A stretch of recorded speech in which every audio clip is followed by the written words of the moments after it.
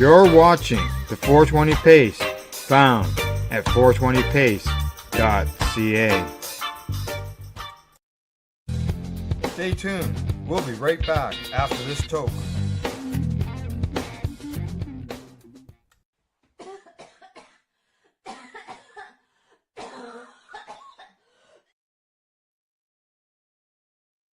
You're listening to the Pace Radio Network here at paceradio.net.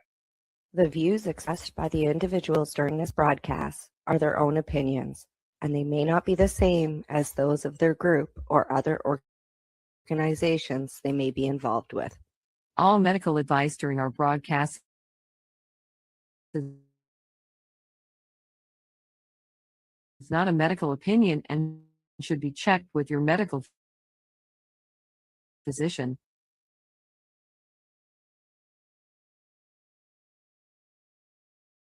Oh yeah, baby. Lovely.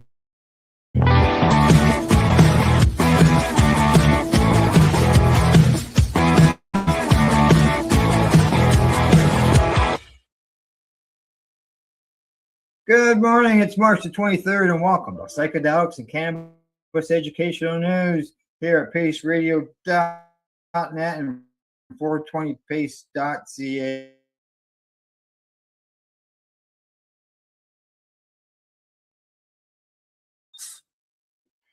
I'm not doing too bad, you know. I'm looking forward to some warm weather. Health-wise, I'm steady as she goes.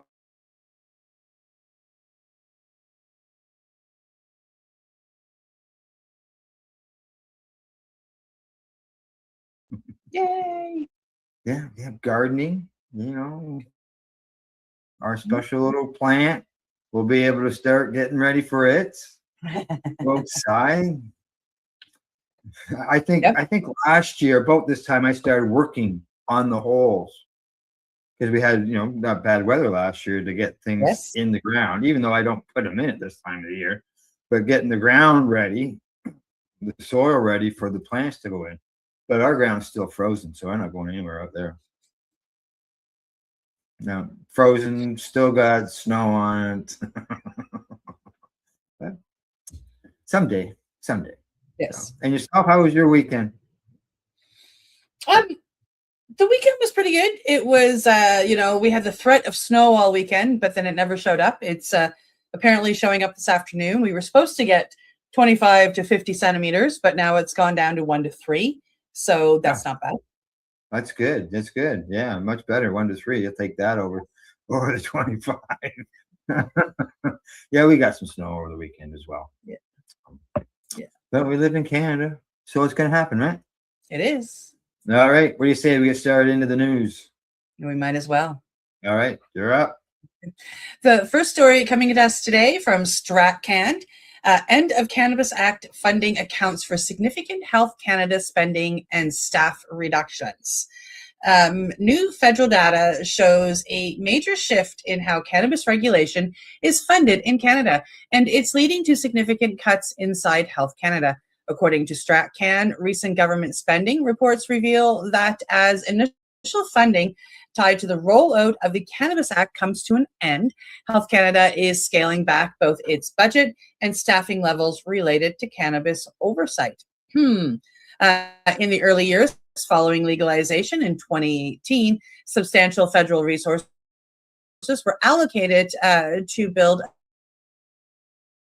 licensing frameworks, inspection, and compliance enforcement. But now, as the system matures, those temporary funding streams are expiring. The result is a noticeable reduction in spending and fewer personnel dedicated to cannabis-related roles within the department. Officials suggest this reflects a transition from implementation to maintenance. In other words, the heavy lifting required to launch legalization has largely been completed, and the system is moving into a more stable, ongoing regulatory phase. However, some industry observers are raising concerns about what these cuts could mean in practice. Fewer inspectors and regulatory staff could impact how quickly licenses are processed, how thoroughly compliance is monitored, and how effectively the legal market is supported.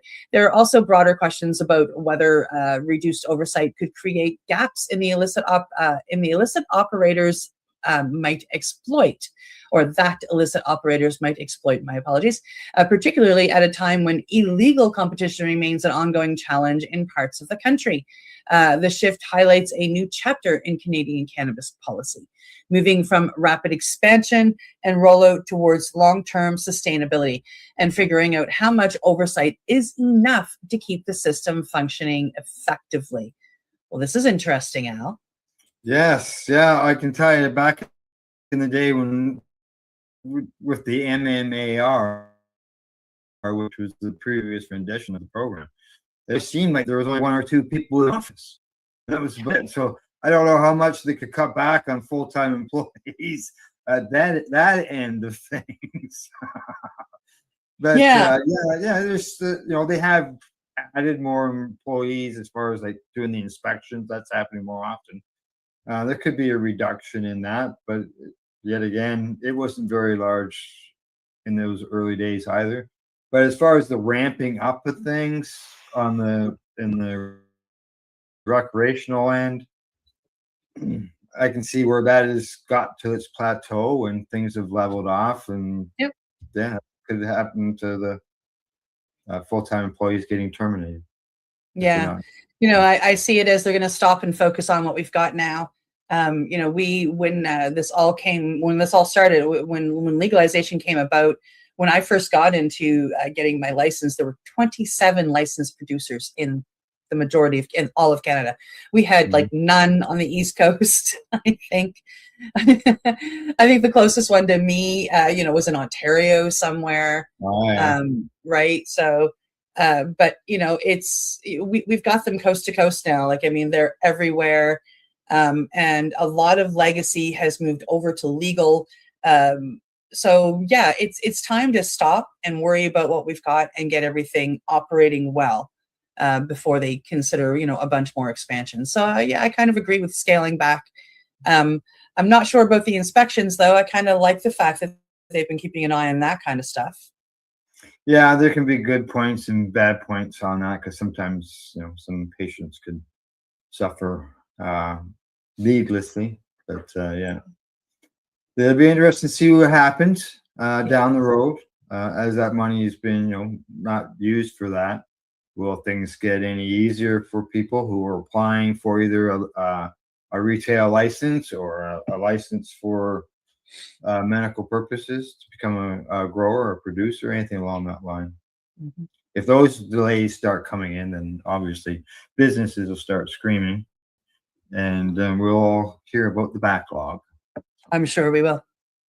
All righty. From that story, we're going to move on to our next one. This comes to us from MJ Biz Daily, and the headline there says, new THC allowance in Trump administration CBD Medicare plan, but no launch date yet. The hemp-derived CBD products that President Donald Trump promised to seniors via a potentially transformative Medicare pilot program will be allowed to contain more THC than previously thought, according to a new report that came out on Thursday. But while the new details reported by the Cannabis Wire would allow more participation in a program offering federally subsidized CBD products, there's still no official launch date. Now, back in November, Trump signed a new federal definition of hemp into law that advocates say criminalizes most of the $28 billion U.S. hemp industry's existing products. Now, the next month, Trump and the Center for Medicare and Medicaid Services Administrator, Dr. Oz, promised a massive new potential revenue source when they indicated that seniors on certain Medicare plans could seek reimbursement for select CBD products by April. But with April just weeks away, little detail has emerged since then, leaving both hemp operators and seniors seeking the $500 reimbursement promised by Trump and Oz in a state of flux. However, according to Cannabis Wire, a CMMS spokesperson says that the eligible products could contain up to 3 milligrams of THC per serving. Now, these eligible products, they include things that cannot be inhaled, which rules out flower extracts and vaporizer oil, cannot include cannabinoids not naturally produced or capable of being produced by or in the cannabis plant during its cultivation, which rules out Delta 8, as well as other so-called novel cannabinoids like Delta 10. Now, more details, that includes things such as doctors, pharmacies, and others, other accountable care organizations that want to participate in the still mostly undefined program will be released in the coming weeks. Just in the coming weeks, Cindy, we're going to be waiting for some more, watching for more information on this. But it's not, you throw this out there, then the deadline has come. Like, where is it?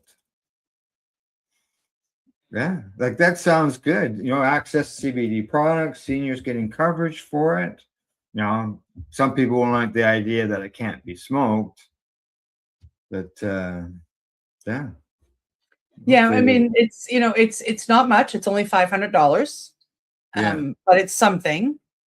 And yeah. It's the date is here, so let's we'll keep an eye over the next few weeks, see if something happens and something gets said. So we'll be following it. Oh yes, that's for sure. All right, on to the next story we go. Next story. Coming to us from Medical Express, psilocybin combined with psychotherapy shows significant efficacy. I happen to agree with this one, at least with the title anyway. A new clinical study is adding to the growing evidence that psilocybin-assisted therapy may offer powerful benefits for mental health treatment. According to Medical Express, researchers found that when psilocybin is combined with structured psychotherapy, patients experience significant improvement in symptoms, particularly in areas such as depression and emotional distress. The study reinforces a key theme emerging across psychedelic research. The effectiveness of these treatments appears to rely not just on the compound itself, but on the therapeutic context in which it's used. Participants in the study underwent guided sessions that included preparation beforehand and integration afterwards, which is the key, helping them process and make meaning of their experiences. Researchers noted that the combination approach produced outcomes that were both statistically significant and clinically meaningful. One of the notable findings is how quickly improvements can occur. Unlike traditional antidepressants, which often take weeks to show effects, psilocybin-assisted therapy may produce noticeable changes after just one, maybe a few sessions. Scientists believe this may be linked to psilocybin's ability to temporarily increase brain connectivity and flexibility, allowing individuals to break out of rigid patterns of thought associated with depression. However, researchers caution that these results come from controlled clinical environments and emphasize that safety protocols, trained therapists, and proper screening are essential. As more studies like these are published in the coming months and years, I'm sure, the evidence base supporting psychedelic therapy, psychedelic-assisted therapy continues to grow, bringing it closer to potential integration into mainstream mental a really amazing thing to have happen. Yes. Yeah, exactly. Every show we've got something going on with the psilocybin end of things and the benefits that people and these researchers are finding. It's just, it seems as if the floodgates have opened. Yes, all that stuff is coming out. It's seeping. Yeah, but it's we've constantly compared the route that psilocybin is taken with the root of cannabis. And if you think back to 2016, it's the same thing. The floodgates, finally opened in the 2000s, and everything that anybody involved in the cannabis industry was saying was finally coming true. Like people were realizing that Rick Simpson isn't full of shit. It really does help to fight cancer. It does help with pain. Other people that are speaking up were, smart in what they were doing, such as Neil Magnuson. These people were showing us a way where cannabis could help, and it took a while for those floodgates to open, but they did. And now we're watching it happen with psychedelics, not just psilocybin, but psychedelics as a whole. And it's really exciting to watch it. Yes, it is. It is. It's it's been something that was demonized for so long, and now it's being heralded as a savior for so many. Yep. Yeah. All righty. Anything else on that? I don't think so. All right. Time to move on to the next story. Here we go. This one comes to us from the International Cannabis Business Conference. Headline says Japan Health Ministry announces ban on cannabinol. Yeah, correct. They're banning CBD in Japan. Japan's health minister announced Wednesday that it has classified cannabinol, CBD, or CBN, a compound derived from cannabis, as a designated drug, banning its manufacture, import, sale, and use starting June 1st, except for limited medical purposes. CBN, like, come on. Now, under the revised ordinance, CBN products sold domestically both at in-person stores and online as gummies, cookies, oils, and vapes.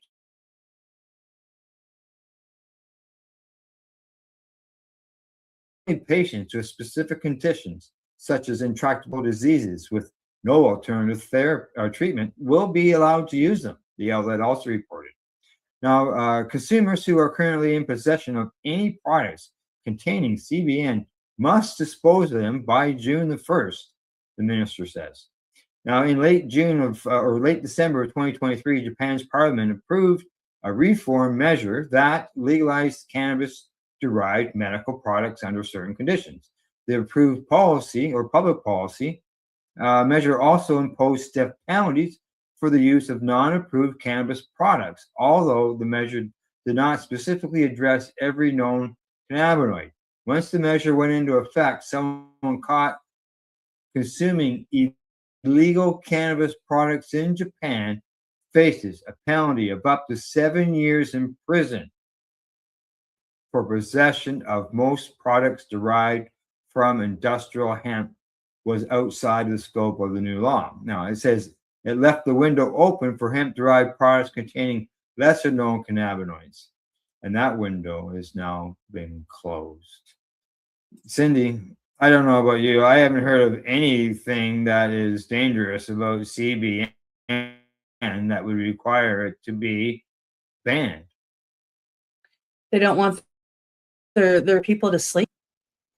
Beats me. Like, it's a beautiful cannabinoid. Yeah. Why would you ban 7 years in prison for CBN? 7 years in prison. Yes, that too. For taking something that helps you sleep. I don't know. Wow, boy, things got to change. That's why we need those global marijuana marches. That's crazy. It is really crazy. Yeah. Speechless. Yeah, I don't know what to say about that.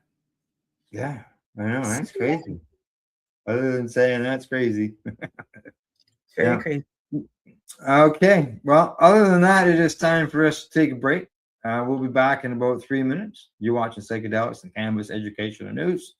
We're live here at paceradio.net. We are people advocating cannabis education here at paceradio.net. Limestone City Hydroponics is Kingston, Ontario's hydroponics shop. Take your growing to the next level and create the optimal environment with a tent kit, or maximize your yield with an ebb and flow flood table kit. Either way, Limestone City Hydroponics has more sizes and options to fit your needs. Are you looking for the power of the sun that adapts to your budget, then look no further as they have professional grow lighting. They have indoor grow systems that are easy and cost effective with many options to fit your living space and lifestyle. Cultivate your potential. We have everything you need to succeed. And if you can't make it to the store, they offer local delivery to the greater Kingston area. Remember, when you're looking for experts to help you grow, then look no further than the locally owned Limestone City Hydroponics, 105 Sunderland Drive in Kingston, Ontario. Call them at 613-548-0420. Re-rolled Saturdays. Check it out. Nothing but non-stop cannabis and psychedelic programming. Find it at 420pace.ca. Enjoy the buzz of legalization with Campbellford Lifestyle Shop. From lights to plant nutrients, books, consumption accessories, and more, we've got all your basics to grow or consume cannabis. Visit our info center or take a look at our piercing services and body jewelry, now available in-store through Campbellford Lifestyle Shop, 17 Bridge Street West, Campbellford. Are you looking to get your medical cannabis grow license? Limestone City Hydroponics can help patients through the process of obtaining their license to grow medical cannabis. What's that? You don't have a doctor. If you meet the medical criteria, Limestone City Hydroponics has a nurse practitioner who can assess and provide medical cannabis prescriptions. What are you waiting for? Contact Limestone City Hydroponics at limestonecityhydroponics.ca or call them at 613-548-0420. PACE Radio is the People Advocating Cannabis Education Radio Network.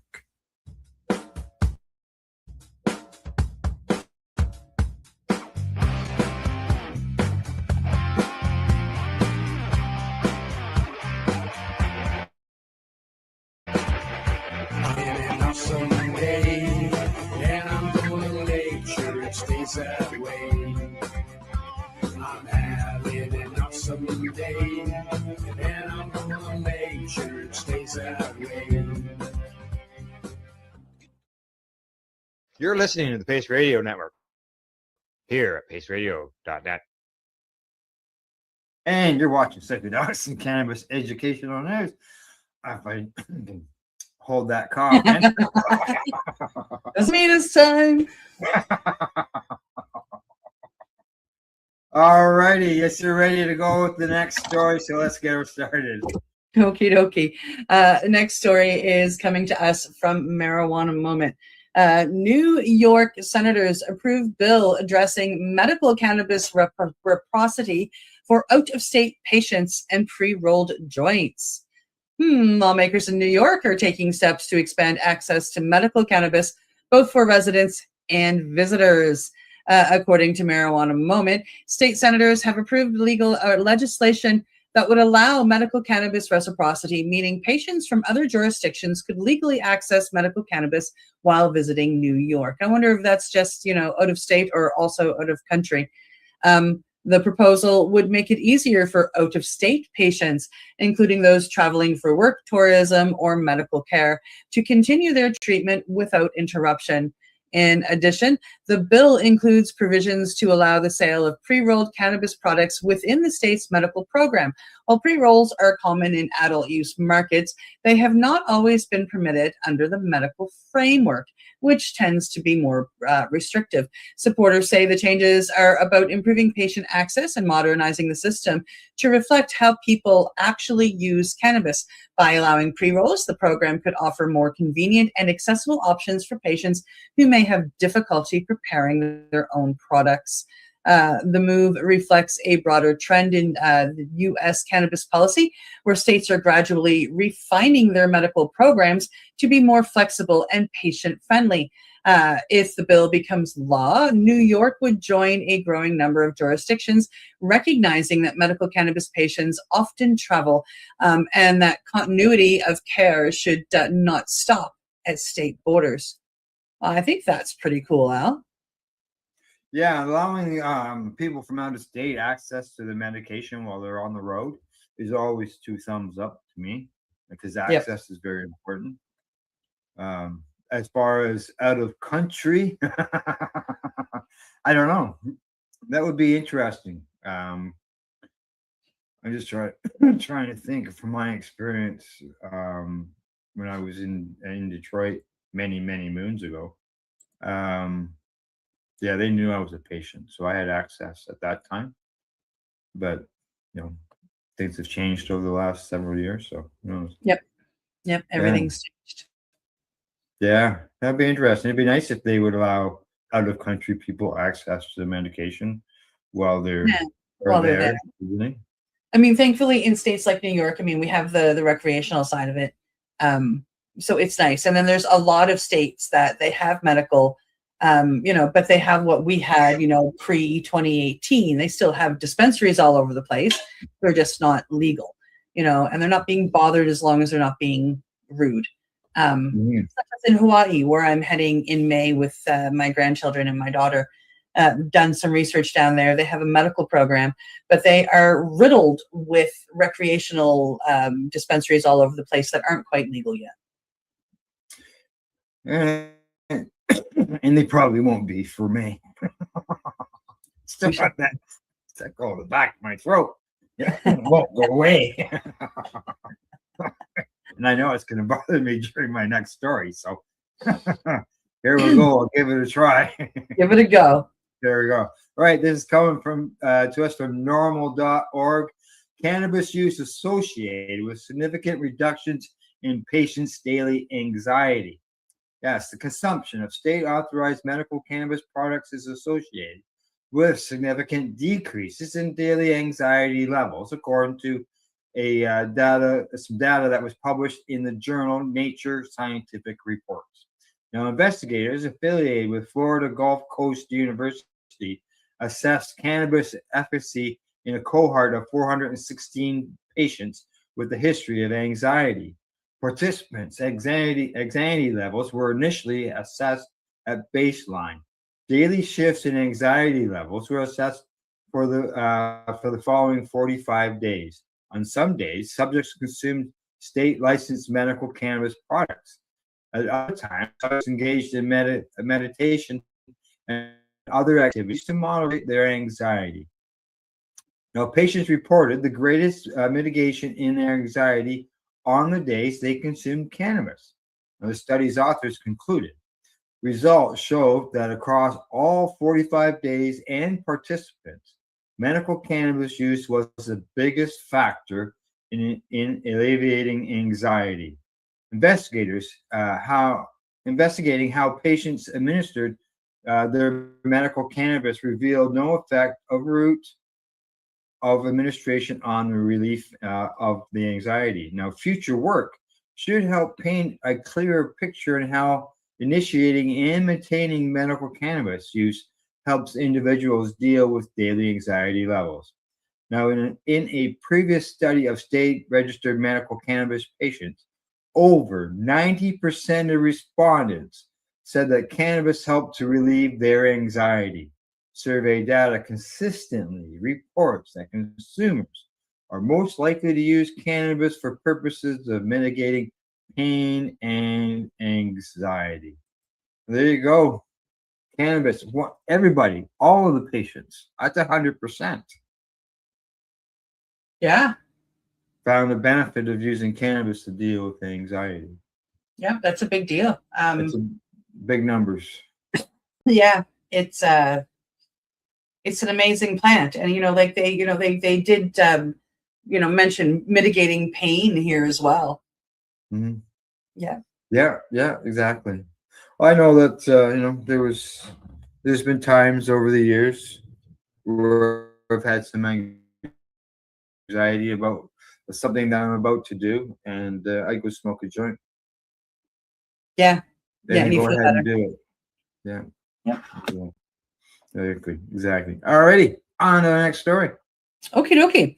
On to the next story. Coming to us from Marijuana Moment. This one caught my eye. The WNBA, women's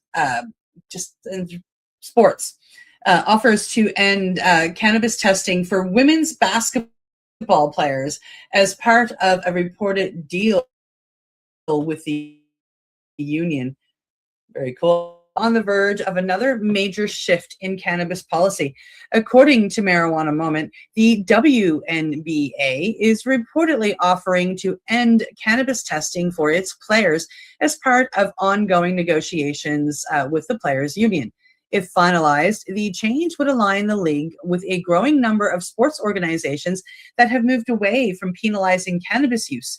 In recent years, leagues like the NBA and the NFL have relaxed or modified their cannabis policies, reflecting changing public attitudes and increasing recognition of cannabis as a wellness tool.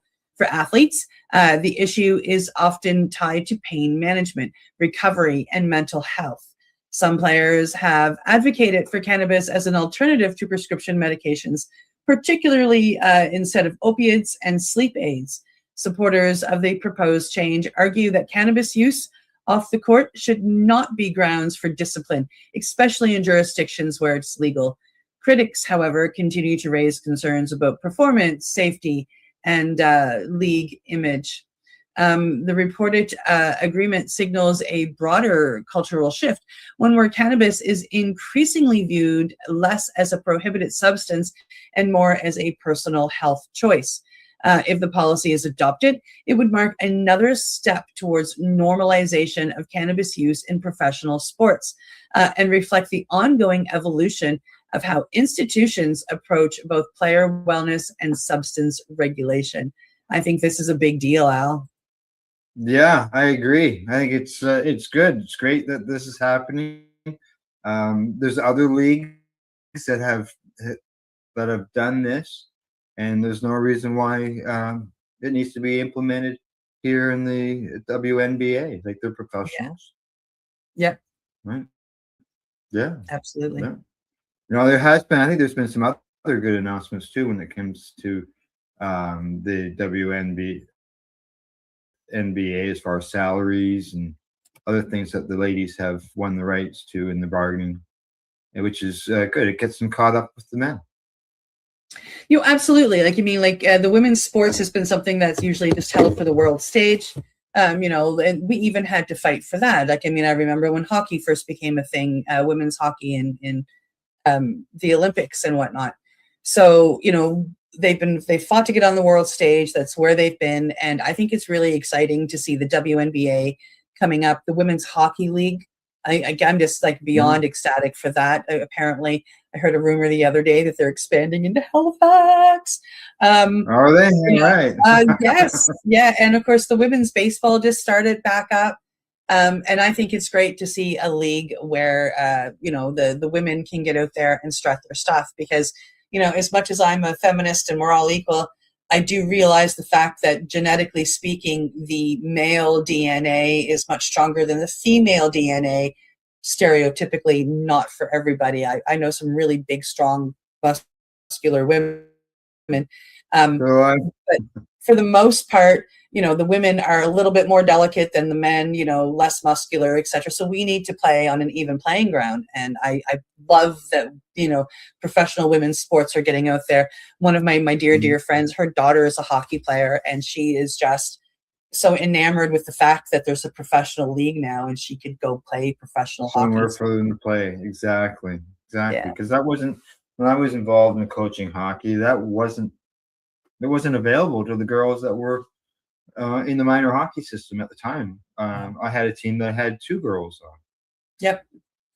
They can go so far with the mixed leagues, and then they have to start splitting them off. And at that point in time, until recently, there's been no place for the girls to go. And now places are being developed for the girls to go. And I'm just so excited for the young ladies out there that have aspirations of playing professional sports all year round. Exactly. All righty. Time for us to move on to our last story of the day. And this comes to us from Stratcan. And the headline reads, Conservatives' Cannabis Contradictions on Full Display in Rogan Poilievre Interview. American podcaster Joe Rogan hosted Canadian politician Pierre Poilievre on his podcast on March 19th, in which they briefly shared a surprising agreement on the value of legal cannabis. The surprising part for Canadians who don't have the political memory of a gnat was Poiliere's agreement with Rogan on the topic and principles of cannabis legalization. Really, they agreed. Now, despite Poiliere's agreement with Rogan that the government should not be preventing people from consuming something like cannabis, cheeseburgers, or whiskey, that him and his entire party, except for one person who was punished for it, voted against legalizing cannabis in Canada. Now, the Conservatives, including Poilievre, not only voted against the bill that legalized and regulated cannabis in Canada, but also opposed the process at every step, refusing to even improve or refine the bill during a series of House committee hearings as it made its way through Parliament. Rogan mentions to Poilievre that Canada has legal cannabis. Rogan then expands on his thoughts on why cannabis should be legal. He says it's not heroin, it's not opiates. This is what he tells Pierre Poilievre. It's not like maybe you shouldn't do it if you have mental health problems, right? But there's a lot of people just like to take a pot gummy and go to bed and make them sleep better. Like, leave them alone. Like, leave people alone. Let people have a glass of whiskey. Let people have a glass of wine with dinner and leave them alone. At that point, Poilievre interjects to say, "That's my philosophy." What? Really? I don't think so, buddy. Now, Rogan continues, like, stop coming up with laws where you can impose your values and your morals and your judgments on other people. And Poilievre continued to agree with Rogan. Ironically, given his vote against the right that in regards to cannabis. Like, no wonder. A good headline. Now, a more insightful interviewer might have instead noticed that this is a striking example of the huge gap between the Conservative Party's rhetoric and its actual policy. A leader from a political party that consistently opposed cannabis legalization, actively avoiding contributing to or amending the legislation, instead relied or fear-based messaging about the potential for social collapse, is now espousing principles of personal freedom, limited government, and the dangers of government overreach. Yeah, that's exactly what he's doing. During the interview, Poilievre was paraphrasing words on the principles of freedom and liberty from a powerful slave owner. Meanwhile, those radically meddling nanny-state liberals, and even worse, Trudeau, actually took the difficult and politically risky path of ending nearly a century of government-imposed mortality. Rogan should do research before interviewing a politician and learning that stances on these topics. He's just there for entertainment purposes or to help specific voices push specific talking points and narratives. Perhaps one day, one of these conservative politicians will govern in ways that mirrors how they talk when they're on a podcast. Obviously, saying one thing during election time, during the cannabis thing, and now he goes on this podcast and says that basically he's for. Well, one of the things that I like when we judge our politicians for changing their minds, one of the things that I always stand up for is we all have the right to realize how wrong we are, and to change our minds. And maybe Poilievre has done that. But what Poilievre should say is, I was wrong back then. He should at least acknowledge where he was and the choices and the reasons why he decided to change his mind. Because then that tells us that he's human and that he's admitting. Yeah, he was wrong. And he hasn't done that. It's just all of a sudden saying these things on a podcast. What's he going to say next time? Because for those who were around in 2012, 2013, somewhere around there, he voted to put us in jail longer than people who sexually abuse children. He voted for that bill, Bill C-10, the Crime and Community Safety Standards that Stephen Harper put out. And Poilievre agreed with it, and he voted for it. So as far as I'm concerned, that's his stance. until he comes right out and says otherwise. And I don't even know if I'll believe him until I see action that says otherwise. Yep. So, all right. Anything else?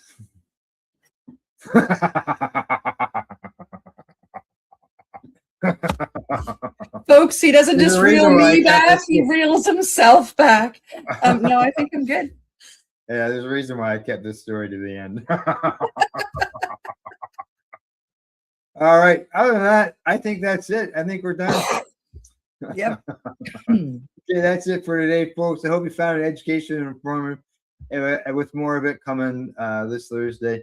I'd like to say, or we'd like to say, thanks for tuning into the program and catching the news. Share it with others. As we've mentioned in the past, Facebook will no longer recommend us to anybody because they think we're selling drugs, when all we're doing is giving out the news that we're posting without a problem on our Facebook page.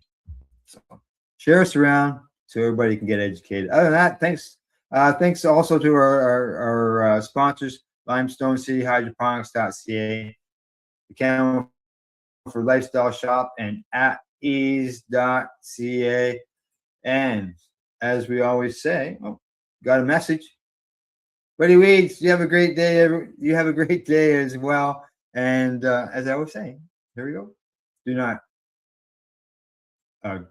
educate, medicate, do not incarcerate. We'll see you Thursday. You're listening to the Pace Radio Network here at paceradio.net. The opinions of the individuals during this broadcast are their own and may not be the opinions of their group or other organizations they may be involved with. All medical advice during our broadcast is not a medical opinion and should be checked with your medical physician. Enjoy the buzz of legalization with Campbellford Lifestyle Shop. From lights to plant nutrients, books, consumption accessories, and more. We've got all your basics to grow or consume cannabis. Visit our info center or take a look at our piercing services and body jewelry, now available in-store through Campbellford Lifestyle Shop, 17 Bridge Street West, Campbellford. Limestone City Hydroponics is Kingston, Ontario's hydroponics shop. Take your growing to the next level and create the optimal environment with a tent kit, or maximize your yield with an ebb and flow flood kit. Either way, City Hydroponics has more sizes and options to fit your needs. Are you looking for the power of the sun that adapts to your budget? Then look no further, as they have professional grow lighting. They have indoor grow systems that are easy and cost effective, with many options to fit your living space and lifestyle. Cultivate your growing potential. We have everything you need to succeed. And if you can't make it to the store, they offer local delivery to the greater Kingston area. Remember, when you're looking for experts to help you grow, then look no further than the locally owned Limestone City Hydroponics, 105 Sunderland Drive in Kingston, Ontario. Call them at 613-548-0420. We are people advocating cannabis education here at paceradio.net.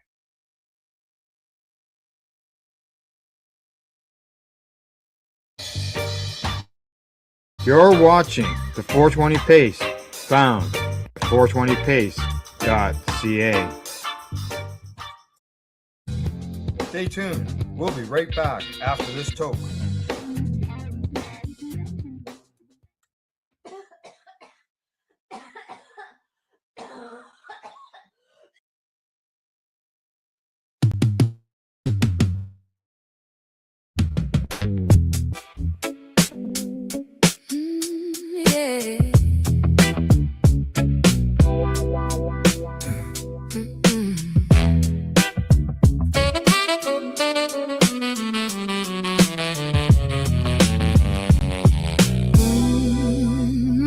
Purple hair's tight on the nightstand glow, hand blown glass,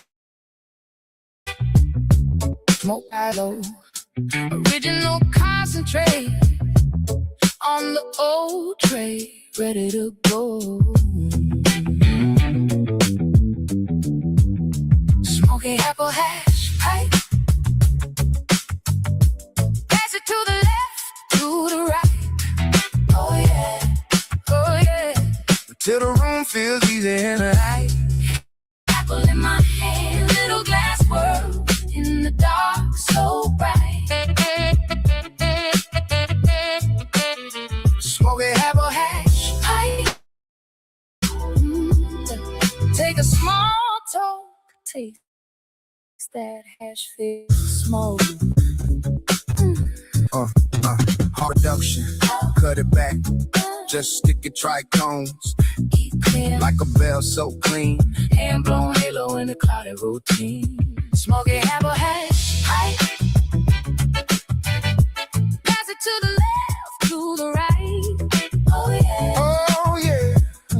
Till the room feels easy and light. Apple in my hand, little glass world in the dark, so bright. Smoking apple hash pipe. Take a small toke, taste that hash filled smoke. Glass tube on the lay to create my fade. Light that torch. Glass low in the air. Watch it grow, watch it grow, watch it grow. Shake that glass, apply the heat. Blow in the air, form that apple. Heat the glass, make that hole melt, inhale. Grab a rod, stand, heat it up. And roll a worm or hash, light it up, watch it smolder. Take a toke. Inhale that apple smoke. Smoking apple hash. Pass it to the left, to the right. Oh yeah. Oh yeah. Till the room feels easy and light. Apple in my hand, little glass world in the dark, so bright. Smoky apple hash pipe. Take a small toke, taste that hash filled smoke.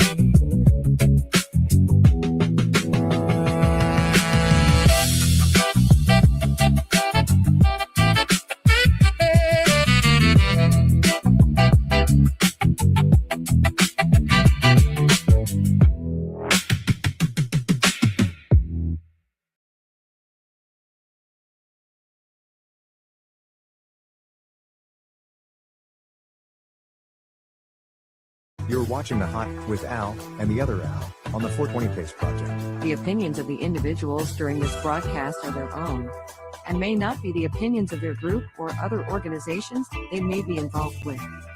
All medical advice during our broadcast is not a medical opinion and should be checked with your medical physician. Hola. God. I think we both were running the controls.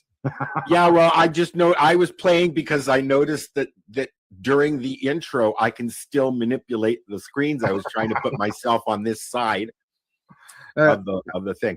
But I thought, did we start? We've Or lost did we our start down? splash We started screen. again. There we go. There we go. I found our background there. Okay, there you go. Good. Well, it's lately on the 420 show we've been swimming with the fishes. Oh, have you? Yeah. How's that going? Not bad. So Johnny? I've got a bit of a motivational moment. Oh, some motivation. What else we got today? We got some news. We got some sports news. We got some reviews. You and I both have reviews. Yep, we're going to talk about the new movie on Netflix called Red One, which I really enjoyed. Oh, did you? Yeah. I've also got for my list today, although it's more than 5. It's the 10. Was going to take us a little bit to watch it, but it's the 10 funniest American commercials from 1970s. That's going to be interesting because there'll be stuff that'll be doesn't exist anymore. Yeah, then that's what I thought. When I watched some of that stuff would be over 50 years old. And if we want available. If we want to talk about something serious, a PubMed article here that we can have a look at: the use of cannabis-based medical products for pediatric health conditions. Oh, okay. So we'll see how we go, and we'll see. It's funny. I'm using my Facebook here, and unfortunately, my messenger has popped up, and so you might see this during our motivational moment. Are you ready? Are you ready? Yeah, Al? let's get Are you ready? motivated. Let's see what's going on. Oh, wrong screen. Okay, here we go. Morning, you gorgeous ray of fucking sunshine. Daily fucking reminder. A flower doesn't think about competing with the one that's next to it. It just fucking blooms. A sunflower always fucking finds the sun, no matter how much fucking dirt they have to go through to find it. So, don't let some fucking twat waffle throw shade on your light. You just keep shining bright, like the fucking diamond you are. Keep spreading the fuckery. It's our motivational moment for this morning. I really like those. I've got a bunch of them. Do you? Sounds like it's gonna make a return. Yeah, we'll see. Yeah. Well, fuckery. I'm getting sick of crumbs on my desk, Al. Crumbs. Don't eat at your desk. Cookie crumbs. You know, the rule that I learned in computer class way back when: don't eat near your computer. Don't drink near your computer. Yeah. But everybody does. I mean, I'll have a full spread here in front of the computer, and I got one keyboard that doesn't work anymore, and the other one's full of crumbs, I'm sure. Oh, yeah. I don't know if I had computer classes. I know I had typing. I took typing in first high school. Yeah. At Northern Secondary School. I went from where I was going at Castle Frank up by our house on Mount Pleasant to Northern, and then but I took computer classes at when I went back to school as an adult. Okay. In relationship with the photography I was starting to study. Yeah, because you like photography. That's right. Well, my teacher sold me my first Mac so that I'd have something to play with, you know, and I gave him, I think, $75 for my first Mac, Mac 2, I think it was. Oh, we didn't get a computer till we had 3 kids. Because my mom was a vice principal. During the summers, she brought home computer equipment. Yeah. So we always had the latest Macs around, right? And then I got mine, and actually it was a Mac 512. So it was, you know, the rectangle one, and with a floppy disk and no memory and blah blah blah blah blah blah blah. Like you would put the floppy disk in to load the memory. You know what I mean? You remember, right? and then my dad gave me his old CMC machines or CPM machines or something, like whatever they were. And they were basically the first laptops, but they were the size of a boom box, you know. Yeah, look at now, eh? We put it all into here. And in fact, in some cases, apps on your phone are much more intelligent and faster than on your computer. Oh. Well, you know, because everybody, you know, we've gone from a computer generated world to a mobile generated world. Yeah. Right. Yeah. Most people have a cell phone. They have it in their hand most of the time when they're out and about or near their person. I always have mine. I don't go anywhere without it, because if I fall, I need to be able to call somebody and say, "Help! I fallen." Get up. I've fallen and I need help. Get up. I'm seriously thinking about getting a watch. Oh yeah, because you know, falling is an issue. Yeah, well, if it's too much of an issue, you can always get one of those necklace things that detect falls. Well, yeah, but you can get a watch that does the same thing. Oh, okay. Yeah, there you go. I'd rather wear a watch than have something around my neck. The only thing around my neck I want around my neck is my shatterizer. There you go. Yeah. So,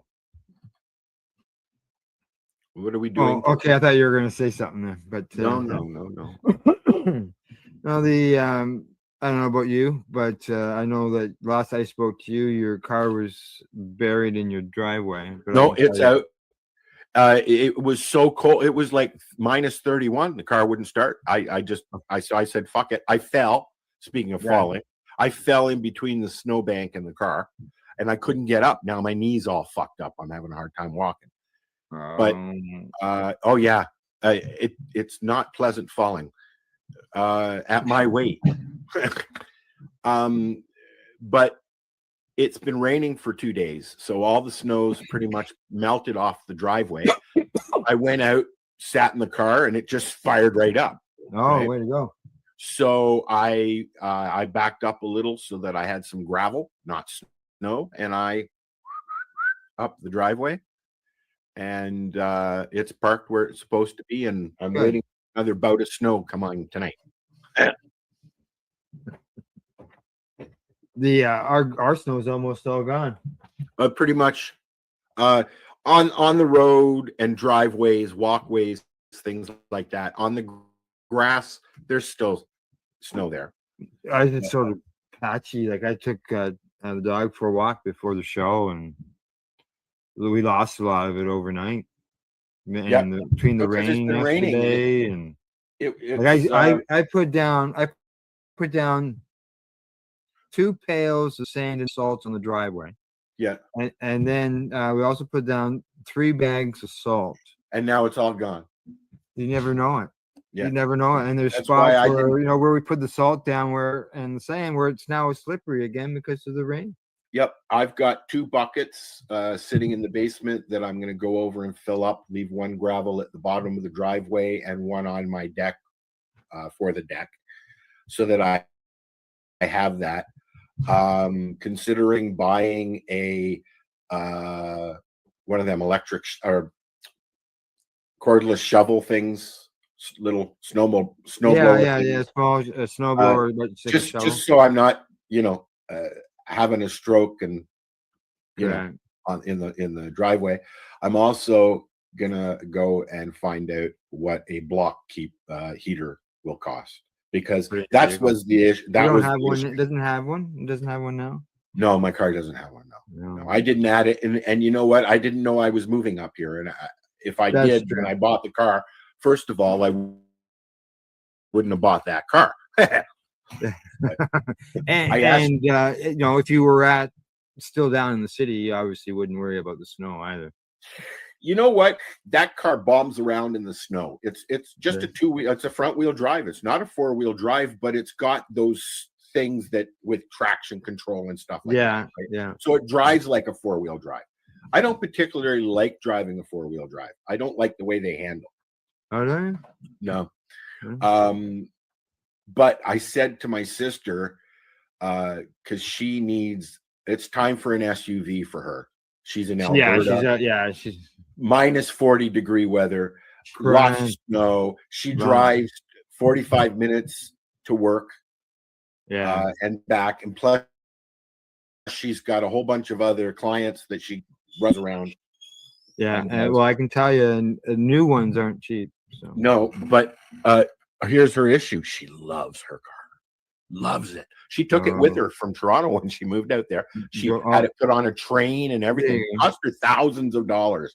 And so she's gonna park it in the garage until she figured out what she wants to do with it. But maybe she likes new things. She doesn't like used things. So she's had used cars though. They cost money, but I've had one new car, and that was a Pontiac G5 Pursuit. You've seen it. I've seen it. The red one. And I got that because my mom decided to have a fight with a bus and rode off the white one that she had gotten 2 weeks prior. Oh, no. So, 2-year-old. They took her license away. And I said, red, please, not knowing that red was the #1 color for accidents in the stats. Right? and I banged that thing up. I was banged up bad. Or was that? No, my mom likes to bump into things, and when I gave it back to her, she destroyed it, and then which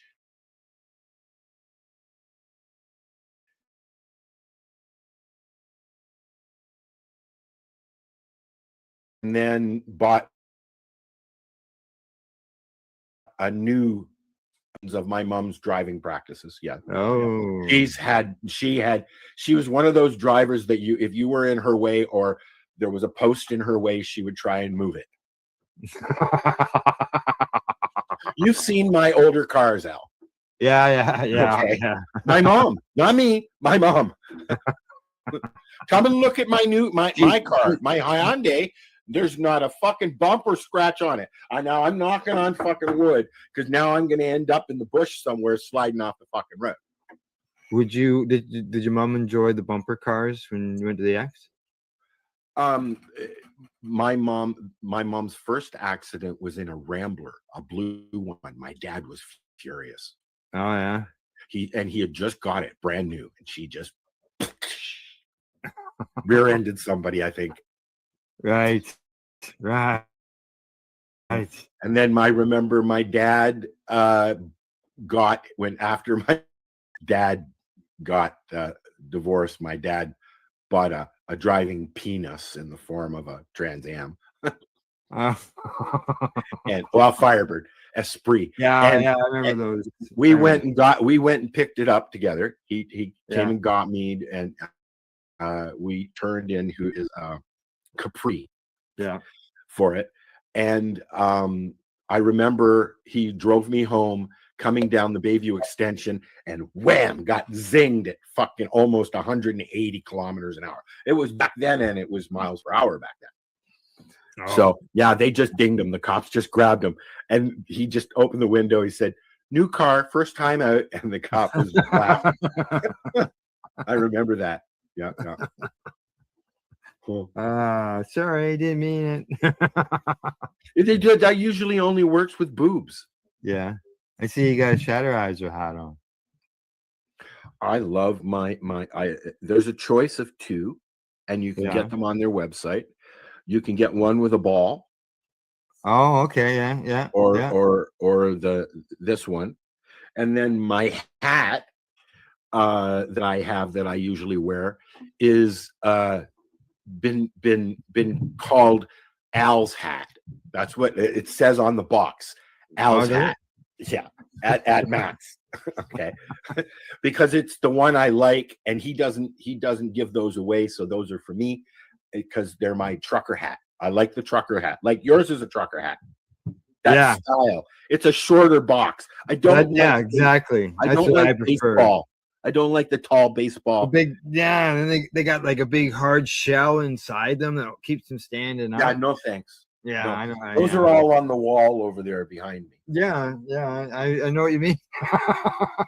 Yeah, I won't wear them. I enjoy when I went looking at hats, because we're gonna eventually get some hats for 420 radio. That's the hat that I wanted, is the trucker style hat, and the buddy does the hats, although he's never there. When he is there, he has a whole selection of hats, and he's got the trucker style hat that's all worn out. Okay, yeah, It's got holes and worn out spots and stuff like that. So looks used, looks well used. It's like people going in and buying jeans that have already got holes and rips in them. My Shatterizer hat, I have one left, one new one left. Matt gave me 3 to come up here with, but what happens with them is the sweat gets embedded in them, and then they look gross after a while, right? Wash it. They don't wash well. No, they don't wash. They just run all the colors. And that can be a problem with. I've got some white hats, white caps, and it can be the same thing, right? Good. Yeah. I don't like the white ones. Remember the white ones we had? Yeah. I got a Pace hat. That's white. I've got your And 420 radio hat that was white. Yeah. And I've got a white one as well, and a white shirt. And I won't wear the white, as you know. I think we wore white one year at Karma Cup, and not 10 minutes out and about, I got splotches from foods. Because when I'm at the Karma Cup, I like the foods. So, let me out of my cage. I'm going to eat. Yeah, exactly. Well, we say we take a 25-second break here, and we come back with the list. I will. All right, everybody, we'll be back in like 30 seconds. Are you looking for nonstop, continuous cannabis and psychedelic programming? If you are, then turn your browsers to 420radio.ca or paceradio.net, where you will find the 420 Pace re-rolled Saturday. Everything gets started at 8 a.m. Eastern Saturday morning. It's certainly high on the list. I like bing. Yeah. So yes. I found something. Bing reminds me of driving around the country with my dad when I was little.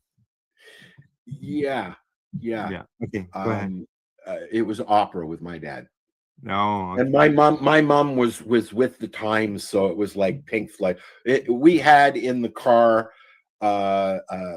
Elton John, Yellow Brick Road, Pink Floyd, John Denver, those kind of things, all on 8-track.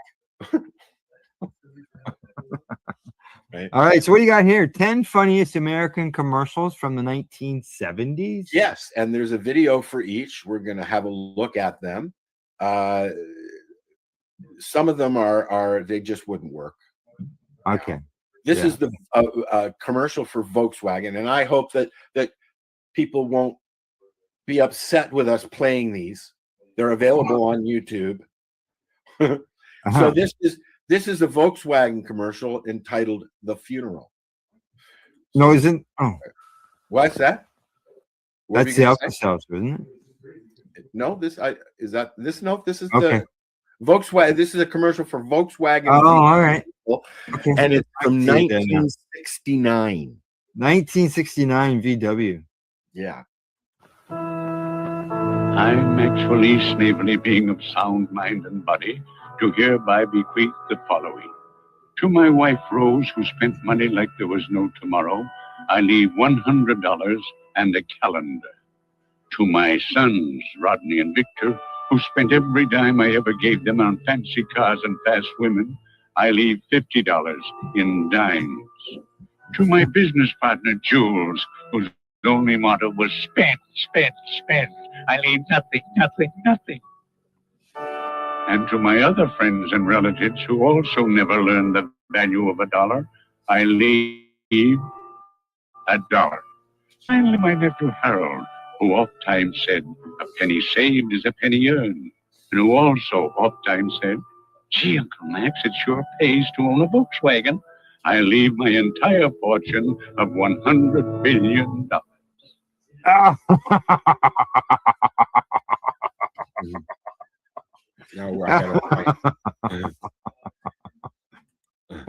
was good. That was good. And now we're going to move on to Alka-Seltzer poached oysters. And I haven't watched these. So no. Our first home cooked meal. I'm glad you liked it, dear. I'll say. Honey, I've never seen a dumpling that big. Well, I can see it would really stick to your ribs. Right about where it's stuck. I said I'm sorry I couldn't finish the whole dumpling. It's a shame to throw it out. I froze it. And you wasn't on the heavy side, was it, honey? I told you, my darling, it was perfect. Just perfect. Let's see, what would you like for tomorrow? Stuffed crab surprise. Green duck delight. Is it beginning to rain, dear? No. Marshmallowed meatballs. Sweet and sour snails. Yum. Poached oysters. What love doesn't conquer, Alka-Seltzer will. She's not a good cook. I don't remember that one. This one I don't remember. that. I don't remember either one of them, but Wendy's Where the Beef. I remember this one. Oh, I remember these, yes. It certainly is a big bun. It's a very big bun. Big fluffy bun. It's a very big fluffy bun. Where's the beef? Some hamburger places give you a lot less beef on a lot of bun. Where's the beef? At Wendy's, we serve a hamburger we modestly call a single. And Wendy's single has more beef than the Whopper or Big Mac. At Wendy's, you get more beef and less bun. Hey, where's the beef? I don't think there's anybody back there. You want something better. You're Wendy's kind of people. I remember them. I remember those commercials. Where is the beef? Yeah. Eh? Let's see what we got next. All right. Independent life out of the picture. Insurance, I guess. Yeah, Yes, I would life think so. insurance. Sounds like it. Life insurance. Yep. About total way of life. Oh. You've both worked hard to establish a wonderful way of life. But what if one of you were no longer in the picture?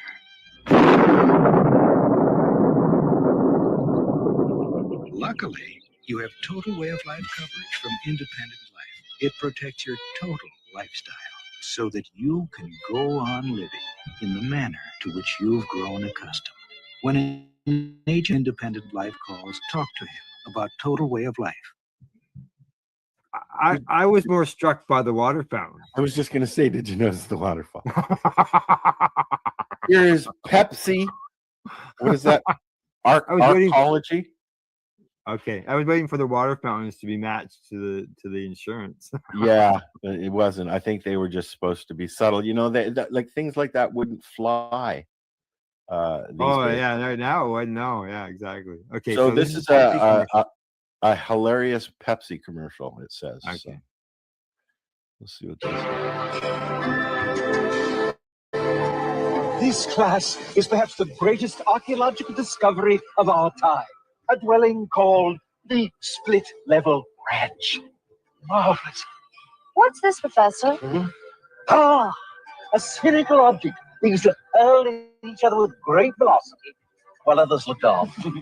What's this? Oh, this device produced excruciatingly loud noises to which they would gyrate in pain. Professor! What is it? Odd.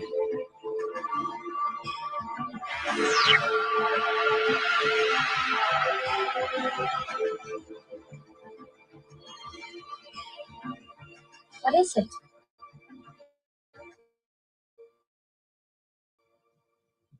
I've no idea. Pepsi, the choice of a new generation. Yeah, it wasn't a choice of my generation. No, I was always a Coke drinker. Yeah. I wanted to make sure my were good and clean. Ball. So is this to that guy? This is the next dinner. I guess so. Yeah, this is spicy. I remember this one.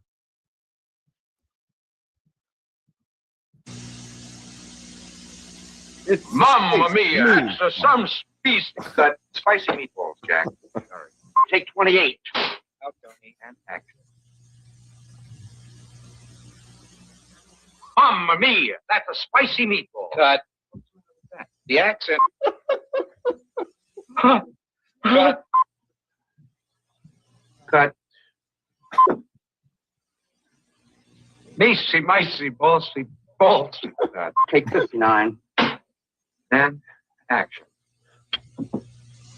Jack. Sometimes you eat more than you should. And when it's spicy besides, Mamma mia, do you need Alka-Seltzer? Alka-Seltzer can help unstuff you, relieve the acid indigestion, and help make you your old self again. Mamma mia, that's a spicy meatball. Okay, let's break for lunch. Let's break for lunch.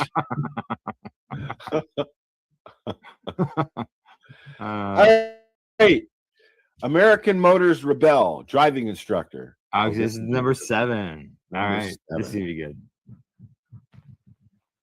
All right, now let's see if we can find first. No, that's not it. There's somewhere. No matter how Tree rough on the you tree. treat a rebel, it's awfully hard to hurt it. A survey of professional driving schools shows that they use more of our cars than any other kind. How am I doing? A lot better than yesterday. Turn left. I can't do it. Watching me. Okay, turn left. How does it feel the first time out in traffic, Mr. Moss? Mr. Moss? Mr. Moss?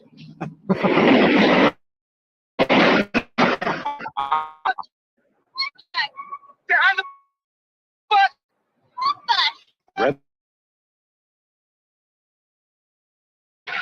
At this point, it looks like the rebels are going to outlast the teachers. That was good. The Rebel, the AMC. Southern Airlines, number 8, second class.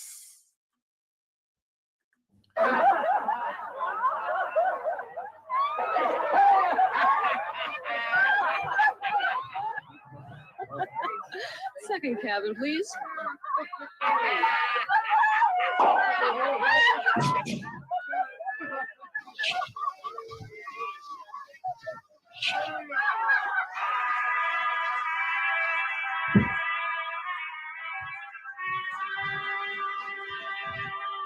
Southern Airways believes that no man should be subjected to the indignity of being labeled or treated like a second-class citizen.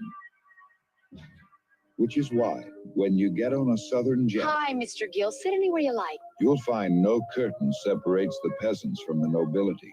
No one takes the legroom from you and gives it to someone else. On Southern, there's only one class of service, and it isn't second.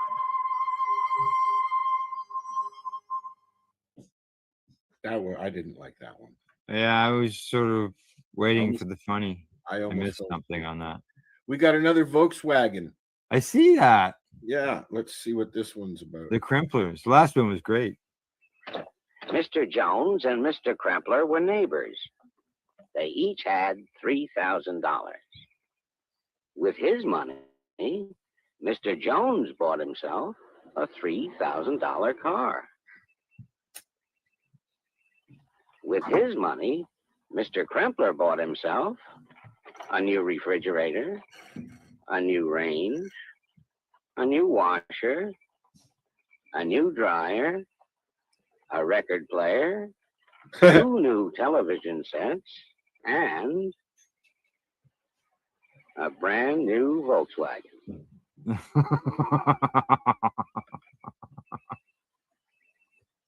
Now Mr. Jones is faced with that age-old problem, keeping up with the Kremplers.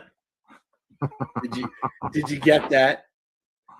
Well, the guy obviously got a better deal getting the Volkswagen, No, got all no. that extra stuff. The other guy's name was the Joneses, right?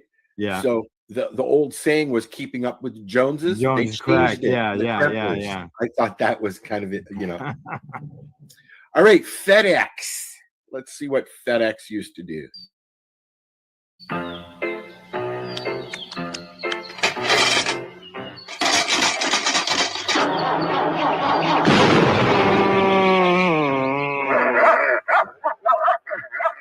You can't count on anything these days. Did you type the letter I told you to type now? With possibly one exception. Federal Express. When it absolutely positively has to be there overnight. Right, oh. There you go. Now That's that it. was that was number 2. That's not here. How moo moo moo moo moo. You're not the only one for me. 70s stuff. Yeah, it's all 70s, correct. Yes. Yeah. So yeah, I thought that was fun for us. Yeah, that was good. There was But- there I didn't I didn't see any commercials I recognized from the 70s, but There's the Wendy's one. Yeah, you're correct. Yeah, that's right. Yeah, it was the Wendy's one with the beef. The Volkswagen ones, they were good. And then there was one other one that I was laughing with through. Yeah, I can't remember which one. No, That was 10 minutes ago. I don't remember it either. So, all right, we shall. Anything else on your five? On your No, but I have a question for you. Sure. What are you smoking? Let's see. I've been smoking. What's it called? Oh, I got it now. Trophy wife. Trophy wife in a vapor or weed. Well, that was my cannabis herb. Before the show. I'm vaping my before the show. I'm vaping internally here. Some vanilla boba or something. Oh, cool. I have some papaya going. Oh, I've been dude. mixing and I got sick of the same buzz, so I just had straight papaya today. Yeah, actually, I just dropped some papaya off down at Legacy 420 to get tested to do some cannabinoid testing.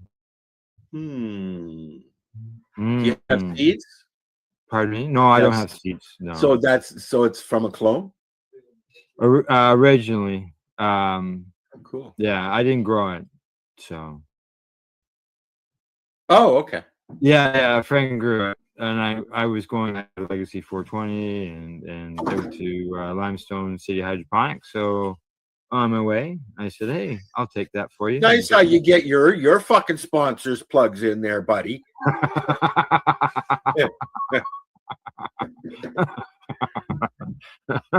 we should. I went for a drive. We I had to go pick up. With Christmas coming on, I had to go pick up some THC base that I put into my beverages. And the base is got 21%. You can't have any fizzy stuff because of your Crohn's, right? Correct. Yeah. So I put mine into a juice. Usually pineapple or like a mango juice or and just so people know, these are made with FICO. It's not made with. It's made with full extract. It's full spectrum. Full product. And so most of the drinks that you get, I don't know what they have now, but from what I've tried, most of the drinks and edibles that you get at the legal store here in Canada, or LPs as we call them, are either isolates or distillates, which make Al a very grumpy person. This Al, not the other Al. Yeah, they're carbonated, majority of them. So I don't buy them. So I buy this base and add it to my juice. And each milligram or milliliter is 21 milligrams of THC and 2.5 milligrams of CBD. I might try some of that. Yeah, I got a dropper in a bottle. Like they sell it to me in a bottle. And how long will a bottle last you? Depends on how often I have a drink. And are you, because I go and I've gotten a few of the drinks at the store there, not since I've been here, but when I was in Toronto, just to try. I wanted to try a cola and an orange, I think, and it absolutely nothing for me, nothing at all. Yeah. So the difference in milligrams between those legal, because that's 5 milligrams, right? Well, there's 10 milligrams. But it was 5 for the longest, and only 5. Yeah, there's been 5, 2.5. So I have not tried 10 milligrams yet. Maybe I'll go and try some next week. I've seen some people at 10 milligrams, but the people that forget it. Well, I mean, I'm a daily inhaler, and Yeah. I also use concentrates as well, and edibles and blah blah blah. So in order for me to feel 5 or 10 milligrams, I'd have to have a 3-day rest of cannabis before I tried them, because I'm not going to feel it. Probably you either. I've sort of had mixed results. Well, 20 milligrams, 21 milligrams, I would feel. Yeah. Well, I've had like 50 milligrams, like 2 gummies at 25 milligrams. Yeah, I've done that each. too. Hey, Tara, Mama, Mama T, right? Yeah. Yeah. Now she came and stayed at the farm with a whole bunch of other people, because I can't remember the store, but one of the stores in Alderville had a concert with Choclair and oh yes, Matt Classy and a few other people. Yeah. And she gave me, when she got there, she gave me a bag of her gummies. Okay. And I ate the whole bag. I'm so used to them, because she'd give me samples. She was one of our vendors at the market in Hamilton. Yeah. And how were you? Oh, I was fine. You were what? Oh yeah. When I have lots of edibles, Al, as you know, I'm like a kid. I'm just out and about doing shit. But I'll overdo it and I'll get a hangover from it. Like I'll green myself out with those, and so that's not okay. Don't green yourself out, people. No greening. No. But if you're ever looking for good edibles, look up Mama T, because she's got some awesome edibles. Okie dokie. Talking about edibles, you know what time it is? Time for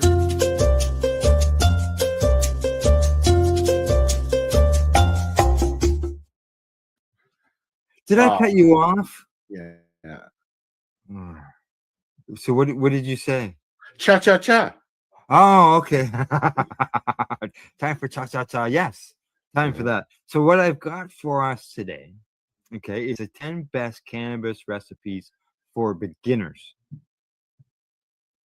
And this is coming to us from Emily Kylan Nutrition. So nutrition. That's usually a good thing, right? She's a Nutrin. So what we got here? We got some drinks. Cannabis drinks, 9 ways to make cannabis drinks at home. You can see there on the screen. I believe it's on the screen, right? Yeah, it's on the screen. All these different recipes for drinks. Okay, cool. Lots of drinks in there.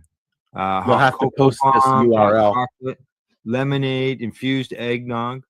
I've made infused lemonade. Yeah. Yep. Cannabis milk, juice.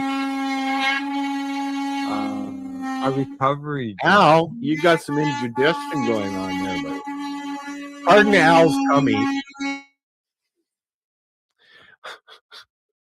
This is going to be an interesting show. Al's got workers upstairs. I'm getting a little work done upstairs. Yeah, just he's having some dental things fixed up in the bathroom. Yeah, it does, doesn't it? It sounds like that. It's like all right, go ahead. They stopped. We got a vegetarian drinks, infused watermelon wellness shots. Watermelon is another flavor that I'm not a fan of. Oh, really? Oh, I like watermelons. Homemade hemp seed milk, golden milk, spice chai latte. It's cannabis infused. No thanks. No. No. Breakfast recipes. A cannabis infused yogurt bowl, an infused. That would be easy bread. to infuse is yogurt, yeah, because it just clings to the fat, right? Yeah, you got cannabis bliss balls with almond joy. Oh, that's cool. Mango smoothie bowl, no bake cannabis energy bite. So it's all kinds of recipes here. And we're gonna post in the comments for yeah. We'll put this in the comments. There's just too many to go through individually. Yeah, we're not gonna go through each one. There's no way. A sweet and sour savory can of butter board, party mix, Cheetos, They're cannabis infused peanut butter. I don't like Cheetos. They get in my mouth. Oh, they get all over your hands, eh? Yeah. Butterscotch frosting, guacamole, cucumber salad, tomato and cucumber salad that's infused, deviled eggs, tacos, ranch dressing. Look at the entree. Dental process going on. Hang on.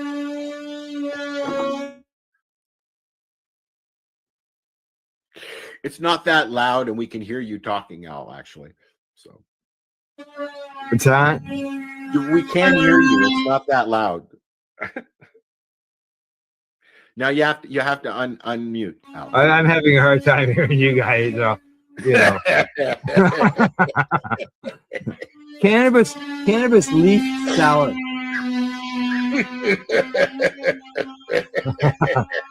Hang on, let me turn this up so I can hear you. There. So would you have a salad with cannabis leaves in it? No, I'm not a salad eater, but I know people who have. Yeah, I've never had salad. Tell them shut up, Al. We're trying to do a show here.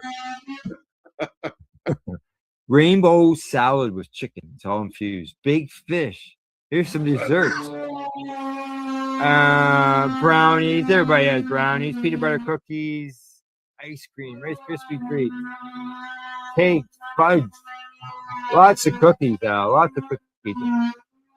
Oh, what's this? Puppy chow? Muddy buddies? Wow.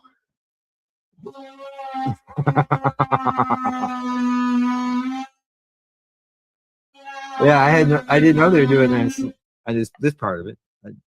Okay, they're cutting screw. What I can tell you exactly what they're doing is they're cutting screws and they're separating boards. Oh, okay. Let's see. Apple pie, fruit tarts. There's all kinds of stuff. Oh, this just goes on and on and on. So there's tons of things there, and I'm going to take that website and I'm going to put it in the comments. And while you're doing that, I just want to mention, I'm going to just give me 1 second here. I just want to mention, you'll notice that, and I think I put it in the overlays as well. No, I didn't yet. Damn it. We've got the website up for the 420 Pace project at 420pace.ca. Check it out. Join our YouTube page. All our shows will be on there from both networks, and with more coming. There, I'm back. Yes. There you go. Recipes are sent. Recipes, desserts, drinks, entrees. Enjoy. Yes, lots of action, especially when we put it all together for Saturday. Yeah. Back to back stuff. All righty. So there's the desserts, ready? They are Yum.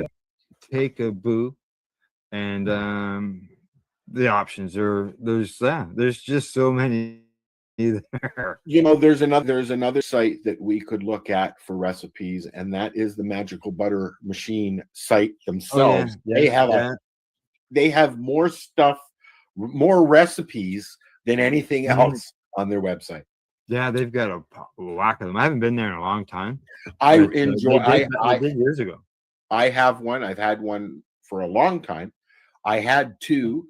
They donated another one so that I could do demos, and we were using it to make cookies for Hope, and which we gave away. And unfortunately, when we closed the lounge, somebody scooped it. Oh, yep. So now I'm down to one, unfortunately. That's not good. No, I liked having two because you make multiple batches. It's easier. I mean, you're looking at 2 hours at a shot making something in them, right? So yeah, you got your 1 hour. There's even in. Well, you can go 24. You can. Most people in a slow cooker would just let it cook for 24 hours. But Yeah, the nice thing in the magical butter machine, since we're talking about making stuff, that you throw a quarter of good bud in there and some butter, like a pound of butter or even 2 pounds of butter, depending on how much you like your yeah, because I would put an ounce in per pound. Well, Of butter. I usually throw in a quarter per pound when it's bud. I'll throw an ounce or more in when it's shake. Okay. Yeah. Right. Yeah. And just that, because then I know what I'm getting. Do you know what I mean? Like, I've always made it like that. That's what I enjoy. I've had some strong fucking cookies, man. Fuck. I remember my first cookies. It wasn't a good experience. Our first cake, as I've mentioned a few times, we ground up a bunch of leaf and stem and used it as flour. Damn. We made our own flour, basically. Oh, okay. Yeah. And then ate it like because it was it was horrible. But you throw enough chlorophyll, frosting. You throw enough frosting on a cake and it tastes good. Right? The chlorophyll is what got me that first batch I made. This is what I was going to mention. The shorter cooking time when you're using a magical butter machine, you've got a shorter cooking time. You do. In a not a pressure cooker, but a slow cooker. Usually somebody will throw a whole bunch of wheat in there and a whole bunch of butter and let it cook for 24 hours. We did it anywhere from 8 to 24 hours, leaving it on the stove in a pot. But the longer you cook, the more chlorophyll you get. Correct. So in a magical butter machine, you set it for 2 hours or even an hour and let it go, and do that twice. You get less chlorophyll. I did it for 8 hours in a magic butter machine, and I think it ended up getting a little burnt on the bottom. I've and those burns go away. I've got a burn on the bottom of mine. Yeah, because I would run it and then stop. It would stop, and then I'd keep it going. It's a very noisy thing. Oh, but it's got those fancy lights. It's got those lights, and you know what? I tell you something. Those lights actually have meaning to what the process is going through. There's there's a sync between the lights and what they do. Oh, okay. And what the machine is doing. Yeah. Right, it blinks different for each setting. I've got to get mine out, so I got to make still packed. No, I've got 3 of them here. So I'm going to I got to make some oil, make some capsules. Do you use your magical butter machine to make oil? Yeah. As far as then you put it out and you put it out and outside to. Oh, I don't make the FICO. No, I'm just talking about infusing coconut oil. Coconut oil. Correct. Yeah. Okay. Yeah. So you can make FICO in that. Oh yeah. But you have to take it out and then what do you call it? Burn it off. Right. Burn it off, purge it, whatever you want to call it. Yeah. There's you can do it with that. I've got a gnome green. Yeah, Gome. A green oil machine. Yeah. There's other machines that are out there. The other machines that you can get off the internet are water distillers. So if you buy something like that, they're a quarter of the price, but you have to change the rings in it. Otherwise, I've got another one called the Source. Yeah, I've seen that one as well. Yeah, I've got it as well. So there are a few machines that if you leave them run long enough, you'll make shatter out of it. Oh, yes, you know who found that out? Ross found that out. He said he put on a batch and went to bed thinking it'll be ready in the morning, and got up in the morning and it ran all night and made shatter instead of oil. Right. Okay, we're done the recipes. I'm gonna run a quick little promo here on the Apple because of the documentary, movie, whatever you want to call it, we got out, and then we'll come back and we'll get into some reviews. How's that sound? No.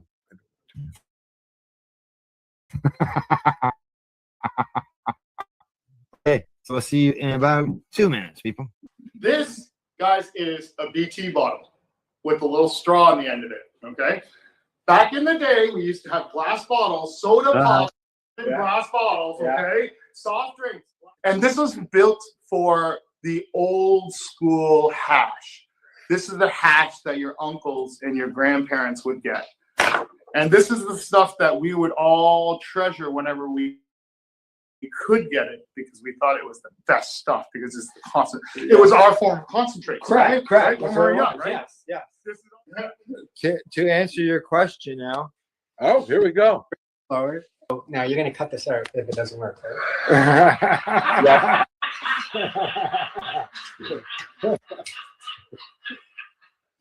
You just cut it out now. These are the three tools I use to form and shape the half.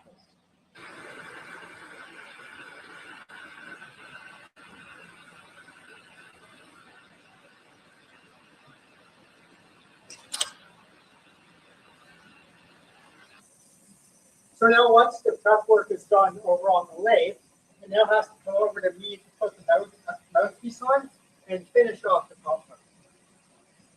So first up, I just need to clean up and close off the top that's left over.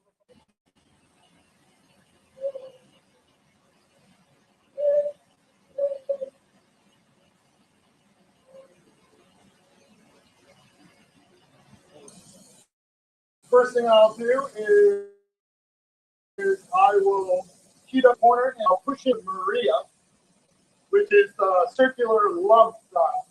Acts as a stopper. Right? Whereas I'm kind of like, I'm 49 years old, but I don't have time to be an artist. You know, but each one is individual, though. There's only one of each. So it does make it art. Oh, stop it. Yeah. Okay.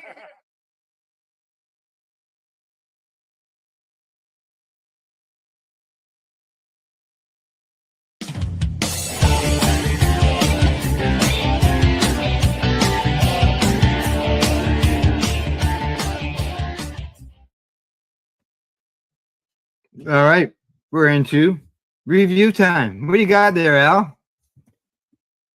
What do I got for what? You said you had a review item. You got something? No, I don't. Oh, I thought you said before the show that you had something. No, I don't. I thought you said you did. I do. Okay, well then it's your turn, not mine. Ah, okay, I thought that you said you had something. And I thought, okay. No, I don't. I've got just what I got. That's it. I don't have anything special.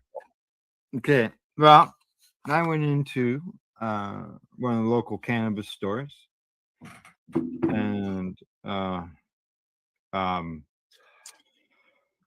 went in, took a look around, see if there's something that I could check out. And the local store is Spirit Leaf Cannabis in Campbellford. So Spirit Leaf Campbellford.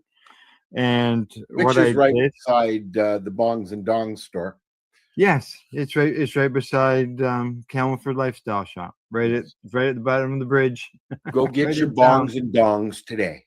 Correct. Exactly. Campbellford's good for something. They have a McDonald's and a place to get dongs. You have bongs, dongs. You got your cannabis right beside each other. And these, so you know, are soft gels, capsules. These are by Abide. And the cannabis for these are grown in Campbellford. Oh. Yes. Locally sourced and grown buds. On somebody's roof in Campbellford. I don't think it's a roof. I believe it's a field. And they're made with let me see. Hang on. I'm gonna pull it up. I've got it right here. You know what, Al? You should see if you can get a tour of that place because it is local. Yeah, I agree. On that. I'm just It going. was local to me, but not anymore. Yeah, not anymore. I got the wrong one up, so I want to switch that around. Yes, I wouldn't mind being able to go for a tour. I think that would be pretty neat to do that. So I am bringing up Spirit Leaf's website here. There we go. So So they're Spirit Leaf, gel, and what's the stats on them? okay, here's the stats on these soft gels. I thought I had it already loaded up, but I see it's not. Okay, I'm gonna have to go look for them here, and then I'll Should bring we it get back. some looking music on? Looking music? Sure. You got any looking music? No, I don't have that pulled up at the moment. I don't, Sorry. and I don't see a. Oh, there it is. I found it. Okay. I thought I had the site mix already up here. There they are, right there. And now I've got them. There you go. Full spectrum. Soft gel. 2x1, eh? Yeah, 2x1. So it's 10 milligrams of THC and 5 milligrams of CBG. And it's made with a sativa. It's a haze, is what it is. And these are full spectrum THC gel caps. As I said, 10 milligrams of THC, 5 milligrams on the CBD, and they are sun-grown OG haze. Nice. And it's in a recyclable glass jar.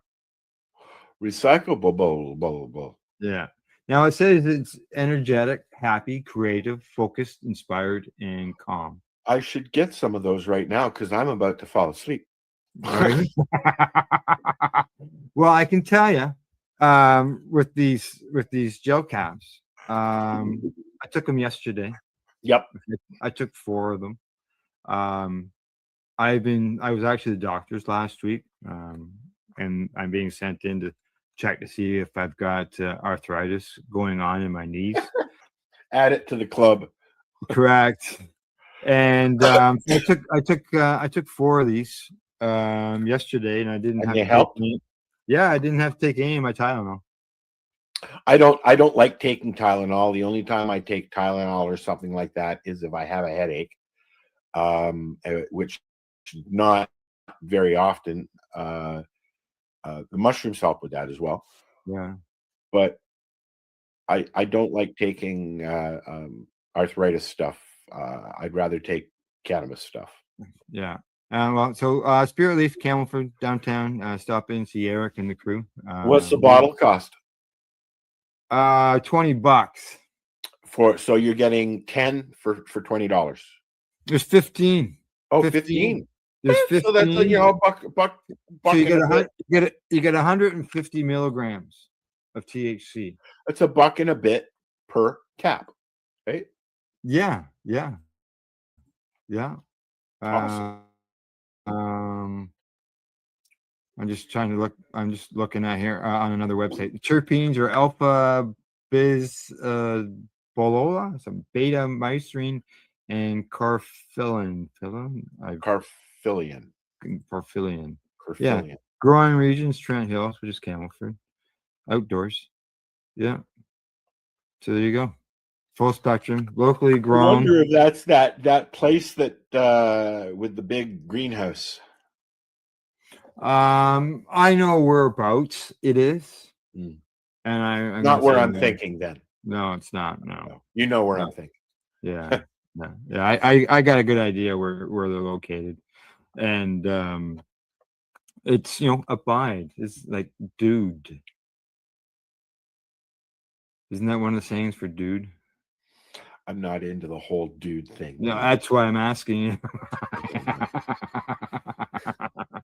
But yeah, I'm more of a what's going on, man. They are for anybody who's wondering what kind of oil is in them that they're made with. It is a sunflower oil. Oh, nice. A lot of products are made with sunflower oil. I prefer coconut oil or olive oil, virgin olive oil. I don't like the MTC. Yeah. This is sunflower, and there's a capsule right here. Oh. Yeah. Go on, take Soft. it. Go on. Take Soft, it. soft. Take it. Come on, take it. Peer pressure. Well, you got to think. You can go in and you can buy doobies, spend 15 or 20 bucks on a doobie, or you can spend 15 or 20 bucks and get 150 milligrams of cannabis. Yeah, but you see, I'm a smoker, so I mean. Well, I know, but for people who, let's say you're going to the movies. Yeah. No, I get that. They are. Don't forget that everything's being sold in a recreational store, right? Yes. Are you now? You're a doobie smoker, and that's what you prefer, right? Right. Do you think that if that was taken away from you, if you weren't allowed to use that method of medicating, that you would have an issue? Because I know I would, because I'm a smoker. And 75% of smoking, be it tobacco or cannabis, the action is what's addictive. Oh, yeah, all that type of stuff. The Yeah. habit, the other part. The habit of having it's like glass. Some people wear glasses, and that's part of the addiction. Most of the addiction is the habit of smoking itself. Right. Oh, yeah. Not, but in tobacco, it increases the addiction. Used to, getting around with buddies and having a beer, and there is no addiction quality. There are no addictive qualities to cannabis. There's a habit of getting together with buddies and smoking doobies. Okay, we're done the review end of things. Just so you know, I think my doggy's gone next door. Hobble. We've done the reviews. We're on to headlines. Alrighty. All right, here we go. We'll be right back.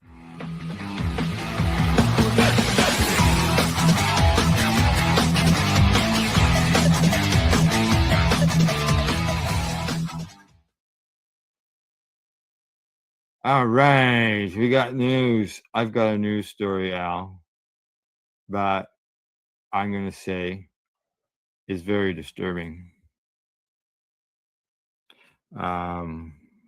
It's a story that could have been avoided very easily.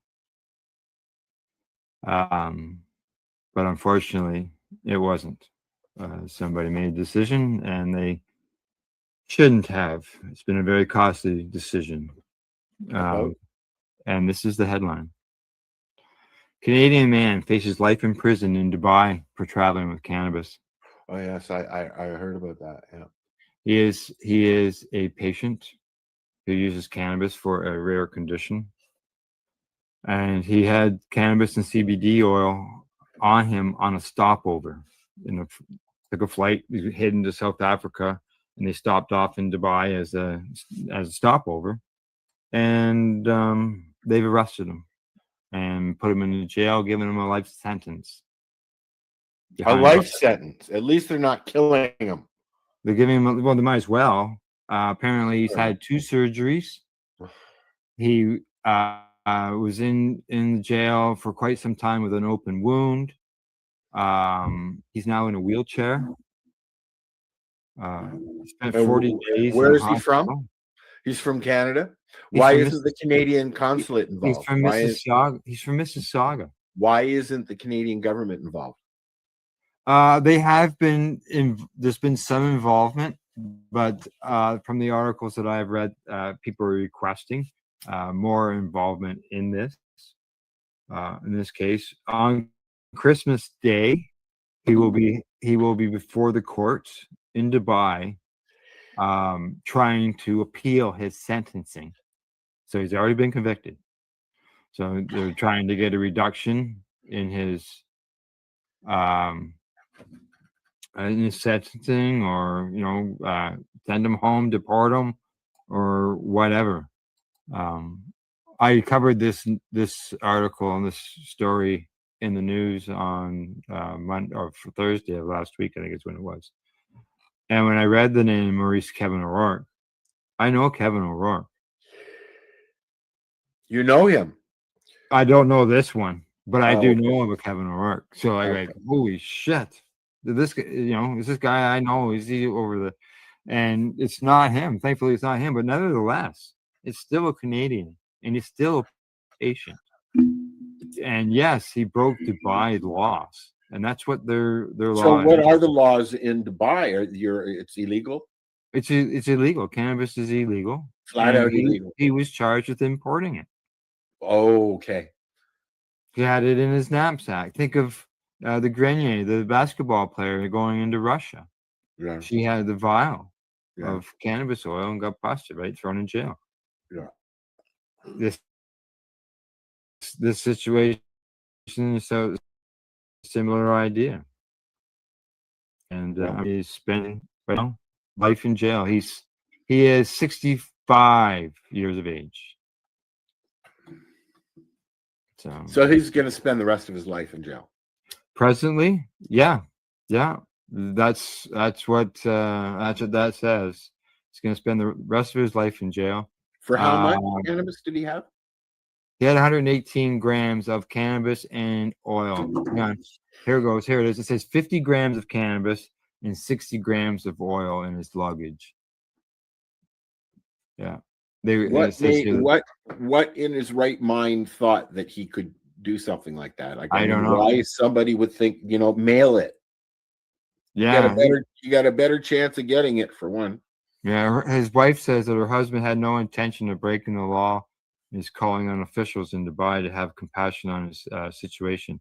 She says this is a 64-year-old man who made a mistake. To say that he made a mistake, but the law is the law.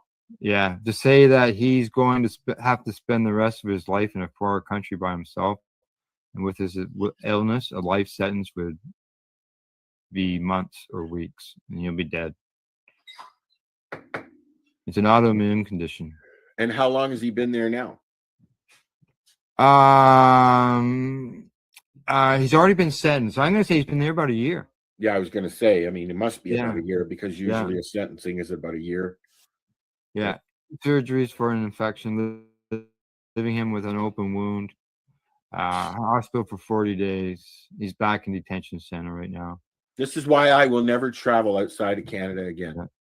The UAE has zero tolerance policy for many drugs. Let's see. Just there's a group that is over there that is involved, that's helping him with the situation. But there are still quite a few people around the world that are in jail or about to be in jail for cannabis offenses, and it's ridiculous. In 20 coming up on 2025, Yeah. Now it says here in a statement, Global Affairs Canada wrote that it's aware of the detention of a Canadian citizen in the United Arab Emirates. Consular officials are in touch with local authorities and are providing consular assistance. Due to privacy considerations, no further information can be disclosed. I know that they had, his wife has mentioned that they're having problems locating any medication for him. Now, in the past, a Quebec man was held in Dubai, and the government got involved in it, and he had 73 counts of fraud. Wow. Yeah, they got involved, and I think he got out. So, he broke the law. He broke their laws. They're trying to make a point. Yeah, exactly. Remember the story back in the day, Midnight Run? Yeah. With Billy Hayes went to Turkey and when he was coming back with his girlfriend, was arrested at the airport with hashish strapped around his body. And he spent many years in a Turkish prison, which eventually he escaped from. And that's the movie Midnight Express. Now, Billy has one has recently said in a new book that that was not his first time in the country. No, and so when you watch that movie, you think, oh wow, and he escaped. Well, yeah, there's a little more to the story. Yeah, yeah. It wasn't his first time doing that, and that's probably why he was caught.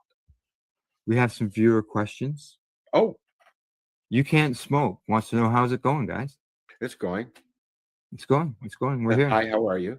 And he'd like to know, or they would like to know, what's the topic about today? Whatever Topic you today. want to talk about.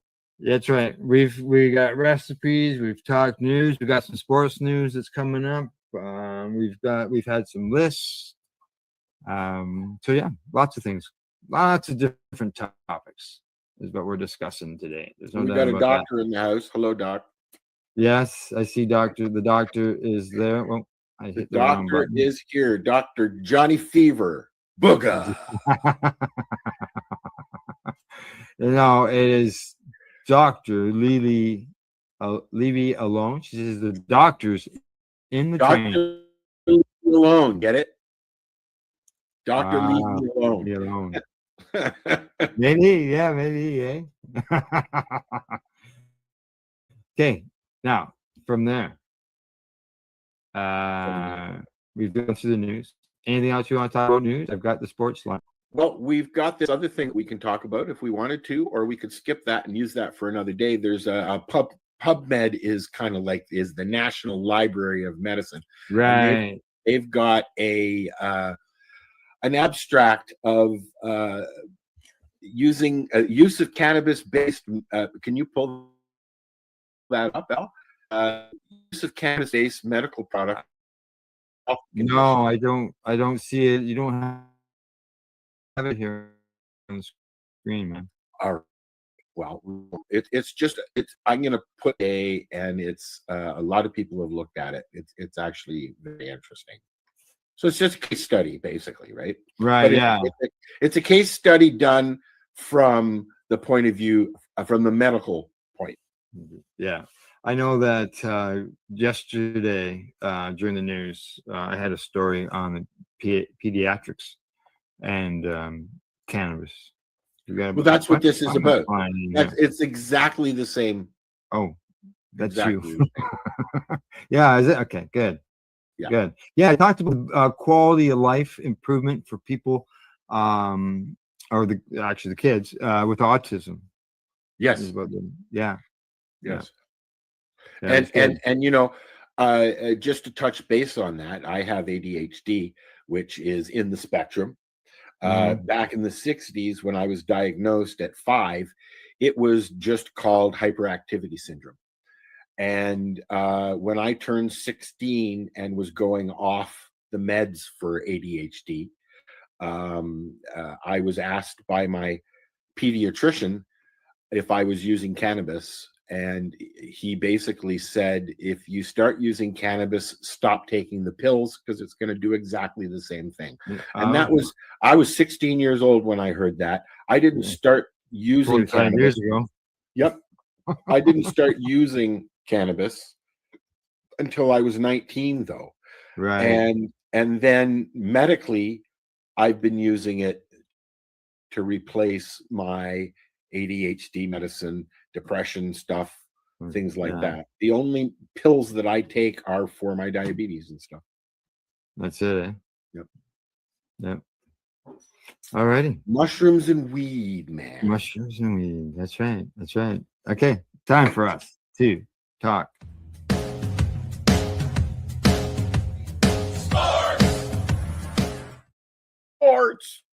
Sports. That's right. Here we go. Cannabis athletes, recovery, performance, and legal challenges. We got here. We got the guy, athletic guy there. Benefits of cannabis for athletes. Pain management and recovery, right? Because they deal with chronic pain due to training, injuries, demands on their sports, right? Painkillers like opioids can cause serious risks such as addiction. So cannabis is a safer choice, and you get CBD with anti-inflammatory properties. I talked about those pills. They got some CBD in them. I talked about my knees. Also for athletes, improve sleep.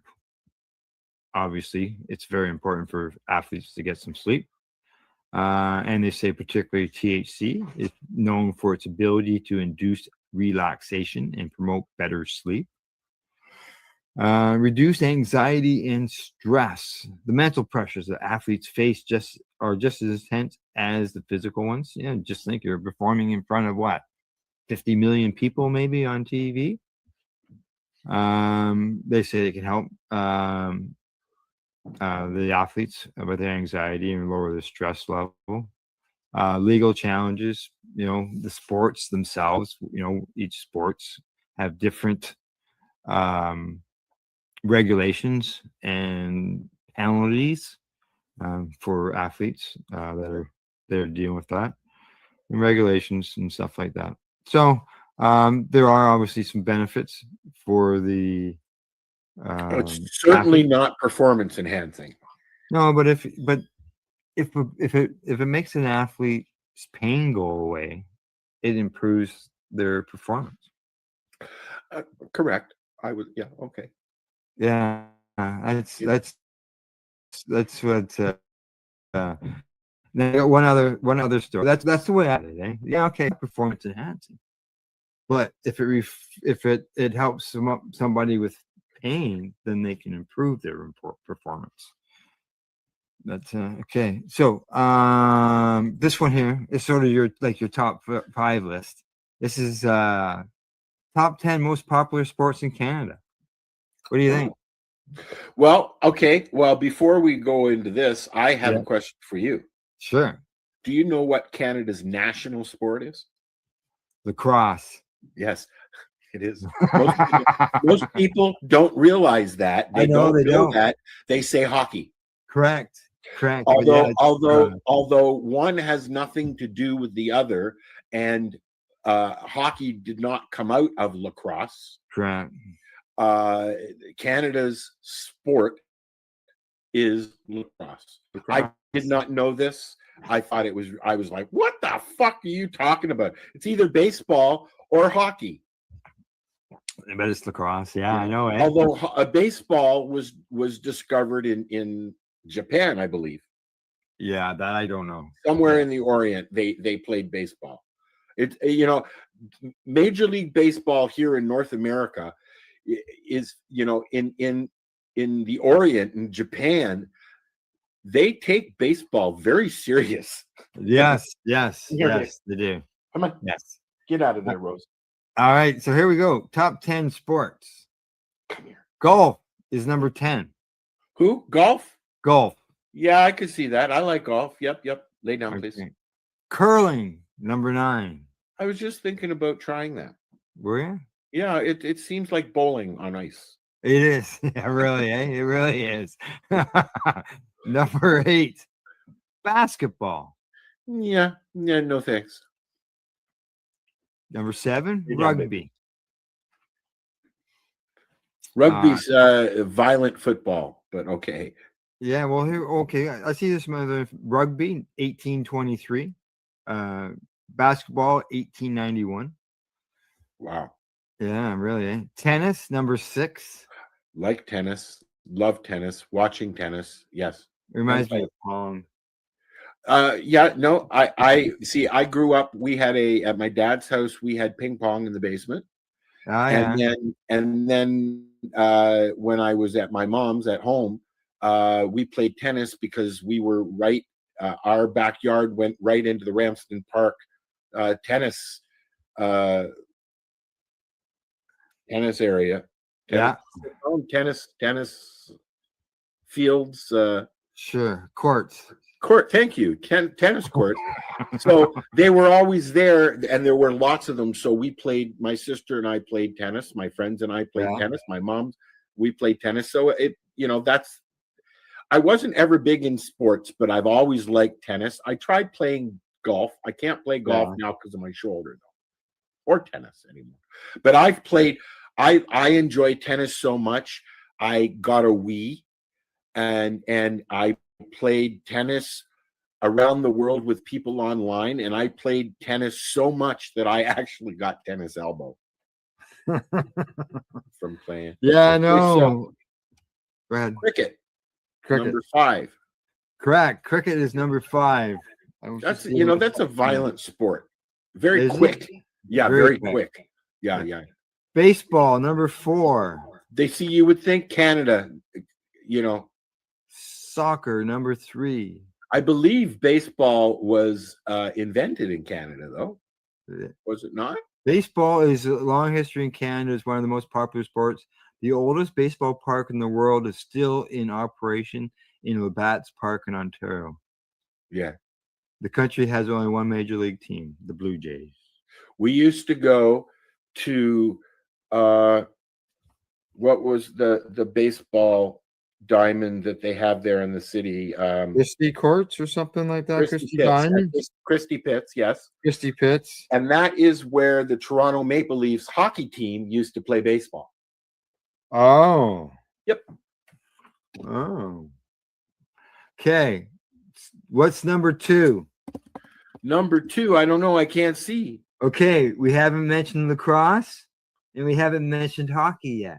So number 3 is soccer, and we used to have here in Toronto. Well, here in Toronto, yeah, we used to have in Toronto. I believe that was the first Canadian professional soccer team, which was the Blizzard back then. Yeah, we had the Blizzards. Yeah. Yeah. And but I don't know what's number 2. Says the first soccer game had taken place in Toronto in October of 1876 by 2 See, I was correct. Yeah. Okay, here we go. Number 2 is lacrosse, and it was declared number 2. Yeah, it was declared declared a national sport in Canada in 1859 and a summer sport in 1994. But how come it's number 2 on this list then? It's popularity. Popularity. Correct. Popularity. Popularity. Hockey. Yeah, and obviously hockey is number 1. Yeah, hockey's number 1. Yeah. So we like hockey, eh? Yay! Top 10 popular sports in Canada. All righty. Done the sport. I got something that I want to play just in between segments here because it relates to Canada. And it might get us in trouble, but it might not. So let's find out. Before. Yes, I know. Well, okay, how long is this? Just so I know. I'm looking. It is 2 minutes and 16 seconds. Okay, all right. Just so I can Is that good? Yeah, I just gotta go run and do something while that's running, and I'll catch something. All right, I'm just loading it up here. Okay. And then you can go and do what you got to do, and when we come back, we'll continue doing what we're doing. Yes, sounds good. So this is an old favorite that we grew up on, and we will be back in a few minutes. All righty. Check it out. Special Christmas theme today. Yeah. Go.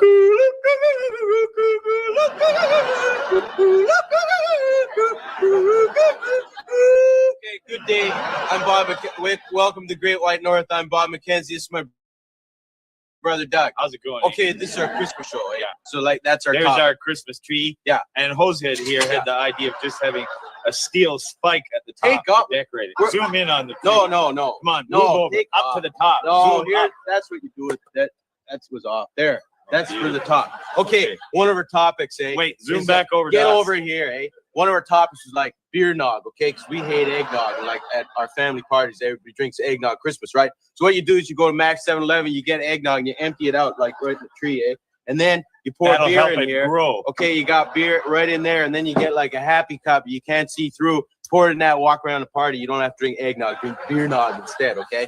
There it Okay, is. another topic is this is beauty. Like 2 years ago, we was working in Brewers retail, eh? So, our owner, our boss, eh? He gave us like frozen butterballs for Christmas, eh? So like Hosehead here puts it in the trunk of the car and forgot about it, right? So like next summer, Dad was driving the car and goes, "Who died, eh?" So like goes in the truck. I got one for you too. Take off. Yeah. You never did. I do. Oh, here it is. It's gone, eh? Merry Christmas, Hoser. Oh, geez.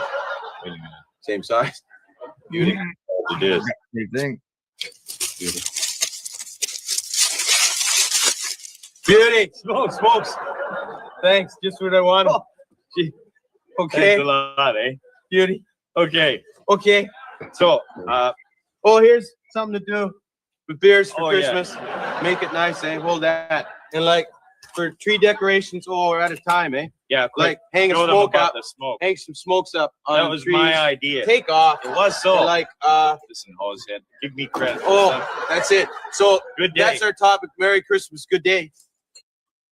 So I just want to Yay. bring something up. I want to bring something up. Okay. All right. You look They at should be them. joints. You look at yeah, it should have been at Bob and Doug McKenzie. Okay. Yeah. That was that and Garth and Wayne from Wayne's World. Those were our first podcasts because that's how they were presented on those shows as a public broadcast, which was Rogers in Canada. Okay. And those were our first podcasts. Yeah. You know, Yeah. Yeah. when you look at it, those were our first podcasts. Early on, got Yep. started. Okay. It's Party that on, time. Garth. All right. Talking.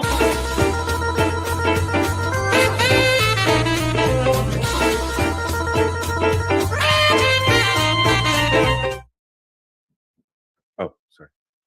All right. Time for events and entertainment.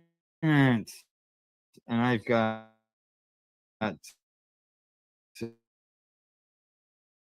We're gonna have new events and events. Oh, tell us. That's I just told you. Oh, That's as far as I've gotten. with it. And so, okay. Well, she's going to different events. She's going to create little video clips. Yes, and also we're going to put a piece together, like events and things that not necessarily she's going to, but things that are happening in and around Toronto, Canada.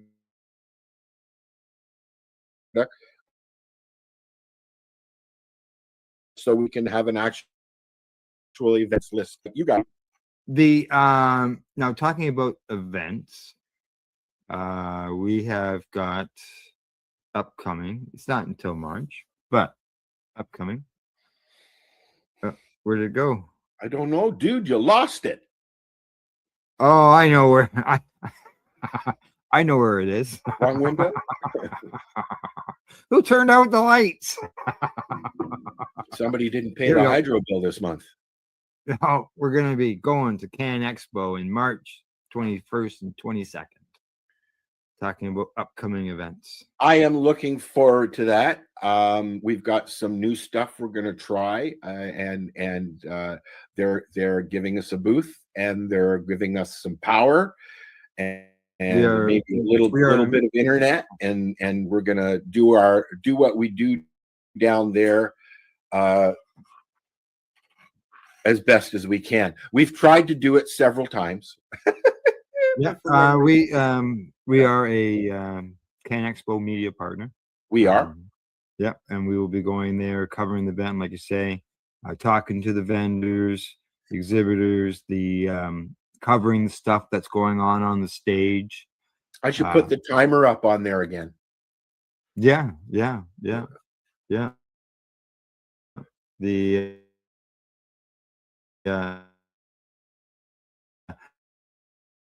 all the different things that are going on. There's MJ all on. I'm sure she's in a few of them. Yeah. She skates by. She's on her roller skates. Oh, okay. Yeah. She goes by. Yeah. And she will be there this year, as well as Sherry Ann Baker and Cindy. Yes, So yes. Red Cindy Cindy, Howell, as they call her now. Yeah, she's coming up from the East Coast. Out. And she's going to be here this weekend, giving us a hand as well. That weekend, not this. Yeah, weekend. that weekend. Yeah, correct. Expo Cannabis Lifestyle Show, 2 full days. Well, it's only 2 days this year, not 3. Yes, correct. And bud tender sampling going on as well. There seems to be a lot of that. Yeah, explore new brands, connect with the cannabis community. I can't wait until patrons can. Exactly. Now they will be updating their website over the holidays. See, can I tell you something? This whole thing about the bud tender, bud sampling. The bud sampling. You know, they say that the reason that they allow it is so that the bud tenders who work in the stores have knowledge of the different strains that are available. But here's the fucking kicker. And I'm sorry to interrupt your segment, Al, but here's the kicker, because this really bothers me. Okay. They're not the ones that sample that need to sample, because they're not the ones that buy the product, and they are not allowed to talk about that. When you go into a store, the person who's working behind the counter is only allowed to give their opinion. They're not allowed to tell you any medical information. Correct. Or stats or anything. You're not allowed to see the bud. You're not allowed to sniff the bud. I do when I go into the store and I buy an ounce. I do what's called the squish test. It's the only thing that you can do. If it squishes and it's got a little play, you're nice and soft in there. If it doesn't, it's a little too hard, you're going to crumble. But that's how I go about it anyway. Yeah. Well, that's my rant on this whole bud ending thing. I don't like it because we are the customers are the ones that need to sample the fucking shit, not the people who are selling it. They can't fucking talk about it. Well, they can talk about their experience. It's not they're not. When I go into a store, I want to say, "Hey, I've got this. What would you recommend?" You're not allowed to do that. Now, as far as upcoming things this year at the Expo, Can Expo. Okay, we're going back to the Can Expo. Yes, we're going back to the Can Expo. You went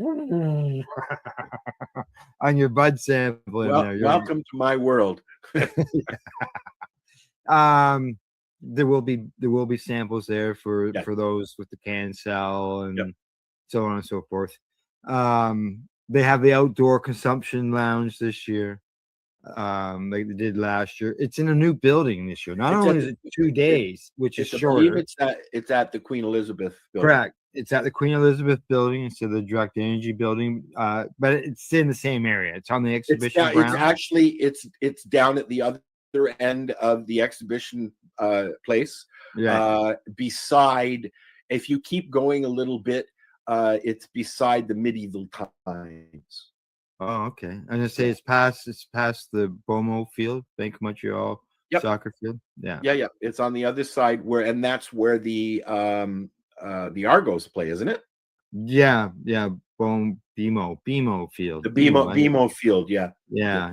And the nice thing about it is, TTC runs to it. Right there. You can drive there. You can take the GO train to the C&E grounds. And it's got good access. I mean, it was at the Enter Center there last time, which is the same access. You got to walk down a little bit from the TTC, but you know what? I enjoy this building better. There's a lawn where we all sit out front. I don't know where the lounge is going to be, if it's going to be in the back or not. I haven't looked at the layout yet. But I enjoyed last year's show for the most part.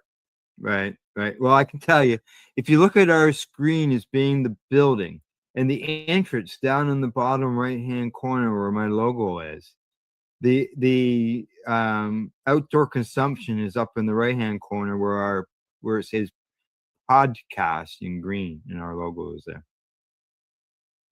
I don't know if that helps you any. No, okay. No. I've been there, man. I've been going to that building all my life, so I I actually know Where's where MJ that again? is. It's out in the back. It's out on the drop at the docks by the loading docks is where it is. Yeah. So yeah, we'll be there. We'll have a booth. We'll have some stuff in it. We're promoting what we're doing here at the 420 Pace. And Yep. like I said, we'll go around, do some conversations. We'll have the cameras in the booth, talking to people from there, going out to the consumption lounge, being part of, what's going on while we're there. Yeah, Right. and I'll be at the booth with Sherry Ann and Cindy on the TV playing Max Headroom. Hey. Yeah, well, that's the thing. New building. We'll have to find out what the internet's like. I hope it's all good. I've been in there before, and I didn't have any issues with broadcasting. Okay, just thinking. It is an old older building. Yeah, it's an older building. Yeah. What it is, the building that has the dome. Oh, okay, yeah, yeah. Has the big dome, not where the horses are, but it's the last building.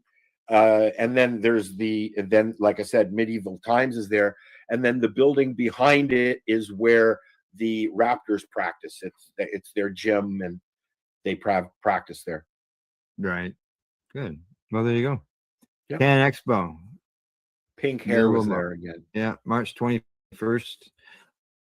And the 22nd. Couple months away. And you'll be seeing some promos and things that we'll be running here on the 420 Pace about the show, about the event, promos. We're going to be doing interviews as well. We're going to go backstage with the vendors and talk to them, as well as some of the speakers, and we'll be talking to the CEO and so on and so forth throughout time. So watch for those. Are you frozen? No, I was looking at the other computer. Oh, okay. I like you sit in front of many. I have 3 computers and my phone in front of me. So yeah, I got my phone. I got my computer beside me, but it's not on. So, well, one computer has 2 monitors and the other one has 1 monitor. So. Yeah.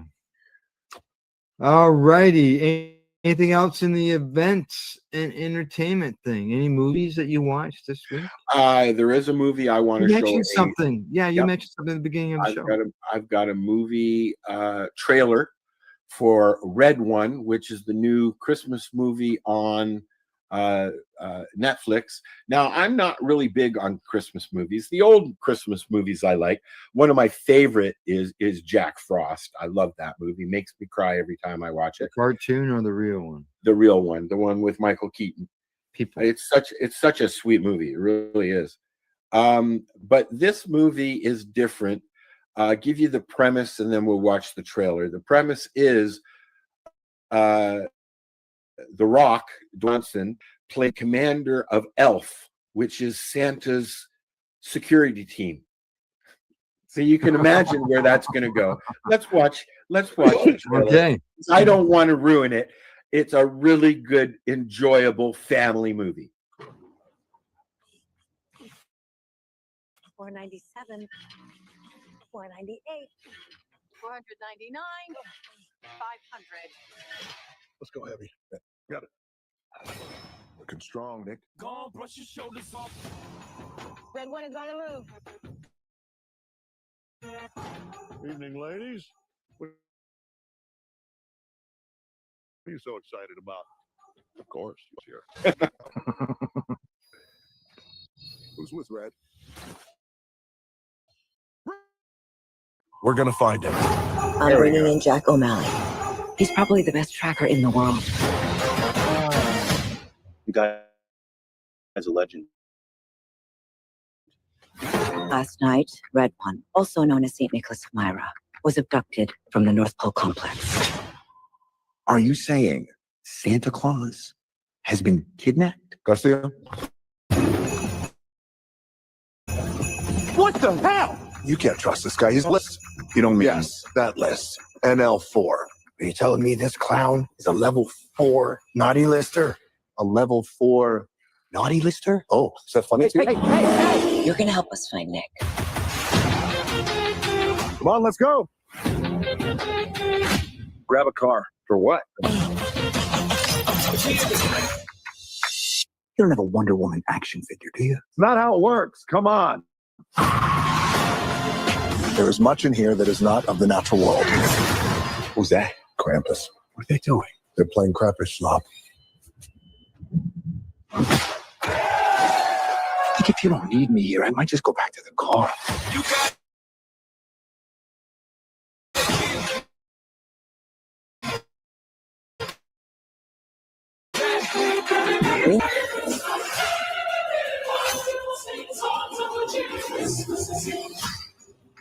We got snow!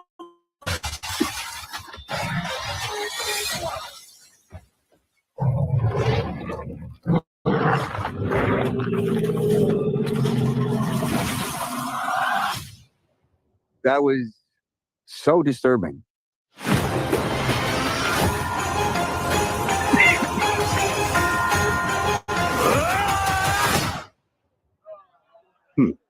Interesting. My turn! Oh my God. Is my face still there? Yeah.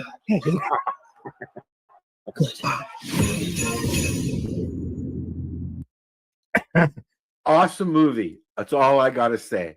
Now that I know what I watched yesterday. Is that what you saw it on? I know. Gail was watching TV. I was in and out of the house throughout the time. Yeah. And she was watching it. She kept giving me shit for talking to her because she said, Oh, "I'm 'cause she was watching this watching movie." So I got to see some of it. Like the snowman there, and it showed this cutting the snowman in half.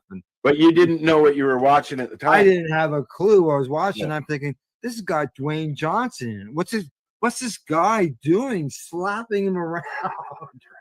Next week, I'll have another one. I watched another movie, and I'll bring the trailer with me next week, and that's called Carry On. There's already been a few good Christmas movies that have come out this year. Yeah, action Christmas movies. Okay, yeah. So I didn't even know it had to do with Santa Claus. Well, this is kind of like it's a different subject. Yeah, this is because kind of I didn't see it all, right? This is going to be as big as Die Hard. Yeah, it's that good. I really enjoyed it. I will watch it again. It was that good. Okay, it's going to be the new Die Hard Christmas movie. Yeah. Although, as Bruce Willis would say, Die Hard is not a Christmas movie. I don't know. Okay. Sorry. But I didn't have a clue. I just you should watch it, Al. It's a good movie. I have to watch it from start to end, beginning the whole thing instead of just catching a couple minutes here, a couple minutes there, throughout an afternoon. So I didn't even realize that's what it was. So now I know. I'll let Gail know. I'll let Gail know that you really enjoyed it. Oh yes, I did. I made yep. Then you're gonna watch it again. Oh yes, I will watch it again. My short-term memory sucks, so I'll forget about it in a week and I'll watch it again.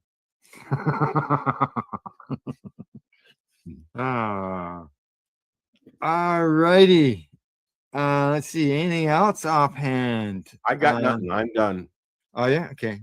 I got a little gift bag that was given to me. It's got a sucker in it. Where from? It's got a little Can Expo? Oil ball. No. What's that? It looks like it's a dragonfly clip. Okay.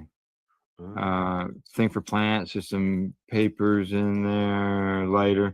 No, this is actually I went to I mentioned earlier that I went to Limestone CI. We're gonna have to hurry up the show, Al. My lighter's dead. Oh, and I got some baked goods to come home with. They're not infused. Oh, that's good. That's good. And I found this. I didn't even know it was in the bag. When I got home, I got this bag. Somebody must have slipped it in. Yes, exactly. All righty. Yeah, you need a lighter. I need to go outside and smoke a joint because, as you know, I don't smoke joints. There's a no smoking ban in the house. Correct. Or- Vaporize. I You know, I probably could go get my volcano. You got workers in the house. Yeah. You want to vape out the fucking workers while they're tearing apart the fucking... No. Okay. So same time, same place next week. Same bat time, same bat station. All righty.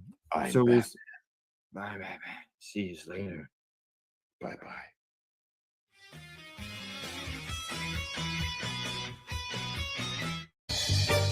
You're watching the 420 Pace Network, found at 420radio.ca and paceradio.net. Are you looking for non-stop, continuous cannabis and psychedelic programming? If you are, then turn your browsers to 420radio.ca or paceradio.net, where you will find the 420 Pace Re-Rolled Saturday. Everything gets started at 8 a.m. Eastern Saturday morning.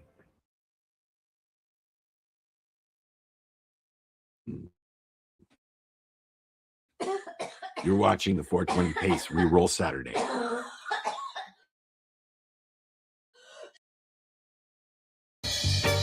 You're watching .ca.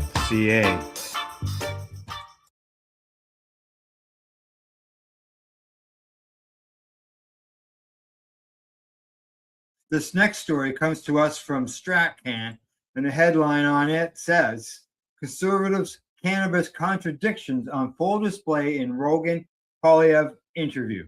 Now, American broadcaster Joe Rogan hosted Canadian politician Pierre Poilievre on his podcast on March the 19th, in which they briefly shared a surprising agreement on the value of legal cannabis. The surprising part for Canadians who don't have the political memory of a gnat was Poilievre's agreement with Rogan on the topic and principles of cannabis legalization. Despite Poilievre's agreement with Rogan that the government should not be preventing people from consuming something like cannabis, cheeseburgers, or whiskey, he and his entire party, save for one who was punished for it, voted against legalizing cannabis in Canada. The Conservatives and regulated cannabis here, but they also opposed the process at every step, refusing to even improve or refine the bill during a series of House committee hearings as it made its way through Parliament. Now, Rogan mentions to Poilievre that Canada has legal cannabis. Rogan then expands on his thoughts on why cannabis should be legal. He says, it's not heroin. It's not like opiates, Rogan tells Poilievre. It's not like maybe you shouldn't do it if you have mental problems, right?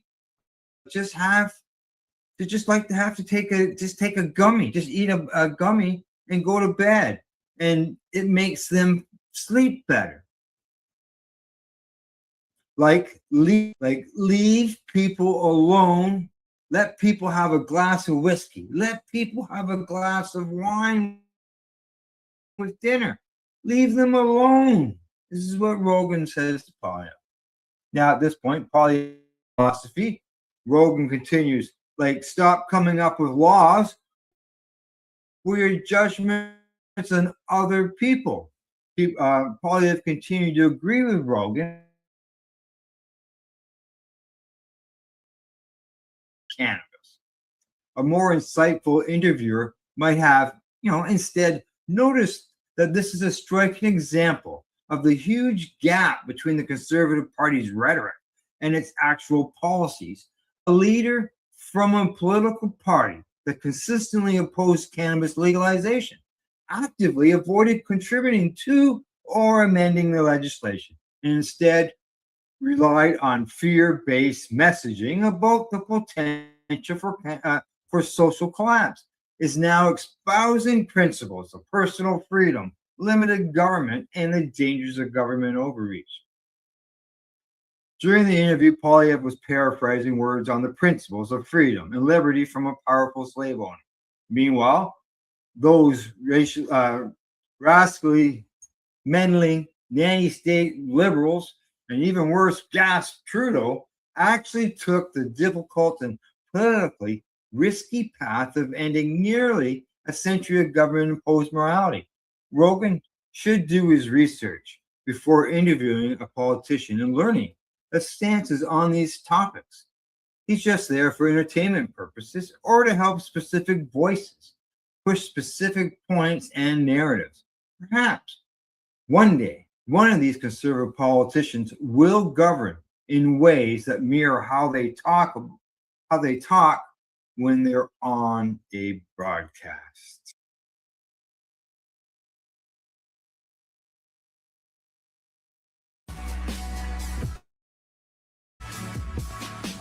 Tune in Fridays at 7 p.m. Eastern Time on 420radio.ca.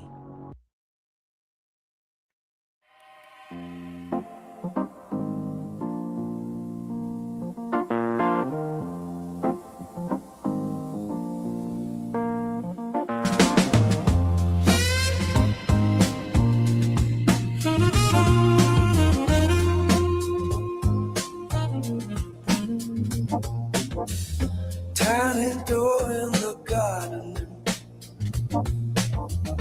paint chip glowing red, little cap in my palm now. Trust me, something said.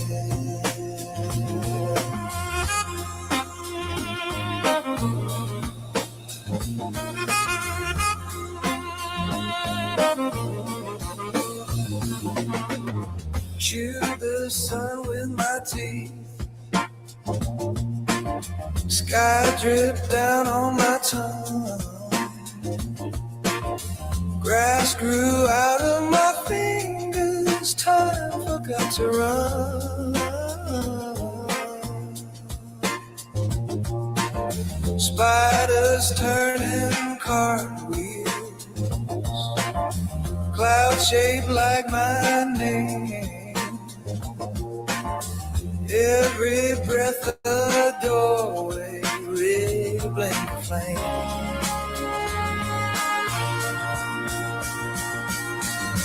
Magic mushroom in my room.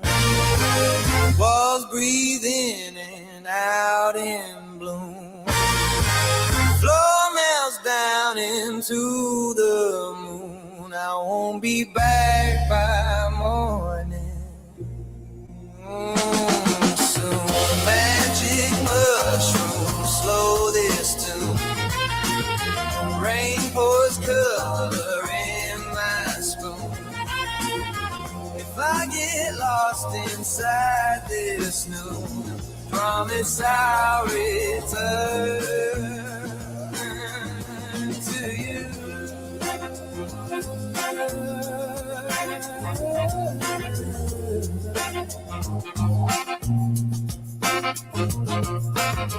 Photos on the fridge left. Old ghost pulling up chairs. All my ex-loves in crayons waving from the stairs.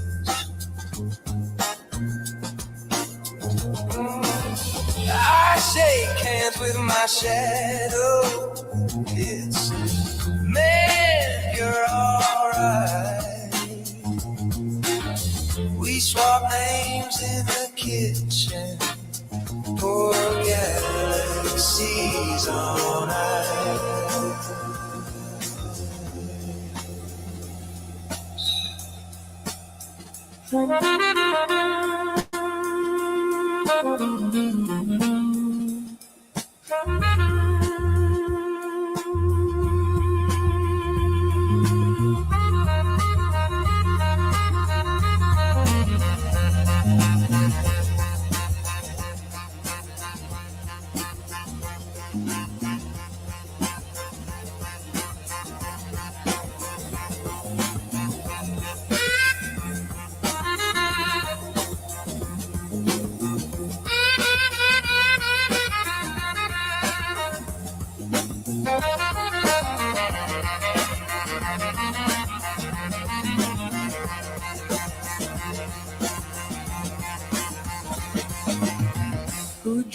lines on my body?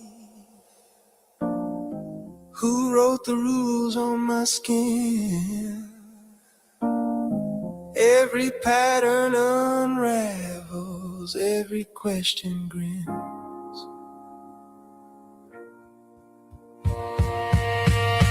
I float above the ceiling. I talk it down from the ledge. We agree on a secret planted deep in my head.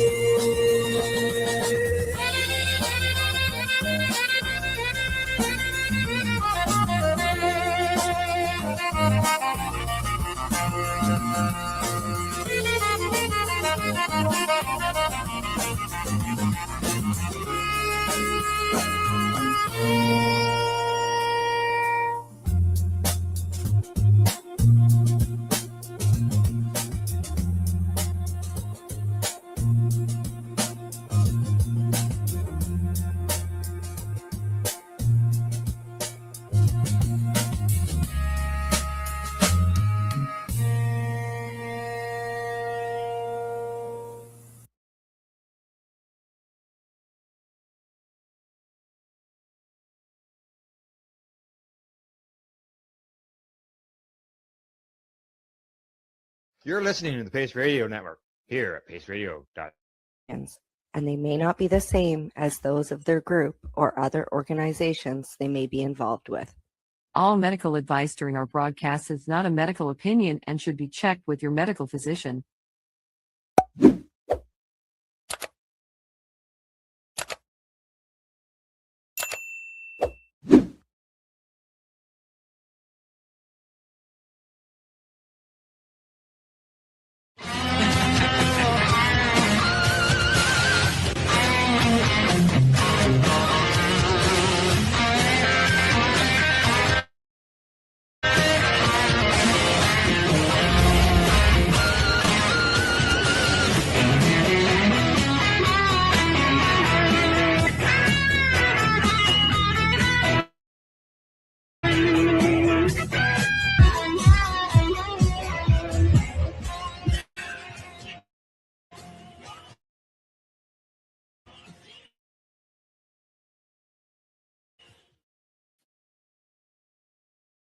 Good day and welcome to the Mushy Moment for Tuesday, March 10th, 26. Got to show off my mushroom hat. How you doing today, John? I'm above ground. And that's all.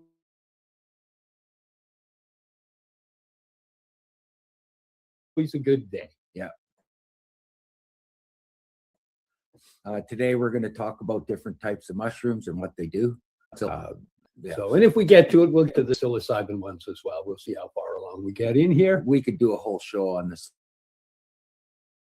psilocybin and do a whole show on non-psilocybin, actually. Oh, I said welcome to the Mushy Moment. It's welcome to Oh, the did you? Sweet Pea and Mayhem podcast. Welcome to the Sweet Pea and Mayhem podcast. Is it going the right way?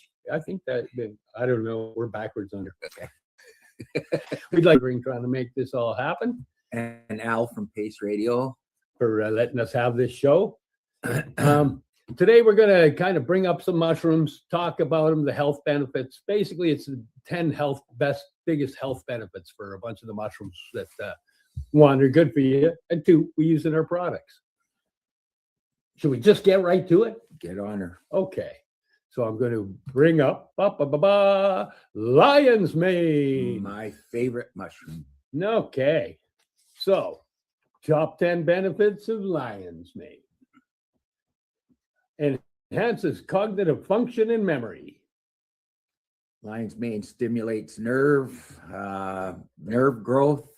I guess we're going to go through every benefit. We've got a list here. We know quite a bit about them, but if we read off a list, we can give you all the information. And just be accurate. Accuracy is key here. Yes, yes. You want me to blast through Yeah, that? you go ahead. Lion's mane mushroom stimulates nerve growth factor production, promoting neurogenesis and potentially protecting against neurodegenerative diseases like Alzheimer's, with human trials showing improved cognitive scores in older adults and those with mild cognitive impairment.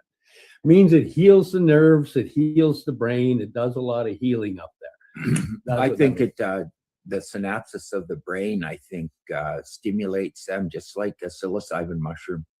And maybe that's why they help with anxiety and depression. That's what I think. And anxiety and depression is the next one. It reduces symptoms of anxiety and depression. Its anti-inflammatory properties and ability to regenerate brain cells in the hippocampus may alleviate mild mood disorders, with studies indicating improvements in subjective stress and emotional well-being. Plus, it looks cool. Yeah, supports immune system function. They contain compounds with immunomodulatory effects, enhancing the immune response and fighting infections through antimicrobial and antioxidant activities, meaning they're antimicrobial and antioxidant, which, helps the old immune system. Yeah. And reduces inflammation and oxidative stress. They're rich in antioxidants that combat free radicals and minimize the chronic inflammation linked to various diseases. And anything that drops down inflammation reduces oxidative stress. Yes. Promotes gut health and digestive wellness. They act as a prebiotic, not a probiotic, but a prebiotic. So it actually gets your body to create its own probiotics. And it supports beneficial gut bacteria and shows potential to prevent or treat stomach ulcers by inhibiting the H. pylori growth. Yes, very good for your gut. I'm becoming a little bit of a gut expert. I've been studying it, and everything's connected to the gut. So we'll have a whole show on that. And aids in nerve repair and protection. May accelerate recovery from nerve injuries, including those from traumatic brain events, by stimulating nerve regeneration. And all the science is just showing that it does that. It works. It's awesome. And it supports heart health. It improves your fat metabolism, lowers triglycerides, and prevents blood clotting, reducing the risk factors from cardiovascular disease. Helps manage blood sugar levels. It exhibits potential anti-diabetic effects by regulating glucose metabolism, as shown in animal studies. Which is also to do with gut health. It provides anti-cancer potential. The preclinical research indicates anti-proliferative and anti-metastatic effects against certain types of cancers through although the human evidence is limited. Again, they're still in trials. Yes, go ahead. It has actually a good nutritional value. It's a good source of thiamine, riboflavin, niacin, has manganese and zinc, and contributes to the overall nutrition and energy support. It's shown potential in pain relief, anti-allergic effects, and skin health in preliminary research. Yeah. So eat your lion's mane. And lion's mane, the recipe adds other things with the lion's mane to make it work even better. Yes, in the different aspects of how we're utilizing it, we're blending it with nootropics and adaptogens in the microdoses, but in the actual the gut health aspect of the mushrooms, we're just blending it with other mushrooms. Yeah. Plus, it has a cat in its title, which I like. And this one, let's bring her up here, make sure I got her going. This is chaga. This is kind of chaga in its natural state here. That's kind of where it grows. And this is more how we see it when we buy it here. Now, doesn't that look similar to turkey tail, fungus growing on the side of a tree, similar to turkey tail, or? No. When we get to the turkey tail, I'll show you. This one is more, it comes out more as you can see in there, it's like a big black blob on the thing. It's a weirder growth. Looks like a cancer cell. Yeah, it looks quite cancerous, but it isn't. In fact, what are the 10 top health benefits of chaga? Powerful antioxidant effects. The chaga is exceptionally rich in antioxidants, polyphenols, and superoxide dismutase. It combats oxidative stress and free radical damage, and it's more effective than many of the other mushrooms, and it supports overall cellular health and potentially reduces age-related decline. It's been used for thousands and thousands of years by monks and healers, and it's a very powerful healing mushroom. Yes. Reduces inflammation and antioxidant stress. And that's one thing we'll find with most of them. That's one of the big things I really noticed. They all seem to be really kicking ass in the inflammation and oxidative stress area. Yeah. They demonstrate strong anti-inflammatory properties by inhibiting pro-inflammatory cytokines and pathways, help with chronic inflammation linked to various diseases, and it's backed by preclinical and a lot of review studies. Yes, and it boosts the immune system function. By exhibiting immunomodulatory effects, enhances the immune response, stimulates immune cells, antiviral and antimicrobial activity. Again, another one, antiviral and antimicrobial. Just yay. And it's one of the ones that helps with cancer too. Yes, it has potential anti-cancer properties. It shows anti-tumor, anti-proliferative, and it shows apoptosis, or creates apoptosis, which is the death of the cancerous cells. It works for, in the studies, they're showing it works in colon cancer, lung cancer, breast cancer, cervical cancer in the preclinical studies. It induces a selective cell death in tumors without harming healthy cells. Once again, it's an amazing mushroom. It's anti-diabetic and sugar regulate. That helps blood sugar, which again, it's gut health. You know, it's all related. That's where it all comes down to, really. Yes, Once you climb that pyramid, you realize, oh, it's all goes right to the gut. 80% of your immune system is in your gut. So you feed your gut properly and nourish it, and it will bring the nutrients in and keep you healthy. This one helps lower the blood sugar levels and improve insulin sensitivity in animal models, with the potential benefits for diabetes management through mechanisms like inhibiting the glucose absorption. Yeah, which is gut health. Yeah. So lowers cholesterol and supports heart health. May reduce the bad cholesterol, the LDL, and improve lipid profiles. Prevents plaque buildup, which contributes to the cardiovascular protection in preclinical research. Yeah, it's an antiviral and microbial. Yeah, that's what we'll find with a lot of them. They're antiviral and antimicrobial, which I find funny because when I was growing up, the only mushrooms we actually really ever ate were the ones you got at the store. Yeah. And people would point at all the other ones and go, oh, they're ugly, ooh, you slimy, ooh. And I like shiitake mushrooms, or just, what do they call the ones in the Japanese food or whatever? Oh, shiitake and maitake. Yeah, we're going to get to those too. Yeah. They display inhibitory effects against certain viruses and bacteria, and supports traditional use in fighting infections. And once again, it's all related to feeding the gut and keeping it happy. Liver and kidney protection. So I have no idea how to pronounce that word, so I'm not going to even try. Hepatoprotective and renoprotective. Oh, okay. Offers protective effects against liver damage, and it supports kidney function in animal studies. It's also supporting the function in people studies, and it's potentially aiding in detoxification. Yeah, anti-fungus and energy support, fatigue. Anti-fatigue. Hey, man. We don't want anti-fungus. This is an anti-fungus. Ooh. And Uncle Fungus. And oh, sorry, bad joke.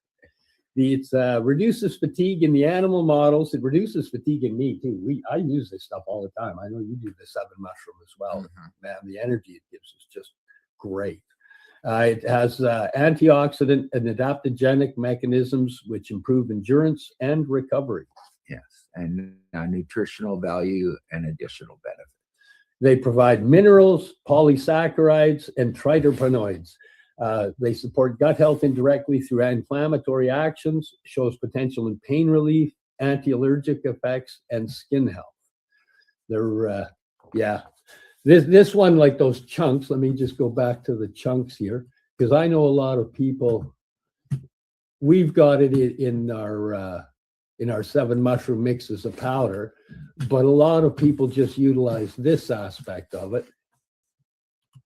And they just drop a chunk of this in their tea. So they boil up the water, they drop it in, they let it sit in their tea, they steep it for a while, they drink it, and you can use it over and over and over and over again. Like you can out of a chunk that like that size, you can have quite a few teas.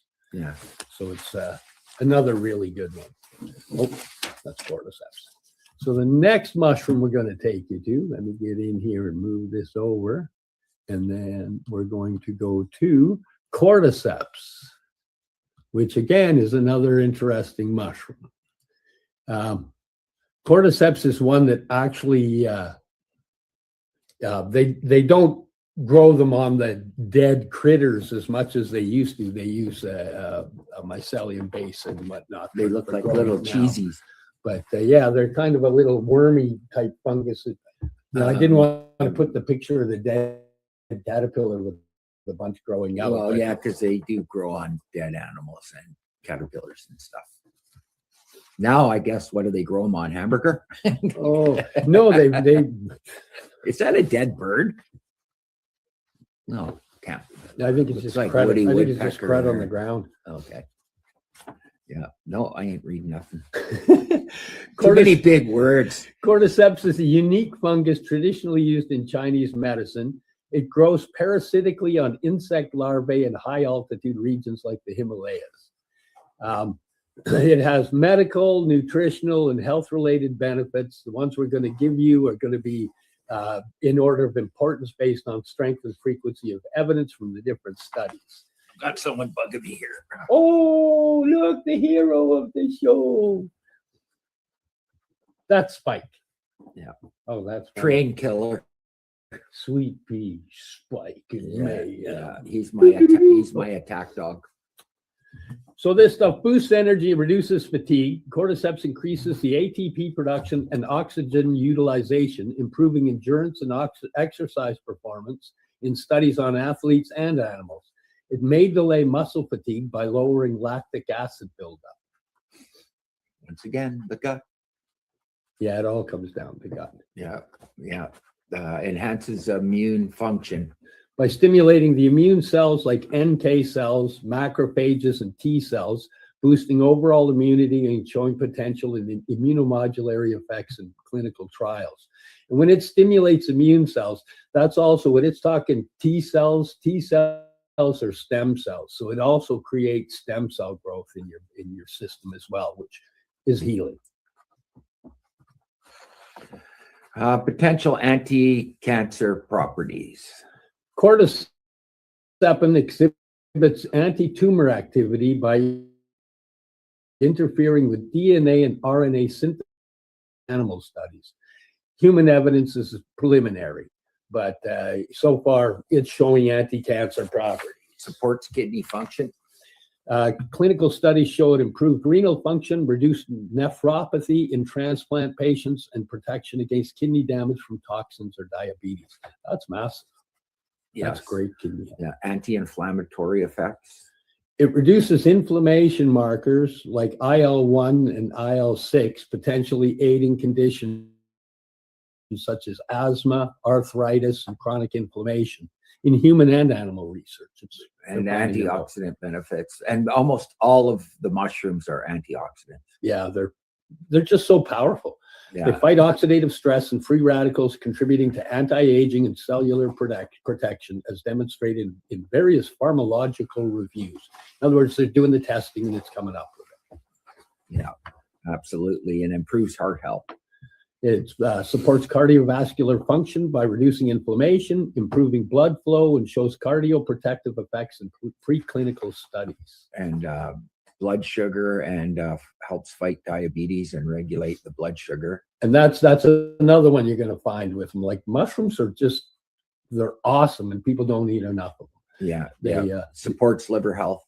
Enhances hepatic function and protects against liver damage, as seen in studies in hepatitis patients and animal models. Yeah, exactly. And enhances libido and sexual function. Traditionally used as an aphrodisiac, it may boost sex drive and hormonal balance, with some evidence from animal studies and traditional use. Nobody's touching that. Nope, nobody's touching that one.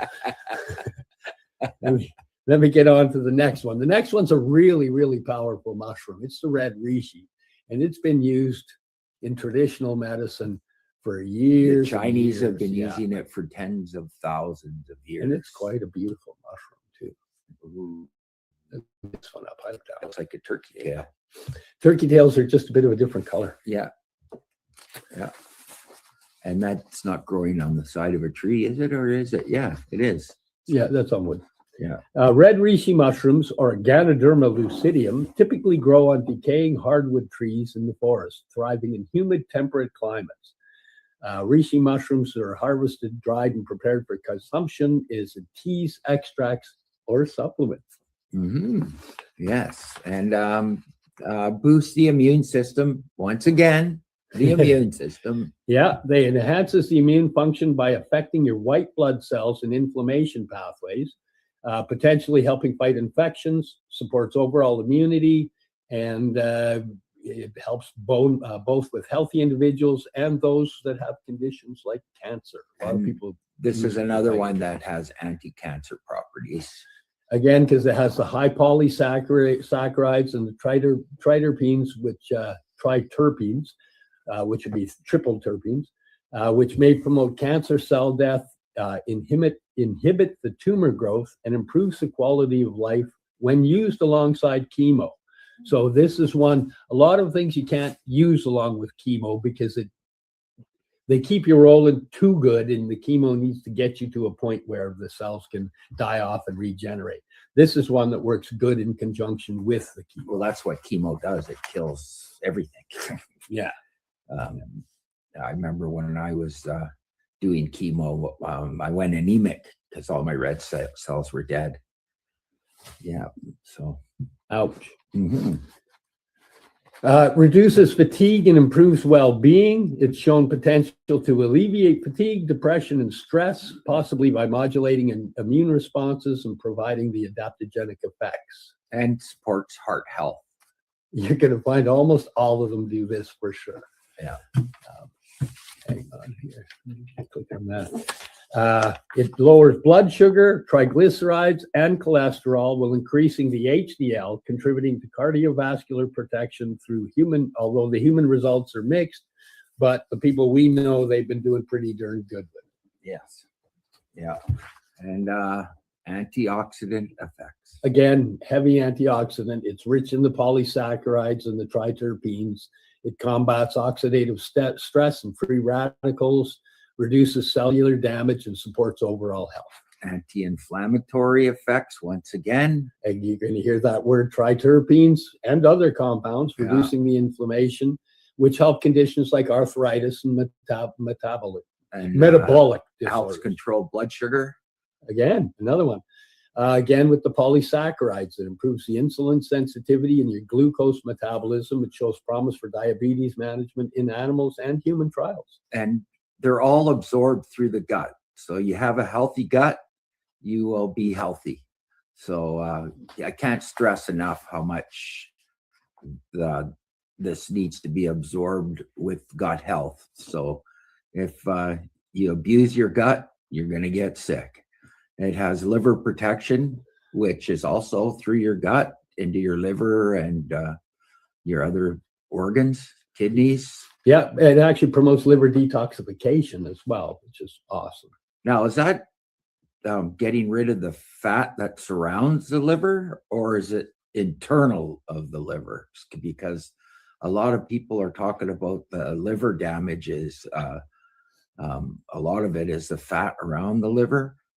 Not the one where the alcohol, where it just keeps hitting and damaging the inside of the liver, but around the outside of the liver. I wonder, I'd like to look into that. Just off the top, I would think that by repairing the inside, it would help the outside repair, kind of like us as well. Get it in the gut and the outside repairs. Yeah, and antimicrobial and antiviral again. Yeah, inhibits bacteria, viruses, including HIV and coronavirus. Other pathogens as well. It's attributed to the bioactive compounds, which of course are the polysaccharides and the triterpenes, etc. Yeah, and nutritional support. And general vitality. It provides proteins, minerals like potassium, magnesium, calcium. It's got vitamins, it's got fiber. It contributes to energy, stamina, and overall wellness. I'd say, I don't know, out of all of them, this one has the longest history. That's from what I've been studying. Ancient Chinese medicine has been using it for eons. So yeah, that's a good one. Especially for the cancer and the gut health and whatnot. Next, we're going to do turkey. And these also work, they work with people, and we talk about how they're doing it with animal studies. But we have a 7 blend of the mushroom mix that is for dogs, and we've just watched miracles happen with that as well. And we can see it with the dogs, where people, you can't see it as much. So we actually get to see what it does to the dogs, and then it's helping the people too. The next one we're going to talk about is turkey tail, and which I've been seeing my whole life growing up in North Van in the forest. I always wondered, I thought it was quite ugly, and we used to throw rocks and stuff at them, but yeah, turkey tail, very powerful mushroom. And the reason they call it a turkey tail, if it's growing on the side of the tree and you look down on it, it looks like a turkey tail. But you have to be looking down at it. You can't tell when you're looking up because it just looks like a bowl almost. Well, hold on. Let's go to here. Let me, because that's that one on there. But let's go to this one, because then you can see all the turkey tails. Yes. Okay, so it's often called one of nature's most powerful medicinal fungi. It's colorful. It's a shelf-like polypore that grows abundantly on decaying hardwoods, logs, stumps, and forests. Again, it can have blues, grays, browns, greens, oranges. Resembles a wild turkey tail feathers, and hence the name. It's another one that's been renowned for centuries, like reishi, in traditional Chinese and Japanese medicine. Most of the ones I saw growing up were grayish brown and the odd red colored one or whatever, but yeah, mostly gray growing up. Now I want to look up, because colors are different things in the what they do in the gut as well. I want to look up what the different colors do now. If I'd known, I could have been a turkey tail tycoon. Yeah. So these are massive, again, in working with cancer treatment. These are ones that are powerful for use while you're doing cancer support treatment. It's high in polysaccharide K. It's high in polysaccharopeptides, PSPs. The extracts are approved in Japan as adjuncts to chemotherapy, radiation. Multiple meta-analysis and trials show the improved survival rates in gastric, colorectal, and some other cancers. Reduced recurrence risk, better quality of life, mitigated side effects like immune suppression, like super, super powerful. Yep. Yep. I love my turkey tail. Powerful immune system modulation. Here we go again. Immune system. Yeah, it acts as a non-specific immune booster. It enhances natural killer cells, your T cells against stem cells, cytokine production. Overall balance, it stimulates immune response against infections, pathogens, and diseases, while it helps 80%, and rate again, 80% of your immune system is in the gut. So we're going to do a whole show just on the gut and the science behind it, and how the brain is connected to the gut. There's more nerve endings in the gut than there is in your spinal cord. So gut microbiomes and prebiotic support. So it functions as a prebiotic to promote beneficial gut bacteria growth, improves microbiome balance, enhances digestion, and supports mucosal immunity. Human trials are showing positive shifts in the gut flora after use. Yeah. And a strong, here we go again, antioxidant. It's high in phenols, flavonoids, and other compounds that combat oxidative stress and reduce cellular damage and protects against free radicals. Yeah, and anti-inflammatory, in fact. Again, helps lower chronic inflammation through cytokine modulation and immune balancing. May aid in conditions involving inflammation with supporting lab and clinical data. That's why I think CBD is an anti-inflammatory, and I think the mushrooms and the CBD together, I think they go quite well together.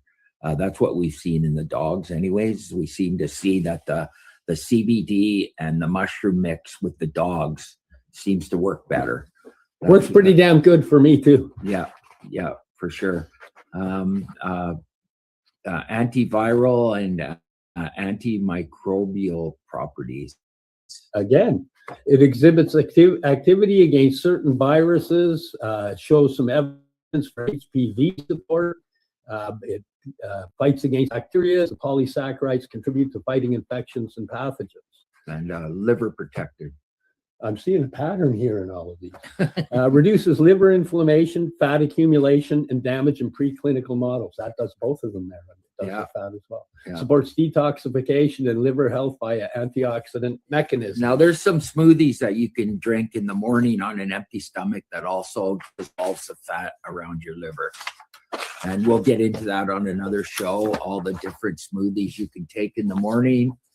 I take a whole mess of things with apple cider vinegar. You're not supposed to drink apple cider vinegar straight. It's got to be mixed with something. And I also have started to put cloves and star anise in my tea in the morning. And my psoriasis is clearing up since I started doing the cloves. So it's doing something for sure. Blood sugar regulation and anti-diabetic potential. It improves insulin resistance and helps manage glucose levels, may benefit metabolic health and type 2 diabetes management. And helps reduce fatigue, which is beneficial for exercise performance. So, yeah. And it has potential neuroprotective and wound healing. The emerging evidence is showing cognitive support, anti-aging, wound healing areas, anti-fibrotic, and neurotropic activity. Again, they're doing the studies and coming along. And right now, we're at the time that we should go to a commercial break and support our sponsors and give everybody a chance to, go take a pee or something.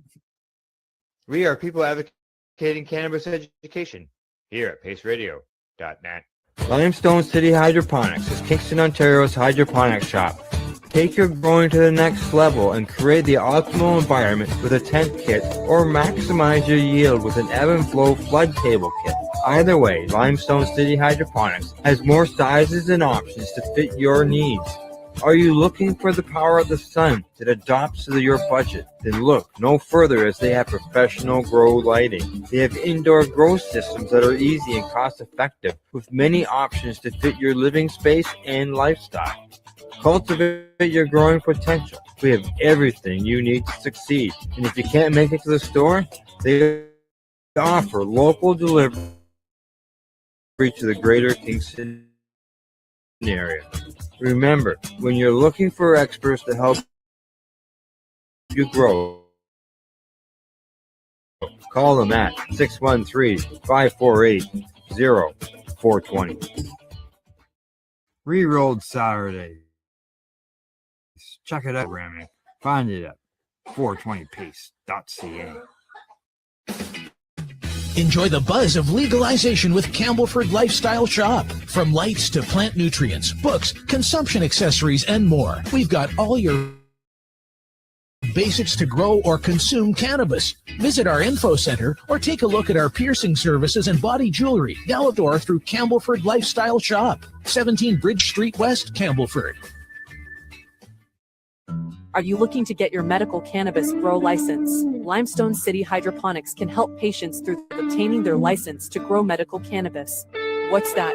You don't have a doctor. If you meet the medical criteria, Limestone City Hydroponics has a nurse practitioner who can assess and provide medical cannabis prescriptions. What are you waiting for? Contact Limestone City Hydroponics at limestonecityhydroponics.ca or call them at 613-548-0420.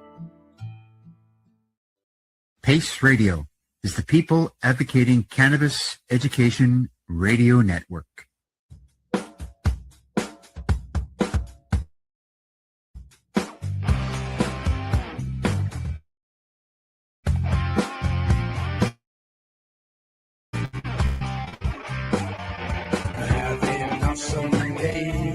And I'm gonna make sure it stays that way. I'm having an awesome day, and I'm gonna make sure it stays that way. You're listening to the Pace Radio Network here at paceradio.net. Good day and welcome back to the show, the Sweet Pea and Mayhem Podcast. Today we're talking about the various mushrooms that are both health, all the health benefits or the top 10 health benefits. We've kind of been plowing through them pretty good. Right now we're going to step into shiitake. That's what you're looking at up on the page there. We got us some shiitake mushrooms. That's what they look like growing on the I've logs. been eating those. That's what they look like in the bowl before you prepare them. Yeah, and they're good in Chinese food. They're good in anything, man. I even have them. I use them in my omelets and stuff. But fungus has been around for over 1 billion years, where plants have only been around for 600 million years. Fungus, the dying fungus is what created the first soils they figured to actually have plants grow. So they created the first soil. And there's some fungus that are over 30 feet high and 9 feet around. There's fossils of giant fungus. They look like big stones. And one of the largest organisms in the world is actually a fungus that's underground, all connected together. Oh, they say that the mycelium network is out in nature is how a lot of the plants are actually communicating. They're talking through the mycelium and sending the messages, and the other plants and trees hook up the. They've actually done tests with mycelium, and they put it in like one of those mazes, and they put food, and it actually follows the maze. It's pretty amazing, and it's got no brain at all, but it does it. So yeah, it communicates. I've seen things with no brains finding food. Just kidding. Guilty. Okay, so this one is the shiitake mushroom.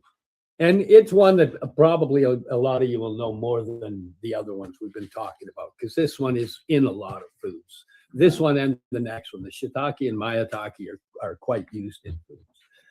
Again, we're going to go to the health benefits, but these typically grow on decaying hardwood logs in forested areas. They thrive in humid, shaded conditions.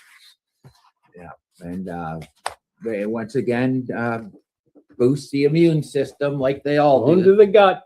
Yeah.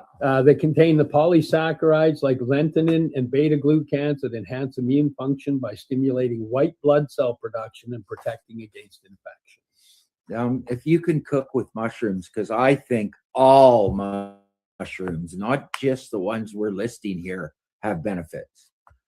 There's a little tiny one you can put in your salad, and I don't know about the button mushrooms that most people eat. I don't know how much beneficial they are. So, but they're generally one of the least. Yeah, because they've been genetically modified, and So, and once again, heart health. Shiitake mushrooms support heart health. So they've got a compound called erythidinine, and it has beta-glucans. They help lower the cholesterol levels, reduce inflammation, decrease the risk of cardiovascular diseases. Yeah, and here's another one that has possible cancer fighting properties. It may inhibit tumor growth by enhancing immune responses against the cancer cells. The studies are showing promising effects. Again, a lot of this stuff has sat there for a long time, and now they're getting buried in doing the studies. But people are finally realizing this shit heals you. Yeah, and antioxidant effects too. It's rich in antioxidants that combat oxidative stress, reducing the risk of chronic illnesses. And liver health. Exhibits hepatoprotective. That one. I've got you here for the big words. What are you doing? Hepatoprotective has been in like 6 of these already. You're here for the big words. You know, if you can't do them, I'll do them. Here, give me. I can't do big words. Get out of here. So it aids in the liver function and protection against damage from toxins or diseases. Yes, and it helps regulate blood sugar. Yeah, another one. Like you're going to find a common thread pretty much with all of them. It improves glycemic control and supports anti-diabetic effects by influencing your insulin sensitivity and your glucose metabolism. Yeah, and antimicrobial benefits. Again, because it possesses compounds that fight bacteria, fight viruses, and other microbes, and contributes to your overall infection resistance. Well, it gets rid of the bad microbes in your gut and nourishes the good ones, which is the ones for digestion, etc., and pulling in the nutrients. And once again, it's rich in nutrients. It has B complex, riboflavin, niacin, B6, and minerals such as copper, selenium, and potassium. And bone health. The high copper content supports bone density and connective tissue health, aids in skeletal maintenance, gut health. The beta-glucans and the fibers enhance digestive health and support a balanced microbiome. Again, that's the shiitake mushroom. Yeah. If you bounce into here, I'm going to bounce this out. We'll go up. That. We're going to go to maitake. So this will be.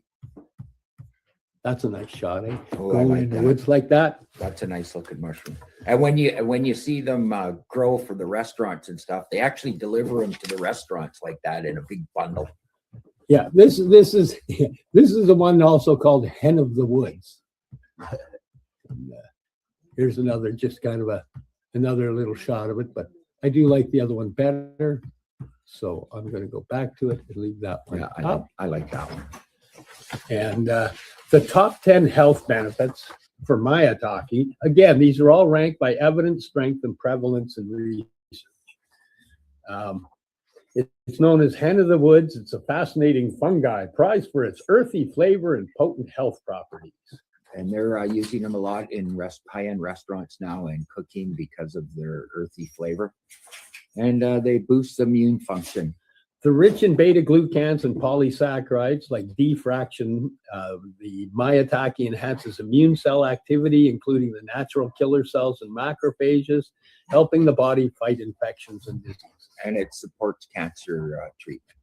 The extracts such as D-fraction may inhibit tumor growth, promote cancer cell growth, cancer cell death, and improve outcomes when used alongside the conventional therapies. And it regulates blood sugar levels.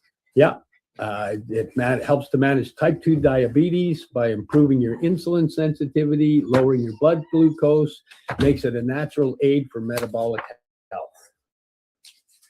There you go. Oh, look at that. You know, as we go through, it's almost the same thing on every, you'd think it was the same mushroom. Now, but some differences, you know. And lowers cholesterol and supports heart health, which is hand in hand.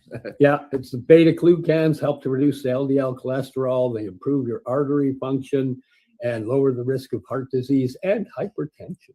Now, don't forget there's foods too that could go with this that lower cholesterol and support heart disease too. So we're not going to always talk about mushrooms. There's other things we're going to talk about for lowering cholesterol and support heart health, but mainly our business is mushrooms. It's just an amazing thing. Fights viral infections. Some of the compounds exhibit antiviral properties against pathogens like hepatitis B, HIV, and herpes, supporting recovery and immune response. Yeah, and rich in nutrients. Lots of nutrients. They're low calorie and cholesterol free. They're packed with vitamin D, B, potassium, and fiber. Contributes to bone health, energy, energy and digestion. I notice a lot of them have the potassium. Yeah. And promotes gut health. Once again, another one that promotes gut health.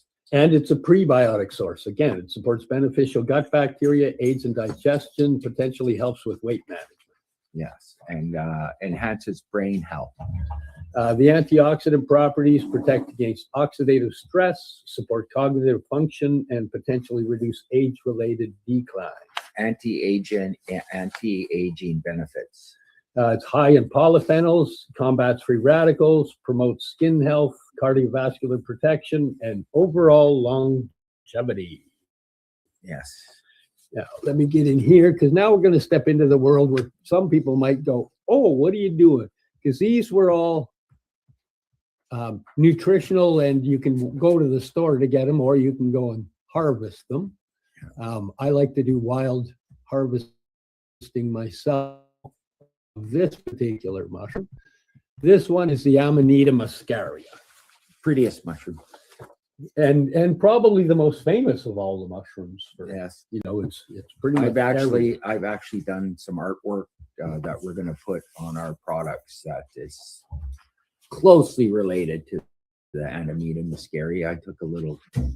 I made the stems a little longer. Did some liberties. Yeah. took some liberties. But we actually pick these in the wild and dehydrate them, and they've got to be done a certain way, and we'll hit that as well. We'll get to that.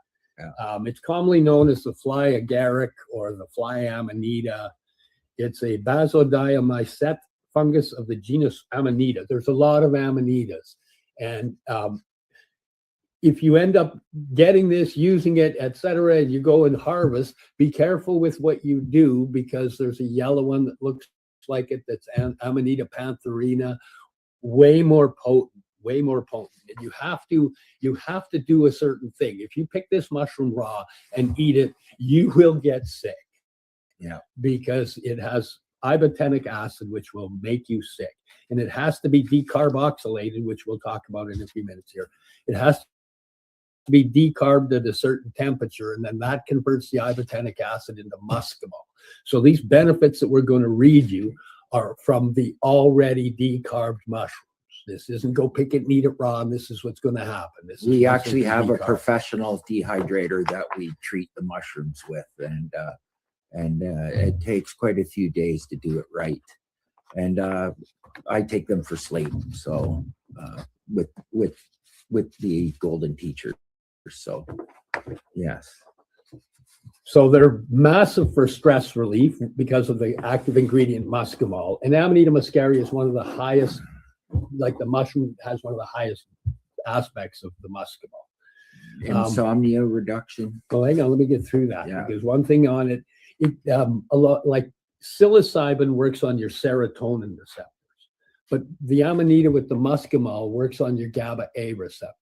The GABA-A receptor is where alcohol works. It's where benzodiazepines work, and it works in a different area of the brain. So that's why it's an insomnia reduction. Yeah, it reduces stress levels, promotes relaxation. The insomnia reduction enhances the GABA. It's called GABAergic activity. The muscimol helps alleviate the insomnia symptoms, and quality in traditional and modern applications. It's been used Siberia and a lot of other places for a long time, but it seemed to have got a bad rep and got hidden and got told, don't, because people are eating them raw and getting sick instead of treating them properly. And just don't do that. Yeah, pain management. Muscimol exhibits analgesic properties, particularly for neuropathic and muscular pain through its modulation of neural pathways. And that's both in animals and in humans. When I was growing up, there was an old wise tale that if you took one of those white flakes off the top, you'd get so stoned and then you'd get sick and die.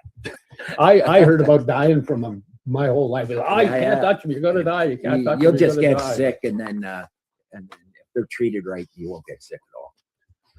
For depression and the GABA activating effects of muscimol reduce depressive symptoms, and it's by calming the central nervous system. And this is coming out of emerging research and a lot of user experiences. Anxiety reduction. As a potent GABA agonist, muscimol suppresses the central nervous system activity, potentially easing anxiety and promoting tranquility. It's supported by studies on its anxiolytic effects. Yes, and improves your REM sleep. So muscimol might enhance the REM sleep phases, contributing to better memory consolidation, emotional balance, and overall restorative sleep. And I have to say that when I use this, I sleep like a baby. Anti-inflammatory effects. Preclinical data shows that muscimol's ability to reduce inflammation would benefit conditions involving chronic inflammatory responses. And pain relief. For neuropathic pain, and systematic reviews highlight the muscimol's efficacy in relieving nerve injury-related pain, including allodynia and hyperalgesia. So if you have either of those, yeah, get a hold of us. Yeah, big word. Yeah, anti-tumor activity. Muscimol demonstrates potential anti-tumor properties in lab studies, suggesting therapeutic applications in oncology research. Memory protection. By influencing the GABA receptors, muscimol may offer neuroprotective effects, aiding in memory preservation and cognitive health in preclinical models. Amanita muscaria. This is the disclaimer, okay? Should never be eaten raw. The fresh mushroom contains significant amounts of ibotenic acid, a potent excitatory neurotoxin. It's a neurotoxin. Like a snake bite, like a rattlesnake bite. That can cause severe gastrointestinal distress, nausea, vomiting, diarrhea, headaches, agitation, confusion, sweating, hypersalivation, and in severe cases, more serious neurological effects like seizures or coma-like states. A lot of that is same with a person that's allergic to something, nuts or whatever. It's almost the same reaction. Your body's trying to reject it. And, so it has to be decarbed or run through a certain heat. Some people use a certain pH if they're using water to decarb it in water. We use a dehydrator and get it in a dry. And what is it? 80 degrees? Don't tell up the secrets. Let them find them themselves. Yeah, but they gotta go. They gotta go pick them. People are lazy. Oh, and hang on, because now we're going to get to the pièce de résistance of where we generally go with our mushrooming.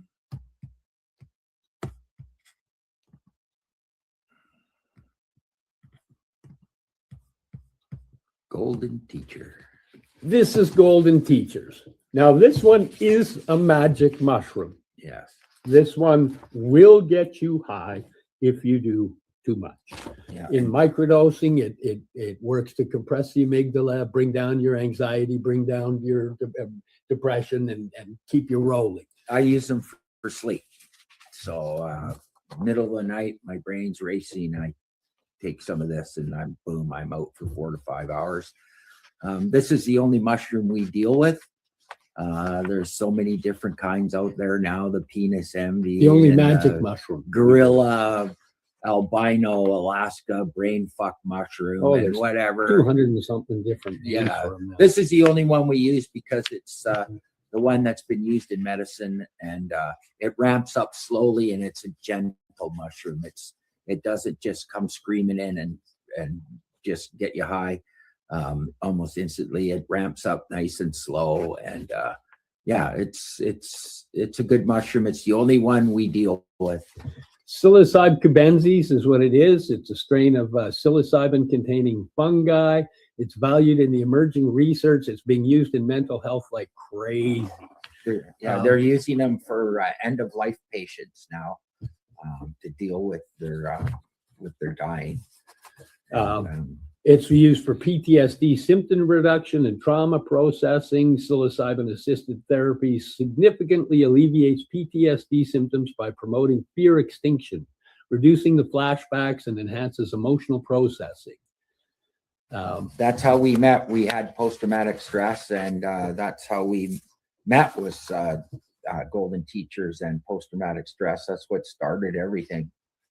And now we've been in a documentary, and we've got a semi-thriving business and helping a lot of people. And the golden teachers are the reason. They enhance neuroplasticity, and they help with brain rewiring. They induce structural changes in the neural circuits, increase synaptic density, and dendritic growth, which is the growth of the damaged neural pathways. It repairs them. They find that it desynchronizes the default mode network, which fosters flexibility to actually rewire fear-based patterns from PTSD and trauma. Yep. Miracle. The myelin is great for the remodeling for long-term neural health. There was a 2026, some research done in 2026 that showed that psilocybin and similar psychedelics repair the brain's insulating myelin layer, stabilizes disrupted circuits in PTSD for enduring recovery beyond short-term effects. It promotes brain-derived neurotrophic factors, which is known as BDNF. So it boosts the BDNF levels, which are crucial for neuron growth and survival. And the data on this is 23 through 25. It's linked to improved neuroregeneration in trauma-related disorders like PTSD and traumatic brain injury. Yeah, and it anti-inflammatory. It affects the brain tissue. But they're showing that it's rewiring the synaptic neurons in the brain, and it's actually a lot of people. They say that ancient cavemen that ate them caused one of the reasons our brain grew bigger. I don't know about that, but that's a McKenna. It enhanced consciousness in the ancient people and help grow the brain, but I don't know. I guess it's theories. I like the theory. That's yeah. Not Dennis McKenna. It's Terence McKenna's. Yeah. They've used it for treatment-resistant depression. There's actually people that are getting licensed to use it legally to battle treatment-resistant depression. Relieves the depressive symptoms tied to trauma. Institutions like Johns Hopkins show lasting effects through the neuroplastic mechanisms. We actually supply these to a couple of psychiatrists. Not supposed to say things like that out loud, it's not legal. No, we don't do that. They show anxiety and existential distress. It was a dream. I had a dream. And they're showing potential for traumatic brain injury, TBI recovery, supports mood and cognitive improvements in TBI patients with comorbid PTSD. And that's 2025 trials. Like the stuff that's coming along with it is absolutely ridiculous. They're now testing it for addiction and substance use disorder, and they're finding that it facilitates behavioral changes by rewiring the reward pathways. Again, this research is 2023 to 2026, and it extends to trauma-linked addictions like opioids and alcohol. And on top of that, they have nutritional support and antioxidant properties. They're low calorie, they're fiber, B vitamins, niacin for brain health, antioxidants, which indirectly support neural repair through minimal in therapeutic context. They're low calorie because you only do 1/4 of a gram. Well, some people eat a few more. Yeah, if you wanted more calories, you'd see God. And let me kick this one out. Blink. Ta-da.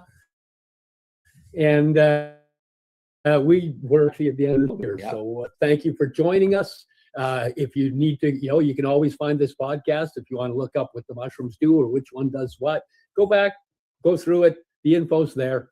And other than that, get a hold of us. It's John Sweetpea Sayer, Steve Mayhem Mather. We'd like to thank Cindy for doing our production on this round. And I'd like to apologize for Al because I said that in camping that and we got lost that we'd eat him first. And then I saw pictures of him and he looked kind of bony, so I don't think he'd taste too good. Yeah, so we're going to send him some fattening foods to just kind of fatten him up just in case. No, he might taste like chicken. Hi, Al. Okay, well, have a good day, people. Next week is the mushy moment. And then the week after that will be Sweet Pea and Mayhem. So make And sure I you think- join us. I think we're going to get into gut health in a couple of weeks. And yeah. Well, just, pretty much everything we talk about is gut health. Anyway. Yeah, that's true. But maybe talk about some smoothies and some teas and stuff to extend your life and some habits to extend your life. And yeah. Take it away, Cindy. You're listening to the Pace Radio Network here at paceradio.net. The opinions of the individuals during this broadcast are their own and may not be the opinions of their group or other organizations they may be involved with. All medical advice during our broadcast is not a medical opinion and should be checked with your medical physician. Enjoy the buzz of legalization with Campbellford Lifestyle Shop. From lights to plant nutrients, books, consumption accessories, and more. We've got all your basics to grow or consume cannabis. Visit our info center or take a look at our piercing services and body jewelry, now available in-store through Campbellford Lifestyle Shop, 17 Bridge Street West, Campbellford. Limestone City Hydroponics is Kingston, Ontario's hydroponics shop. Take your growing to the next level and create the optimal environment with a tent kit or maximize your yield with an ebb and flow flood table kit. Either way, Limestone City Hydroponics has more sizes and options to fit your needs. Are you looking for the power of the sun that adapts to your budget? Then look no further as they have professional grow lighting. They have indoor grow systems that are easy and cost effective with many options to fit your living space and style. Cultivate your growing potential. We have everything you need to succeed. And if you can't make it to the store, they offer local delivery to the greater Kingston area. Remember, when you're looking for experts to help you grow, then look no further than the locally owned Limestone City Hydroponics, 105 Sunderland Drive in Kingston, Ontario. Call them at 613-548-0420. We are people advocating cannabis education here at paceradio.net.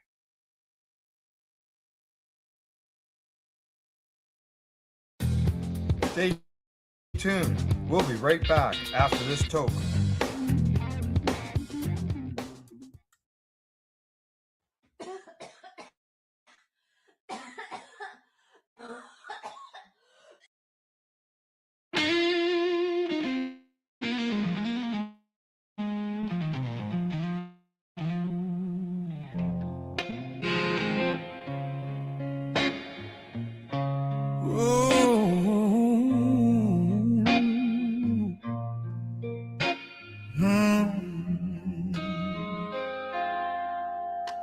Got my hands in the mix, home of the living soil.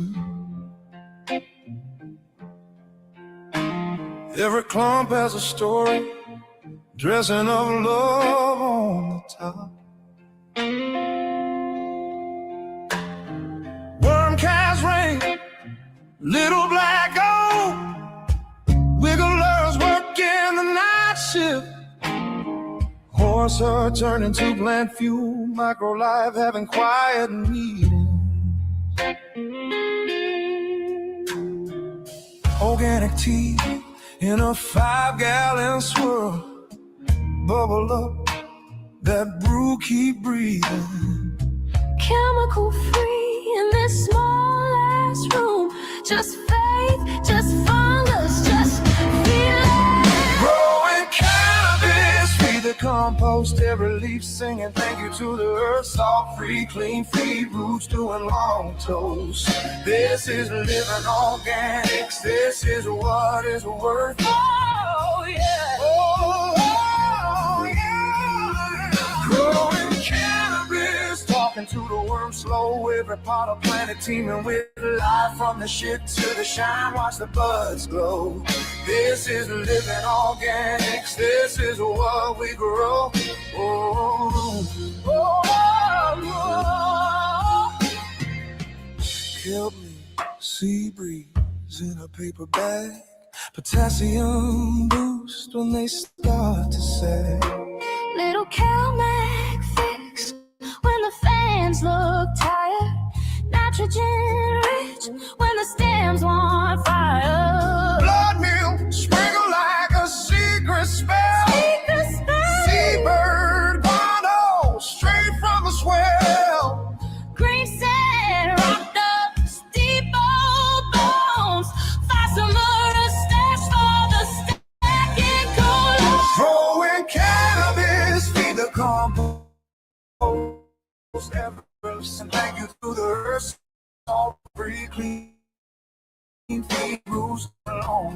This is live organics. This is what it's worth. Oh, yeah. Growing cannabis, talking to the worm slow. Every part of planet teeming with life, from the shit to the shine. Watch the buds glow. This is living organics. This is what we grow. Oh,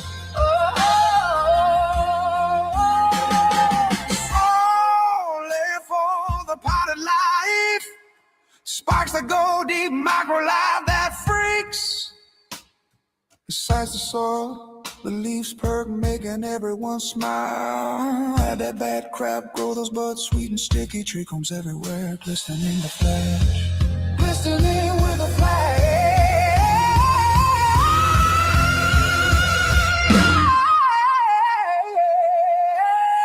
Growing cannabis, feed the compost, every leaf singing thank you to the earth. Salt free, clean feed, roots doing long toast. This is living organics. This is what it's worth. Oh yeah, oh yeah. Growing cannabis, talking to the worm slow. Every part of planet teeming with life, from the shit to the shine. Watch the buds grow.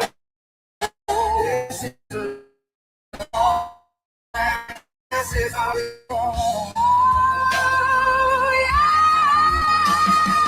Coffee, fruit peels, and kitchen scraps. Dry them out, grind them up, turn them into powder. Feed that soil. Add your tea and feed. Add your old pot and mix. And more worm dope. Spin that composter round and round. Oh yeah, yeah. Growing cannabis, feed the compost, every leaf singing thank you to the earth. All free, feed roots doing long so.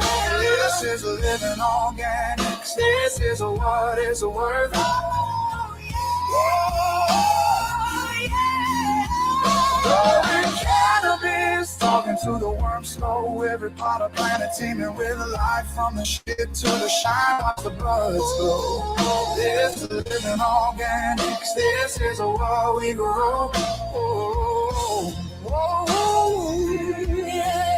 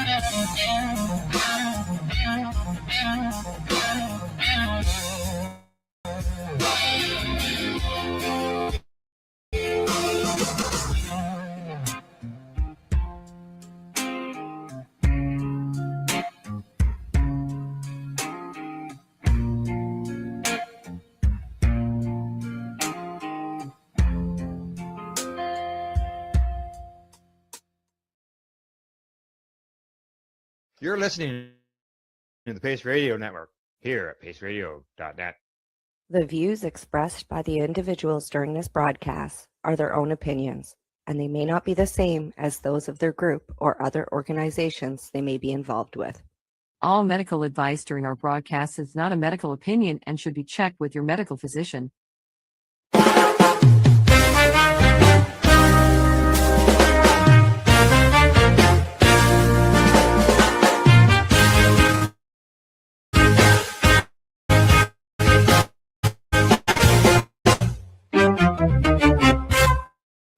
Yeah, the money that they've spent. Take another look and take some time for hemp. Don't cut trees for paper, cause it hurts the environment. First station, yeah, it's time for hemp. Yes, it is. It is time for hemp. I am your host, Casper Leach. Thank you for tuning in to the big broadcast today.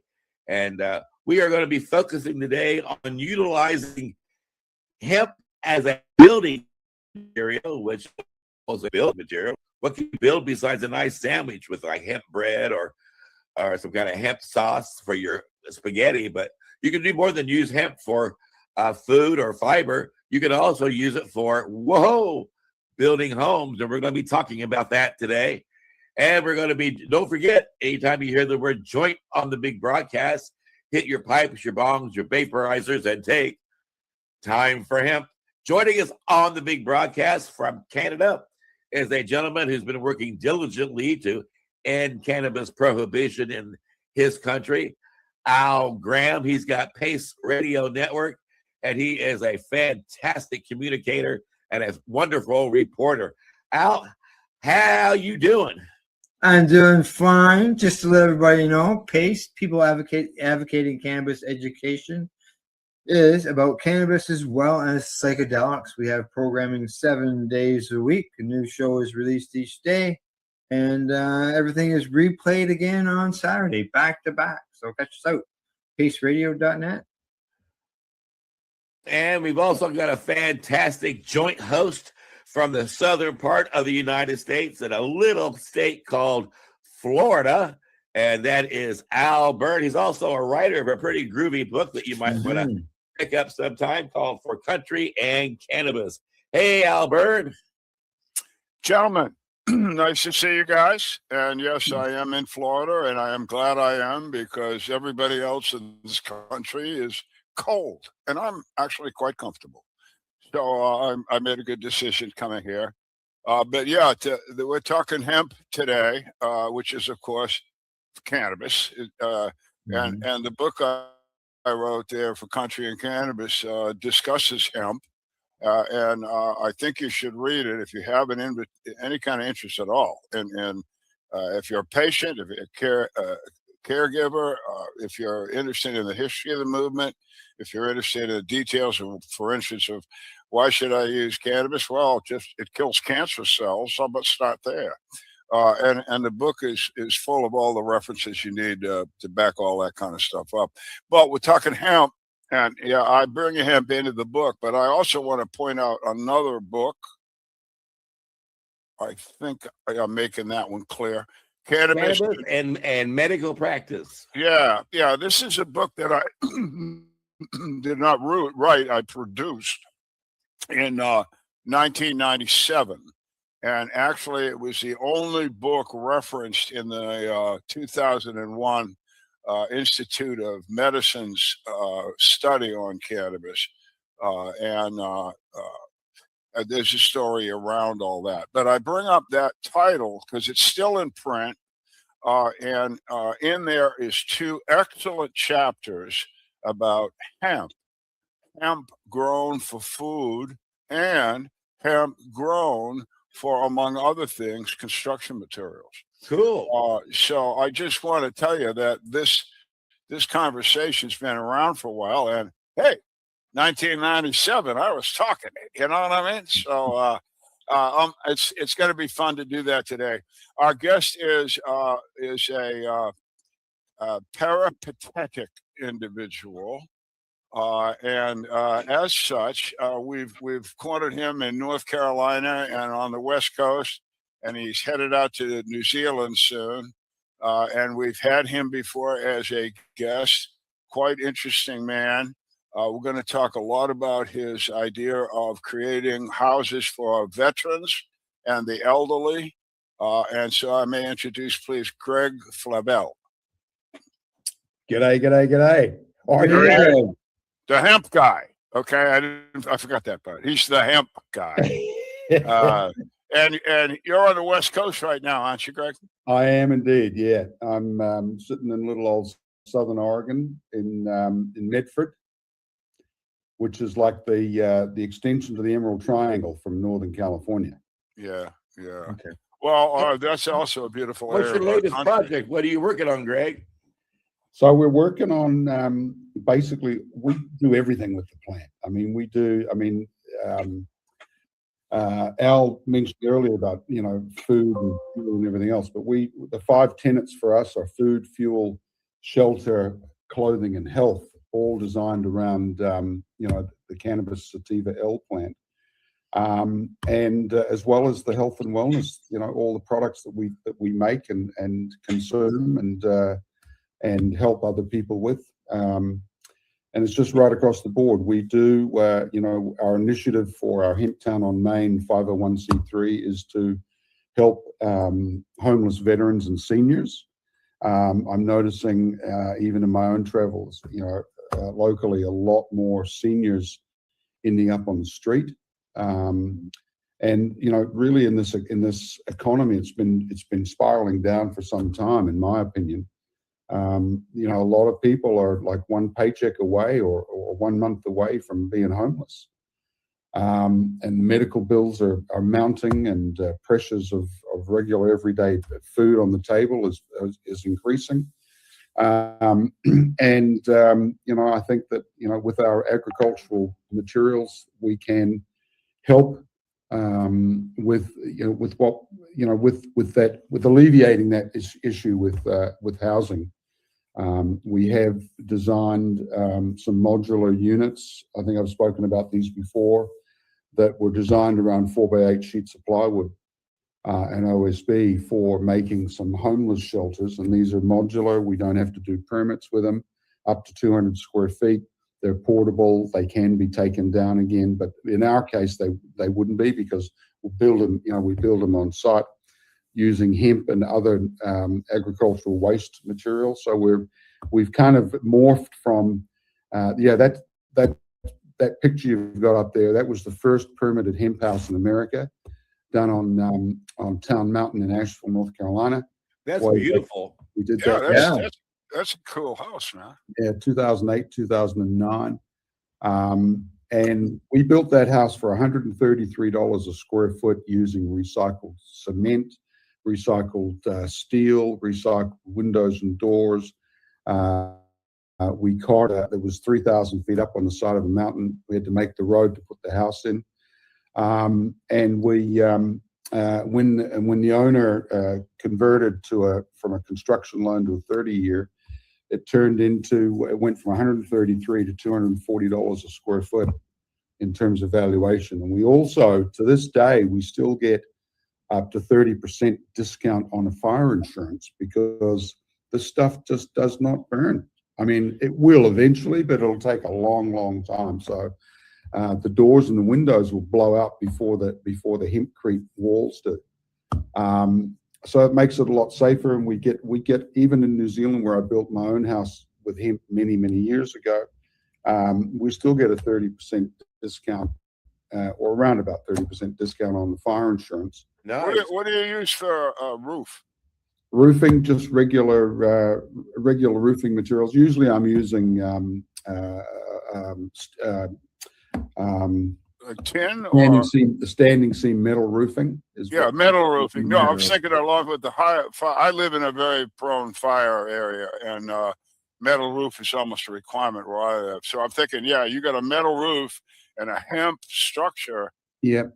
You're not fireproof, but you're damn close to it. Well, it's fire retardant, we should say, because lime, just to put it in a bit more technical layman's language, if you like, the cellulose, which is the lime and the wood or whatever we're using as the insulation, it's got to be protected. So the lime binder that we're using is actually the protecting homogeneous security for the cellulose.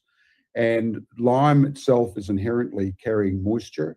And so it's the wall system that we make is always going to have some sort of moisture in it, but it's vapor permeable. So when the heat hits it, think about something. When heat hits us, we sweat.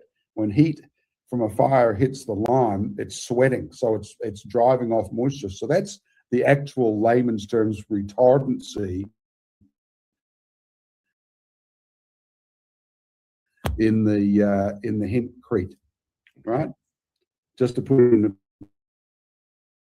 the hemp, the stalks, they're gonna fire up.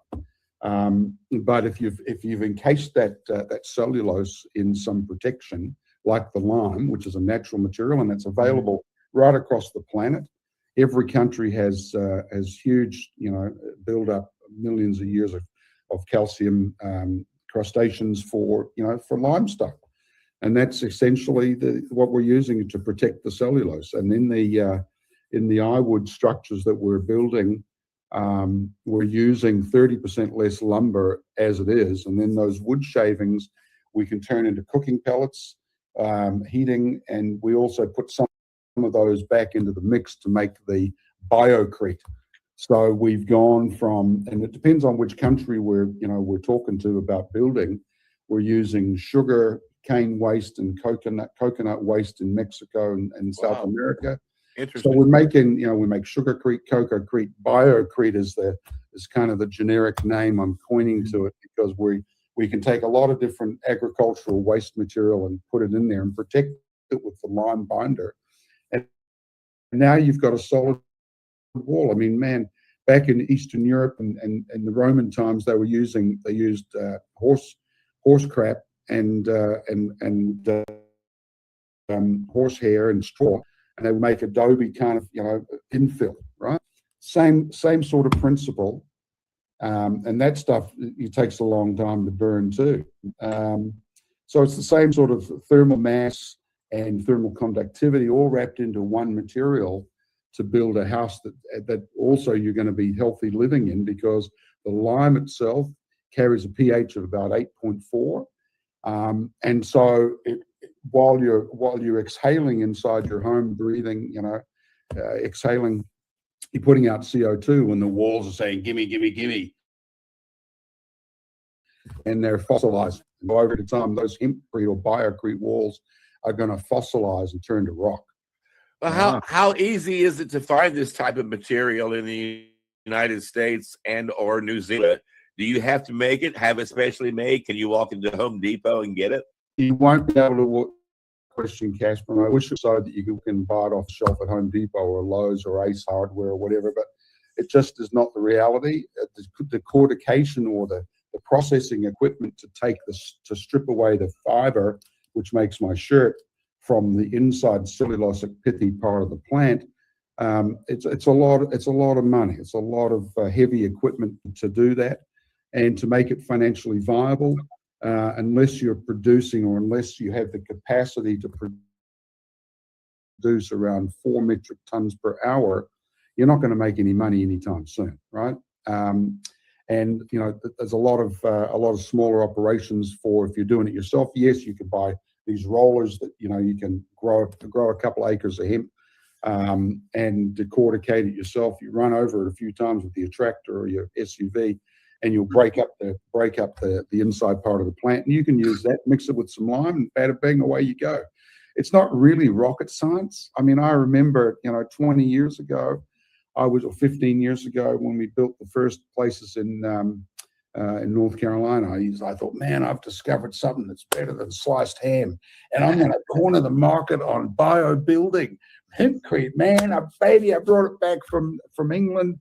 We building the first houses. I'm going to corner the market with hempcrete. Well, that got quick, because it comes down. It was more expensive because of the processing around the plant. It's hard to get that waste material into a state that you can actually use it commercially, and so that's been it's been a hard slog over many years. While you're at many years, can I bring a question at you here? You made the first house there that we saw, the beautiful house you had a picture of, in 2006. No. That was 2009. We started that house. Okay, all right. So my question is, and I don't know what I'm talking about, but I understand that in Europe, constructions of some rather large buildings, maybe France, that have this been going on over there for correct. Yep, Al, you're spot on, and that's where I learned it, because I was in West LA doing a kitchen remodel for some friends of mine, and the wife was doing her law degree, and her thesis was on hemp, the miracle plant of the future. And I said, hemp? What the bollocks is hemp? And all of a sudden, she presents me with this thick, thesis that she's doing. I'm reading all about it, and then I read The Emperor Wears No Clothes and all this sort of stuff. And I'm like, man, this is great. I ended up in England, going to the decortication facility and meeting some farmers, and then going on some builds and actually doing some stuff. And then thought, I'm going to bring this back to the US. So that's how we started back in North Carolina. But to your point, Al, yeah, they have for 20 years prior, they've been using hemp waste in France, Germany, in different countries, even in the Netherlands, for building. But mostly in France, they've been doing it. In fact, I had the rare privilege and honor of visiting a two-story hemp house in the old part of Paris, cool, France, that had suffered a house fire, a full-on house blaze. Everything except the 4 hempcrete walls was blown out. Even some of the clay bricks in the fireplace had crumbled down, but the 2-story walls of this house were still intact. Wow. I got to visit inside this house, and between the floors, they'd redone the roof, they'd done everything. They put even more hemp into this place. Very old house. It's still standing today. It's still there. It doesn't look like it had a fire, but that was an amazing visual, first-hand experience, seeing a house that had been built, 20 years earlier. So why do you figure? Yeah. I mean, other people in Europe or France, wherever the hell you were, said, "Hey, look at this." So how come it hasn't caught on in France or here? It's catching on, but again, it's the price. I mean, it's 10 or 15, depending on where you are, maybe 20% more for your insulation of your new house than if you're doing regular, petrochemical pink bats, right? Yeah. It is a premium product to insulate the house, but and so that's an upfront cash cost, right? As a builder of homes, I'm like, how much I got to take out of my pocket, put on the table, turn the knob, and walk into my new house. I got it. And it's all about the dollars and cents and the spreadsheet. But if I'm a banker and you come to me and you say, I want to buy a hemp house, and because it's made out of hemp, it's going to cost whatever you think, 15% more than if it was just a stick job. Correct. And then the bank says, well, this extra money, and I say to them, well, here's 2 deals. I mean, we're gonna pay a lot less fire insurance, and you're gonna have a lot less problem with any kind of loss like that into the future with this product. And by the way, for that kind of a guarantee, you ought to give me a lower mortgage interest rate. I mean, I think that the capacity for a hemp home of some sort, big or small, you're talking about fire retardant, you're talking about it's antifungal, it's anti-mold, it gets nothing but stronger. Yes. It's unedible. unedible, Right? right? Is saying, you would think that also because you can grow the material in your community. A farmer can put out 40 acres of this and grow what you need to build a house in your own hometown. You would think that it would be less costly. Now, why is that not such? Anyway, I got another question. Anything eat this stuff? I mean, there's something that anything that eat hempcrete, because there's something in the earth that'll eat anything, and I'm just wondering if it has a like termites to wood. Is there anything like that? In fact, studies have been done in Australia as well on white ants, in North America on termites. And they are termite resistant because the lime itself, the hemp, is obviously it's edible, but the lime itself is ascorbic, so it's rough. So the insects are going across the lime, and it's abrasive to them. So they don't, and it's also a bit of a smell. So they don't like it. It's aseptic, and so insects do not like it. Insects. Okay, great. And then I'm sorry, Casper, but Casper had he's basically, this could be a local done deal. Basically, you could have a state growing a lot of hemp, maybe even state-funded, merchandising. They get the machinery, et cetera, get it going, and then you use it as a Be cheaper if you do that. Why is it not less costly than the other old-fashioned way? Because it's out the old-fashioned way, more labor-inducing and requires more material, and the materials are harder to get a hold of. Whereas you can put in 40 acres of hemp in 3 months of building a house. Well, you really only need 2.5 acres of hemp. 1 hectare of hemp will will insulate an average 1,500 square foot home. Wow. Yeah, there you go. Yeah. Yeah. So why does it cost so much more? It's because of the processing. Because you've got the fiber on the outside of it, which is the bark around the tree, if you like. You got to strip that away, and then you've got the inside pithy part of the plant that you've got to break up and get into a gauge, some sort of size that's better for using. So in that regard, we've come a long way in terms of sizing for herd, or the inside part of the plant.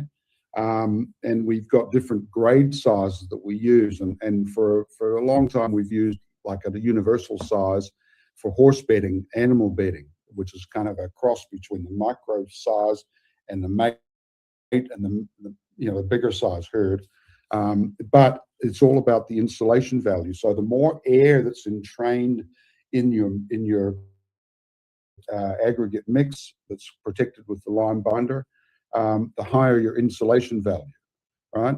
So, and also the fact that the herd is what we call hygroscopic.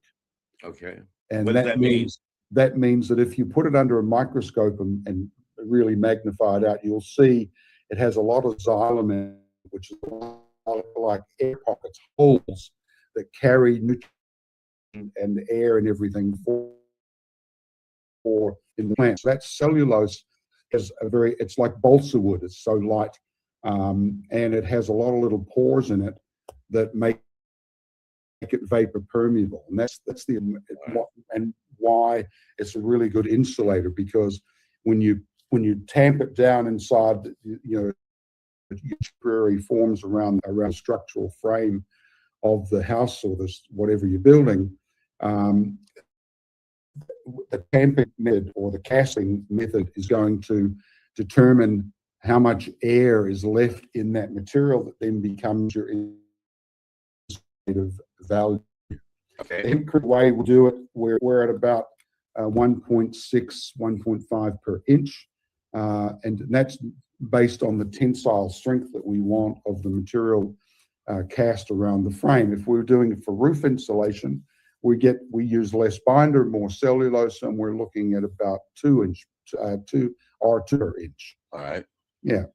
So now, when are we working here? When you talk about building the structure, are we talking here with a free-formed block, or are we talking you build a form and you fill it with a?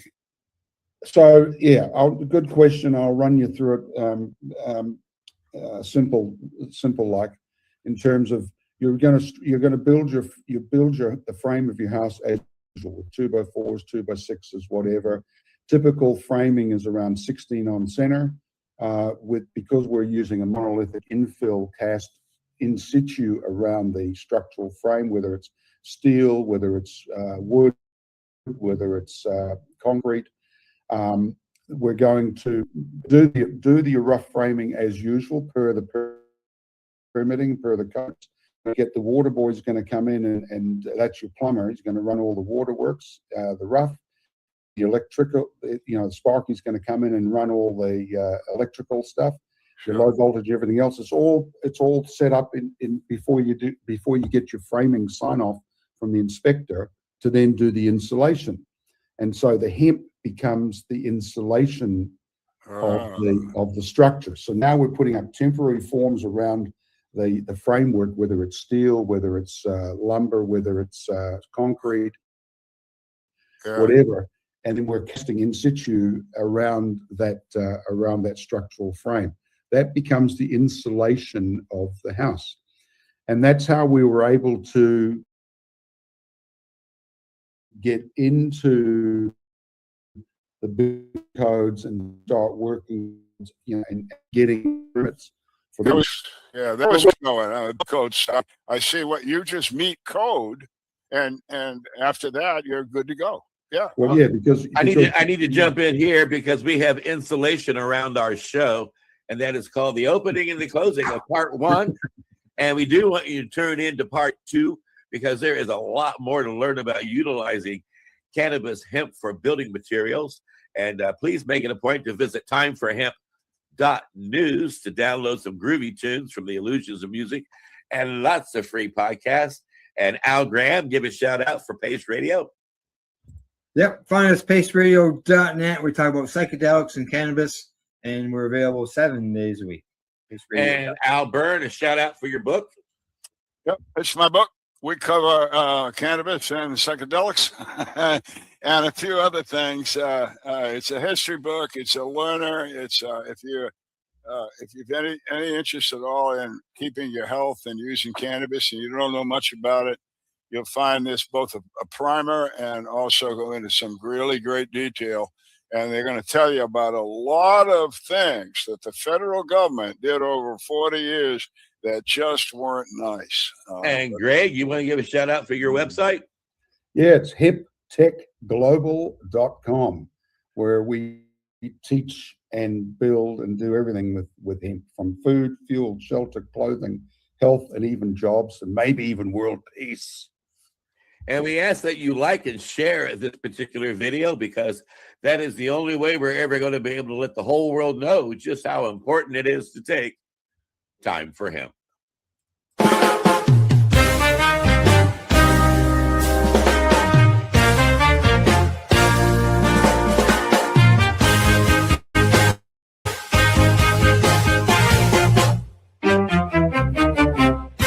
Look at all that money, yeah, the money that they spent. Take another look and take some time for him. Don't cut trees for paper, cause it hurts the environment. Stop deforestation, yeah, it's time for hemp.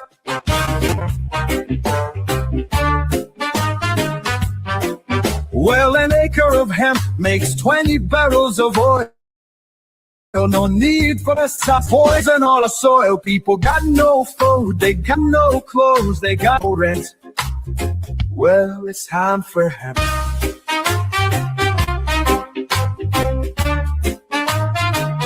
Throughout Earth's history, hemp has been used, no mystery.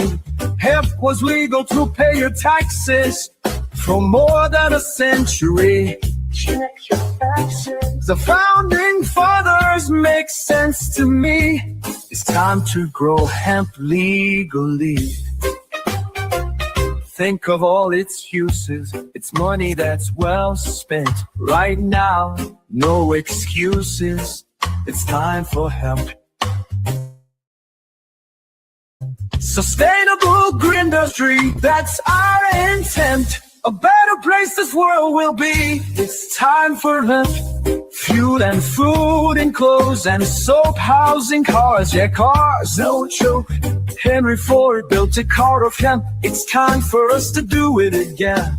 People be employed with balanced farming as it's meant right now. It's time for hemp. Hemp is a true necessity for the wealth and protection of this country. These are words of Jefferson Thomas. He grew hemp, why not us? It's time to lift the hemp band. It's time to lift the hemp band. Yet we can. No, we can make a difference. Yes, we can. Yes, I know we can. We can work together and lift the hemp band. Look at all that money, yeah, the money that they've spent. Take another look and take some time for him. Don't cut trees for paper, cause it hurts the environment. Stop deforestation, yeah, it's time for him.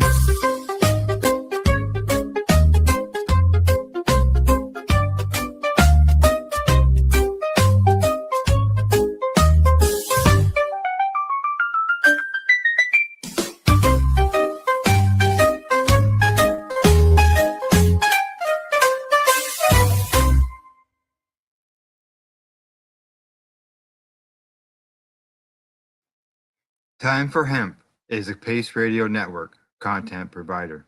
You're listening to the Pace Radio Network here at paceradio.net. The opinions of the individuals during this broadcast are their own and may not be the opinions of their group or other organizations they may be involved with. All medical advice during our broadcasts is not a medical opinion and should be checked with your medical physician. Enjoy the buzz of legalization with Campbellford Lifestyle Shop. From lights to plant nutrients, books, consumption accessories, and more, we've got all your basics to grow or consume cannabis. Visit our info center or take a look at our piercing services and body jewelry, now available in-store through Campbellford Lifestyle Shop, 17 Bridge Street West, Campbellford. Limestone City Hydroponics is Kingston, Ontario's hydroponics shop. Take your growing to the next level and create the optimal environment with a tent kit or maximize your yield with an ebb and flow flood table kit. Either way, Limestone City Hydroponics has more stuff than us to fit your needs. Are you looking for the power of the sun that adopts the budget? Then look no further, as they have professional grow lighting. They have indoor grow systems that are easy and cost effective with many options to fit your living space and lifestyle. Cultivate your growing potential. We have everything you need to succeed. You can't make it to the store? They offer local delivery to the greater Kingston area. Remember, when you're looking for experts to help you grow, then look no further than the locally owned Limestone City Hydroponics, 105 Sunderland Drive in Kingston, Ontario. Call them at 613-548-0420. We are people advocating cannabis education here at Pace Radio.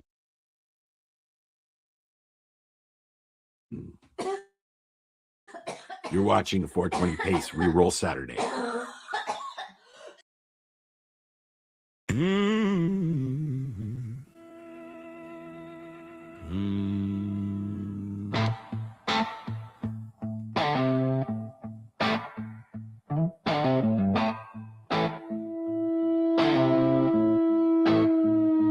Rust on the pickup, coffee gone cold. Same 3 chords and a heart to hold. Boot prints on Sunday, Bible on the dash. You left in a rainstorm, I burned up our past. But every time I swear I'm done, that old ache starts to run. Stone and sugar, You cut me, you cure me. yeah.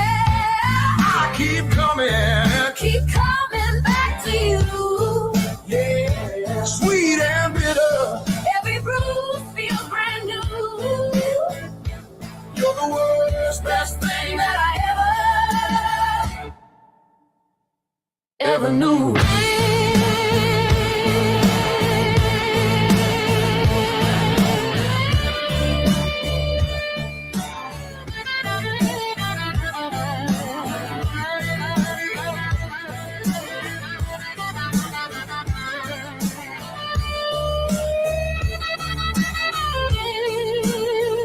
I dream like my father, I love like my sin. We fight in the kitchen, then fall back again. You slam all the doors, I shake all the walls. I shake all the walls. You tear up my picture, I answer your call. I answer your call. I say I'm leaving one last time, but you're wide in my mind. You say, baby, You're poison. but you still take a sip. You say this is the last time while your hands on my hips. We're a car crash slow. We're crash slow. We already know.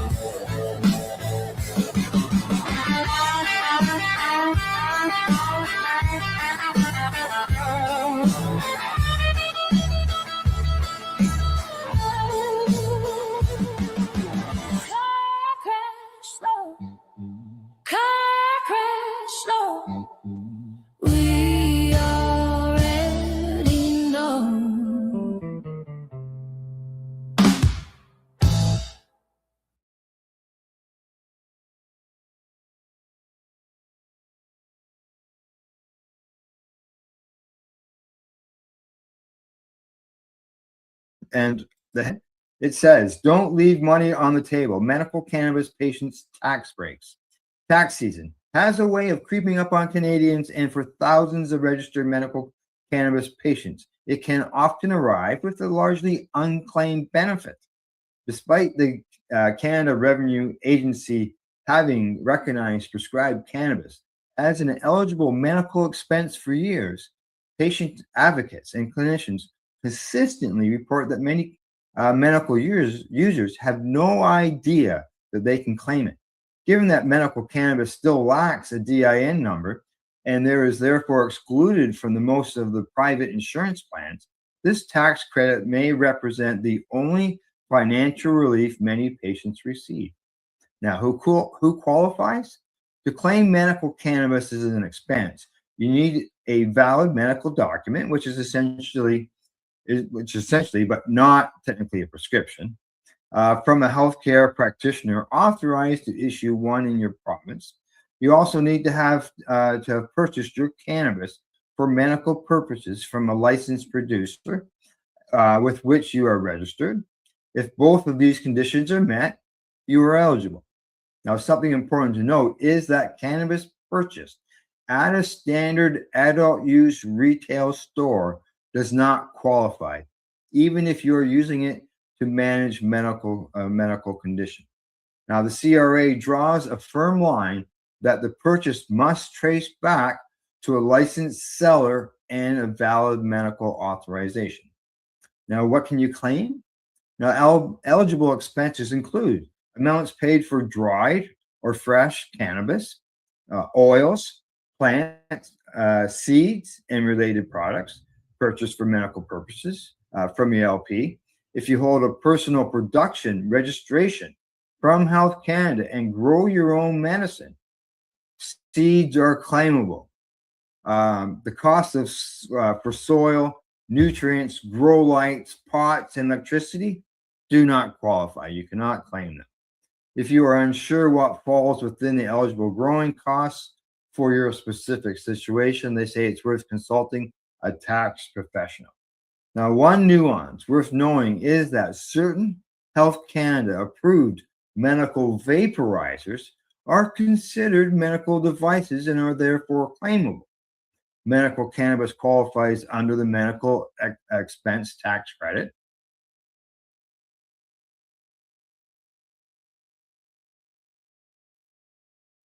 Making sense of insight. Careful planning criteria including terminal illness, refractory distress, and the capacity for informed consent. Exclusion criteria are even greater concern and include things like psychosis or unstable psychiatric conditions, uncontrolled medical issues such as severe cardiovascular disease, or contraindicated medications or substances. And poor adherence to these criteria threaten the physical, psychological, and spiritual health of this very, very vulnerable population. So, in conclusion, I'm going to pose the question, could some of the suffering experienced by those that experiencing this most profound of human experiences be a result of unresolved duress that could be treated using psychedelic assisted therapy? Can it be reduced or even prevented? Well, there's growing evidence that accounts suggesting that that is a resounding yes. For me, it's painful to reflect on the current perspectives on end of life in Canada, despite many, many compassionate steps taken. More recently, our society has accepted medical assistance in dying, made out of compassion and right to self-determination, to end unnecessary suffering, regardless of one's personal view on the ethics of MAID.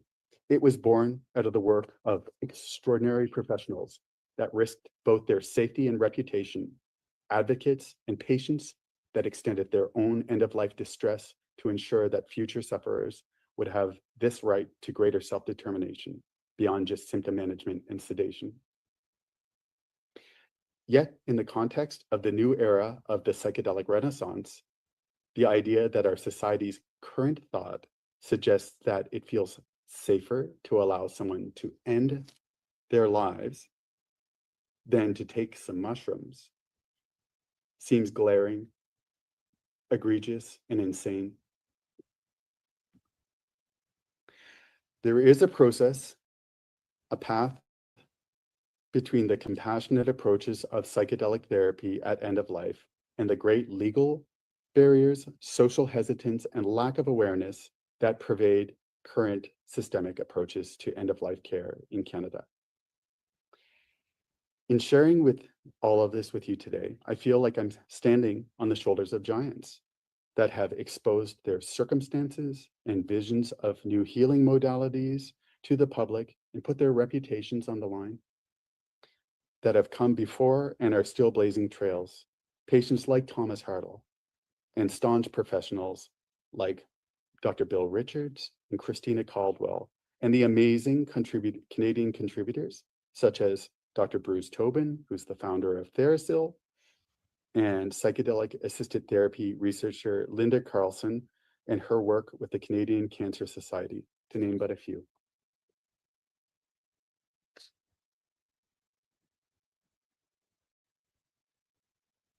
There is a path to bring innovation into the end-of-life space, not just the medicine itself, but everything that it implies and everything that it reveals in fostering the meaningfulness of the situation, the client's view of their end of life, their families and loved ones, and to the people that provide care. And what this implies on a practical, mental, spiritual, and existential level provides opportunities to reshape society's view of how we live and how we die. So there's a hero's journey before us, a path begun long before us, and one that's going to continue well into the beyond. It's both lonely and yet intimately aligned with exceptional people that are unified in a goal of bringing the darkness of dying into the light. Thank you.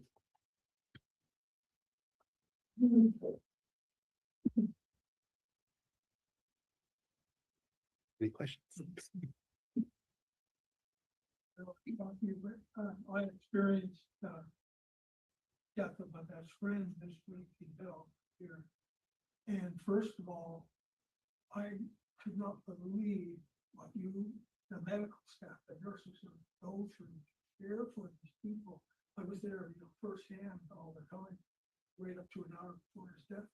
But my question is, that last week, they put him on morphine, sedating him.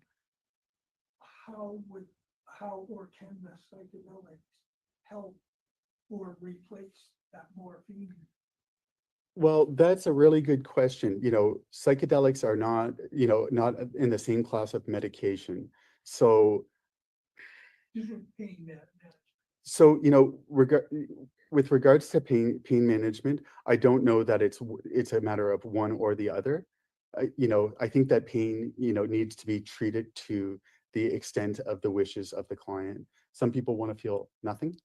Some people are willing to endure a certain level of discomfort, also to maintain their level of orientation, because it's worth it to them to maybe put up with some pain so that they can be present to their life's affairs, to their families, etc. And that's entirely their decision. There definitely is going to reaches a point where consent would become, or appropriateness would become a very salient issue. Often before death, people's capacity is diminished to the point where they couldn't rightly consent to such a treatment modality, nor would it be therapeutic. So my personal view is that psychedelic assisted therapy would be best laid early in prognosis. So weeks before that, he knew me, it was three of us, their friends. He would have died alone if it wasn't for three friends. Thank God for you. He point was hallucinating, and it was all the books past, and most of it I knew. And he was scared to death. These guys were coming to kill him and all this sort of stuff. But he knew me right up to within hours of stuff, but he really didn't, you know what I mean? So what you're saying is then that part before when he's hallucinating, that your therapy could help. I would say up until that point where, you know, capacity, you know, right, like, you know, capacity, insight into self, spatial awareness, where am I? You know, we call it ANO times 3, alert and oriented times person, place, time. Those are just like some minimum requirements. If those things are in question, definitely doing an, you know, a controversial or mind expanding treatment would not be, I believe, ethical or appropriate. Sir. Just want to ask you how you think the process best to, like how MAID started, and a lot of people got behind it, and eventually became a thing, and there's a process to do it. Do you see something similar for psychedelic care? And I know that I'm asking the person and the health professional, and you can answer from either one. For sure, for sure. Me, and also just to add on to that, and maybe it's part of that same question. This would definitely be the person, not the health professional, but what if you decided with your personal caregivers to, at your home, to proceed with some sessions of psychedelics before death? And how do you feel that the risk involved in doing that with bears on this? Great questions. What I envision, and I'm just going to disclaim again that I'm not speaking on behalf of nursing or health, you know, the health authority. I envision that it coming into the public system in a very similar way, with like slow measured steps. You know, what I can reflect on is when MAID was done but not known, and you could never whisper a word of it to a client. So there became an access program or barrier where it's like, what about the right to know? You know, how do I say this is an option for you without conveying that I'm suggesting that you avail of it? So in the meantime, it's going to be, I think that, you know, that treatment resistant population, the people that, you know, will continue to suffer despite what's currently available in terms of grief counseling, pharmacological intervention, are probably going to continue to suffer for quite some time until people in society feel, you know, feel more comfortable to express this as a viable option. I think that there's a lot of great research available now, and there's a few legal channels access to information. One of them is where I took my education on psychedelics. Psychedelics Today, they're a school out of the States that's based in providing legal educational tools towards the safe use of psychedelics. There's now in Canada, we have the one big one is Therasil, that's providing training and what's considered the most acceptable level of safety protocol. You know, I'm reticent to say much about whether or not someone should or should not, because it's so individual to do at home or to provide at home.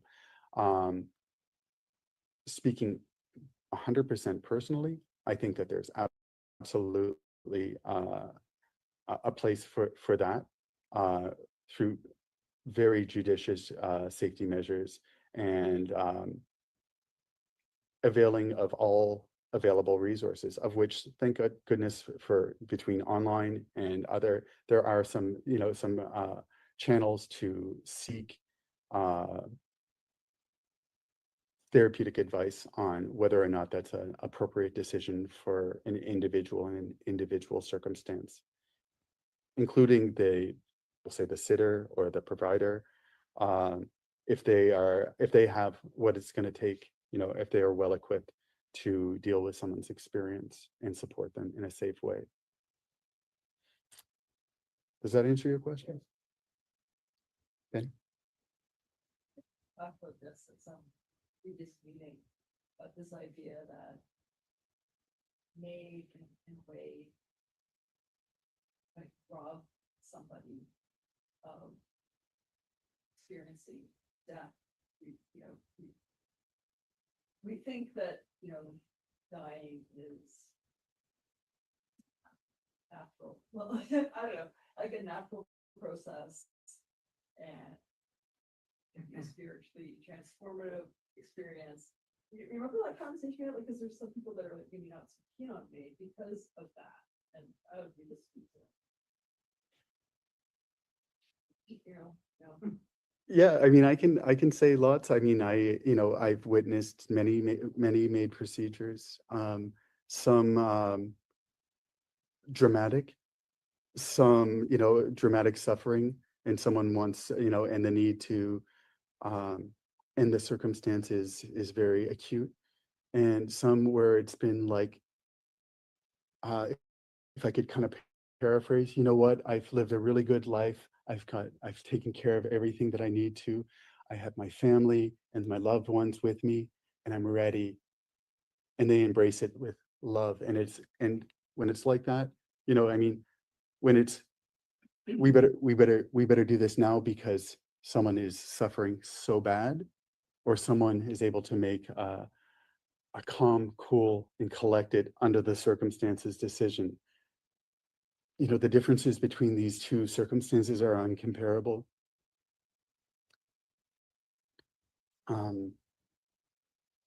It's funny, I was recently speaking to a client, and they who are considering this option, and there's some discourse between other people in their circle about whether or not meat is ethical, and it has caused some discourse between them. But as we talked it through, it's like any other treatment. Ultimately it comes down to the right to self-determination. I don't know if I covered it. I wouldn't weigh in. I was just like, so with psychedelics and palliative care, if you were going to give us an example of how it would work, how would you see, so somebody's, entered into palliative care, they've got a terminal disease, they're still cognitive and whatnot, and they're fearful of death, and their family is worried about them. Is there a protocol that you would suggest? Well, the big thing, like right now, is that the client would have to request of their own accord. It's nothing that can be suggested. They would have to liaise through their palliative care physician or healthcare provider, who would then avail of, we'll say, under the circumstance of a special access program request, would have to be familiar with and willing to complete the form, and to be able to provide evidence showing that conventional treatments for, in this case, fear of death and existential distress have been attempted and are proved to be inadequate. To me, this is like a glaring fault in the current program, because something has to fail before something else can be tried. My personal feeling, is I don't agree with that. I don't think that's full right to determination. In terms of the setting, I believe that hospice and palliative care areas are super well equipped to provide a safe container, provided that the professionals that are providing care, administration, receive the yet to be standardized protocols for safe administration, for monitoring, to facilitate these important things like intention setting, challenging difficult experiences, and integration.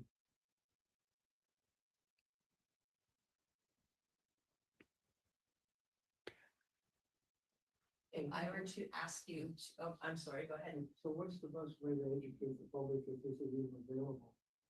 Are you guys allowed to print brochures and give it to? As a nurse? As a nurse? Absolutely not. Are you? No. Absolutely How not. are we gonna get the message out there to people that this is really? Well, this is one small venue. I think it's about keeping the narrative going. You know, Are you allowed to print brochures on it? And, no, I mean, whoever's in charge of this. Would I personally? Oh, I would. No, But I'm not, I don't organize it. For organizations, are they allowed to print? of course, brochures? of course, just like this is being presented in a public Yeah. forum. So would you put them around to? So yes, hospitals so that the person would know that it's available and then they can request? well, that would be a matter of hospital ethics consideration. They would have to decide for themselves whether or not they wish to share that kind of information. That would probably go under ethical review. At this point, my best guess would be probably not.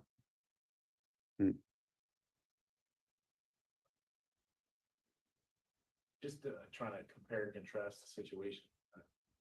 If we look at the landscape, and I don't know how it was here coming from Toronto, but in the time leading up to legalization of marijuana, there were a lot of shops in Toronto popping up. Some the police came at pretty hard, but eventually legalization took place. And I don't know what the exact political landscape behind the decision making was at that time, but fast forward to 2024, and I was walking downtown Toronto and happened upon a psilocybin shop, similar to the situation back then. And I'm currently aware of at least 3 shops, and there's probably more. And again, I don't know what the current political situation is going behind that. I mean, the news was pretty on it when it was with the marijuana. I don't know if I've really seen much coverage about that for psilocybin currently. Yeah. Do you feel like how would you compare and contrast that, those two situations? And do you feel like we're kind of on the cusp of the same situation? Well, here's some of the things that are so psychedelics and psilocybin has grown in conscious awareness, public awareness here in Canada. There are legal avenues to access them, and there is some really good high quality research being done. So those things are all facts. At the same time, if we were to use, and it's a great example, I think it's really appropriate that you brought it up, what was going on with marijuana before legalization. I can tell you what it was like for me spending a number of years in one of the biggest growing areas of BC in many years ago. It took individuals that were willing to open up shop and sell their wares and put themselves on the public face, get shut down, get fined, get closed down and reopened because they believed in what they were doing. Now, in some ways that seems really unfortunate, but that's what it took for some people, for some people who wouldn't give up on what they believed in to get us to the point we are now with, for example, marijuana. Does that answer your question? Yes. Please, please. Cannabis was legalized, of course, back in 2018, thanks to a court case won by Owen Smith a few years before that. And he won in the Supreme Court of Canada, the right to get a hold of cannabis, specifically for medical reasons, and the government followed it up by legalizing it recreational. That is, yes, in fact, happening again. Alison Mearden just won her case. She was charged with possession of psychedelics, mushrooms to be exact. She was denied her SAP and her 56, and she uses these mushrooms to live pain-free. So she just won her court case where she was charged. All charges were dropped. Yay, Allison. And the fingers are crossed that she's going to take it into a constitutional challenge, which will take us to the same point that Owen Smith took us to with cannabis eventually. Is the hope. Yeah. I'm hoping for that from Allison. I don't know exactly what her plans are, but I'm hoping for that from Allison because this is a very big win for us in the psychedelic world, having those charges dropped. Thank you. That helped more on the political side of the question. Yeah, perfect. Thank you. Yeah. I have a question. Really something I'm curious about. So you mentioned about psychedelics helping palliative care patients with the fear, unknown, death, and also with the pain. But I'm thinking about the spiritual aspect. What do you personally think can help them to be aligned with the truth before the aspect? Well, I believe so, Ella. Here's the thing to think about. It's widely accepted that psychedelics can produce what's considered a mystical experience. And what is a mystical experience? Pretty hard to measure. But you can be for sure, if you've experienced one, that you know it's real. Wouldn't we all agree with that? So if a psychedelic medication used correctly can induce a powerful, perceived mystical experience in someone, then that is their truth and a gateway to their ultimate truth, I think. I had a personal, we're talking spiritual level, Please. It's not religion I'm talking about. I took a 3-day psych course. And in that 3-day course, at the end, the last day, we did this, we'll call it a system. And there was 2 physical healings. And I personally had a mental healing. And what happened to me, nobody can explain. And it was profound and it changed my whole way of thinking. So I just went the whole into that. Yeah. I have a question. So how is this stuff controlled? Like who's making it and how do we know it's real? And is the government going to be involved in controlling it? Oh, well, yes, the government is involved in, so availing of, for example, Section 56 exemptions and special access programs. They have labs that have been contracted by the government to grow these substances. They've been given legal access to grow that for the government's purposes and for usually experimental testing purposes. So that way we're taking that ever-present risk of using drugs or street drugs away. A lot of people use magic mushrooms. Yeah. We don't know if that's controlled in that. Well, yeah, but we're talking about those same mushrooms are controlled in laboratory and standardized testing that have been, government approved for their purposes. Cindy, shut the fuck up, Cindy.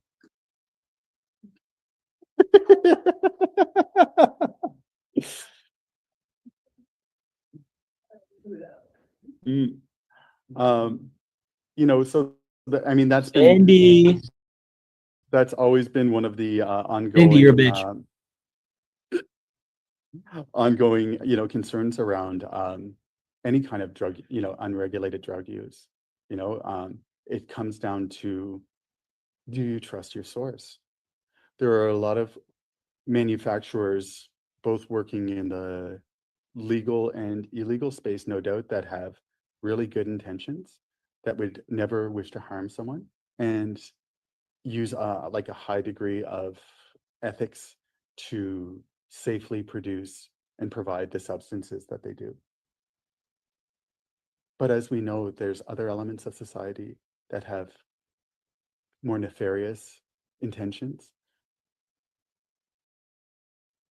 So, I mean, that's one of the hugest, most significant aspects of, I think, the legal psychedelic movement is to get safe medications into hands of those that can safely use them as much as possible. And I've heard of another one, New Vista, psychedelic medicine. Are they treating end-of-life patients? You know? Not specifically, what some of them are doing are providing education, for example, for facilitators. I know a number of psychedelic assisted therapists that do not in any way provide substances. But what a client can do is come to them with their interests and bring their own supply of medication to the therapeutic environment, self-administer, and then be facilitated. And that's kind of been done under the harm reduction kind of umbrella, right? So, what they say is that I'm not going to recommend, as a therapist, I'm not going to recommend that you use psychedelics, but if you are going to use psychedelics, I'm going to provide you with a safe container and a therapeutic environment for you to do that as safely as possible. There might be patients that are accessing through SAP. Could definitely be. Yeah. Yeah. So I think, the loophole is that they are able to practice their therapy, regardless of how the substance is obtained. Yeah. It is being done. Yeah. Yeah. I mean, the history of psychedelic therapy in the modern world comes out of the underground. There are people that believed in these approaches so strongly, therapists, doctors, other healthcare professionals that worked in the underground to provide this therapy, to treat people that they believed that had been abandoned, that continued to suffer despite their pleas for help, and put it all on the line because, for what they believed in, and, to try and help. Tim. Reference at start, but how many section 56 exemptions have been awarded? Because I think they were for a while and then they stopped. Have they come back? Yeah, I think awarded based on the very inconsistent stat that I heard. I think were 111. That was around 2024. Yeah, like approved. And have any feeling for whether that is about the same currently, or less? No, and even like doing a deeper dive with ChatGPT and stuff like that to try and get some real stats. There was very little available because it really butts up against privacy. Skip off that. Yeah. So I, under your care today, I'm a care doctor, want to avail myself of this. And do you have any feeling for how long the SAP process takes? I fill out the form today, 12 pages, interpret it, send it off, And well, so it'll be the doctor that will fill out the form on your behalf. A doctor has to be the one that submits the SAP application. Health Canada has, like their statement is that they, and I believe in earnest that they do attempt to proceed expeditiously. They say within a couple of business days that an application can be processed. However, the on the ground experience that people have faced is there can be a lot of little details that can cause delays. Again, like completeness of the application. It's like kind of like I suggest, and a doctor can suggest and it's reviewed. The review might come back and say, I don't agree with your suggestion. And then the doctor would have to come back, review the case and continue on. So it could be anywhere from a couple of days, I think that's pretty rare, to weeks to months.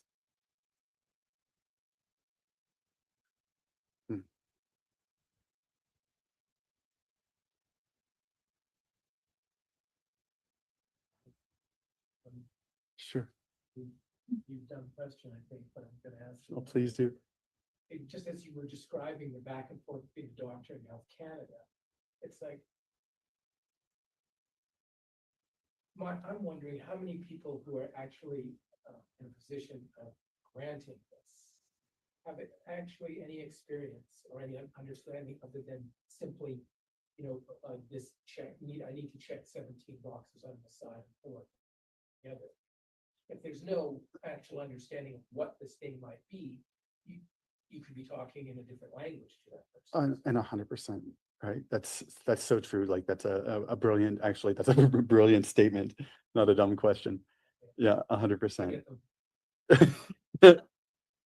Yeah, I mean, we got to look at this like right now. This is still in its infancy.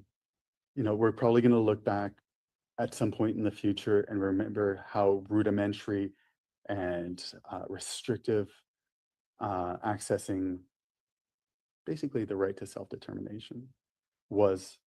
In the meantime, it's about creating awareness so that, I share, you share, and someone who finds themselves in a treatment resistant situation that could benefit or avail of something like the special access program or the SAP program or psychedelics as a therapeutic modality, and will be informed and can avail of it, can speak up. Sometimes people will speak up to their doctors and the doc is like, never heard of it, and so that can actually be one of the things that can cause difficulty in successful application applications being filled out successfully. It's like a very awkward system, and with a doctor that is well educated but rightly has absolutely no exposure whatsoever to therapies that are very much on the fringes of legality, who could blame them for not knowing? That's no fault on them. A doctor can't know everything. And like, spoiler alert, that's like one of the biggest fallacies that still exists is that doctors know everything. And it's not fair to anybody, and certainly not fair to them that they're expected to know everything. And that can just make the whole process so much more complicated. So having an application filled out by a doc that maybe is on the fence about whether or not they think it, but are willing to advocate on the client's behalf, into the hands of a bureaucrat that may know as much. So in the I was going to HRM, like in this area of palliative care, because I don't know how it's broken up, but in this healthcare district, yeah. In the palliative care, do you know if there are doctors who are knowledgeable about the potential and would be receptive to putting forward an application for a patient who was desirous of such an outcome? Sure. It's on the tip of my tongue. There is someone that works, I can't think of his name, so I'm not going to try and butcher it, that works in the MAID program that's sympathetic to the psychedelic therapeutic concerns. Name drop. There is the Hollis group that works out of Bedford. I think they're kind of, I'm not sure that they're working directly in palliative care at this point. My anecdotal inquiries to members of the palliative care and hospice community, nope. You know, yeah, there remains to be a lack of awareness or familiarity to this at this point. Roy? My daughter's a nurse at their middle to late 30s, and I had this conversation about psychedelics. Her and both, and they were a little hesitant to talk about it at first, but then we're like, oh, yeah, you get your head buried in sand. He said, we all know we've been using this stuff for years, you know, and I was shocked that they knew that much about it. So great conversations after that. Yes. Yeah, I think one of the neat things is that, you know, people have been using psychedelics literally for thousands of years. And in the more modern era, you know, just back a little ways, it was very hush hush, done and not said, you know, or only shared with an inner circle. And then I think one of the funny things is that we're coming to find out in this era of the psychedelic renaissance, where we're not afraid to be exposed as interested or having used psychedelics, is that this group that didn't talk to themselves and this group that didn't talk to themselves suddenly realize, you're cool, I'm cool.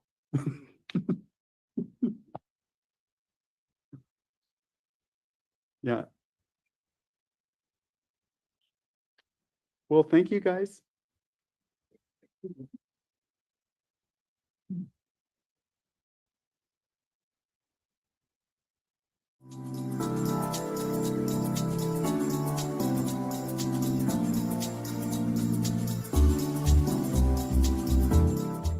You're listening to the Pace Radio Network here at paceradio.net.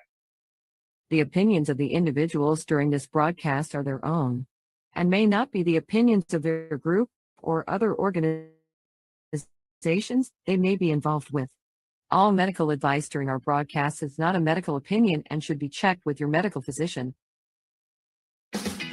Enjoy the buzz of legalization with Campbellford Lifestyle Shop. From lights to plant nutrients, books, consumption accessories, and more, we've got all your basics to grow or consume cannabis. Visit our info center or take a look at our piercing services and body jewelry, now available in-store through Campbellford Lifestyle Shop, 17 Bridge Street West, Campbellford. Limestone City Hydroponics is Kingston, Ontario's hydroponics shop. Take your growing to the next level and create the optimal environment with a tent kit, or maximize your yield with an ebb and flow flood table kit. Either way, Limestone City Hydroponics has more sizes and options to fit your needs. Are you looking for the power of the sun that adapts to your budget? Then look no further, as they have professional grow lighting. They have indoor grow systems that are easy and cost effective, with many options to fit your living space and lifestyle. Cultivate your growing potential. We have everything you need to succeed. And if you can't make it to the store, they offer local delivery to the greater Kingston area. Remember, when you're looking for experts to help you grow, then look no further than the locally owned Limestone City Hydroponics, 105 Sunderland Drive in Kingston, Ontario. Call them at 613-548-0420. We are people advocating cannabis education here at Pace Radio. Rerolled Saturdays. Check it out. Nothing but non-stop cannabis and find it at 420pace.ca.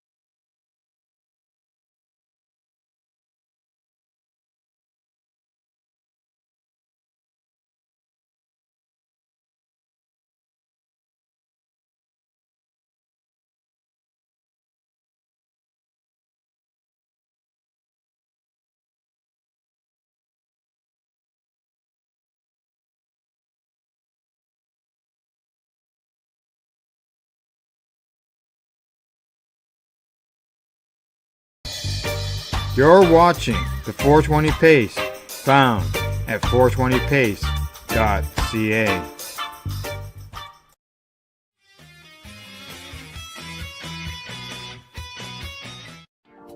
You've been watching Rerolled Saturdays. Thank you to our guests, our hosts, and our viewers.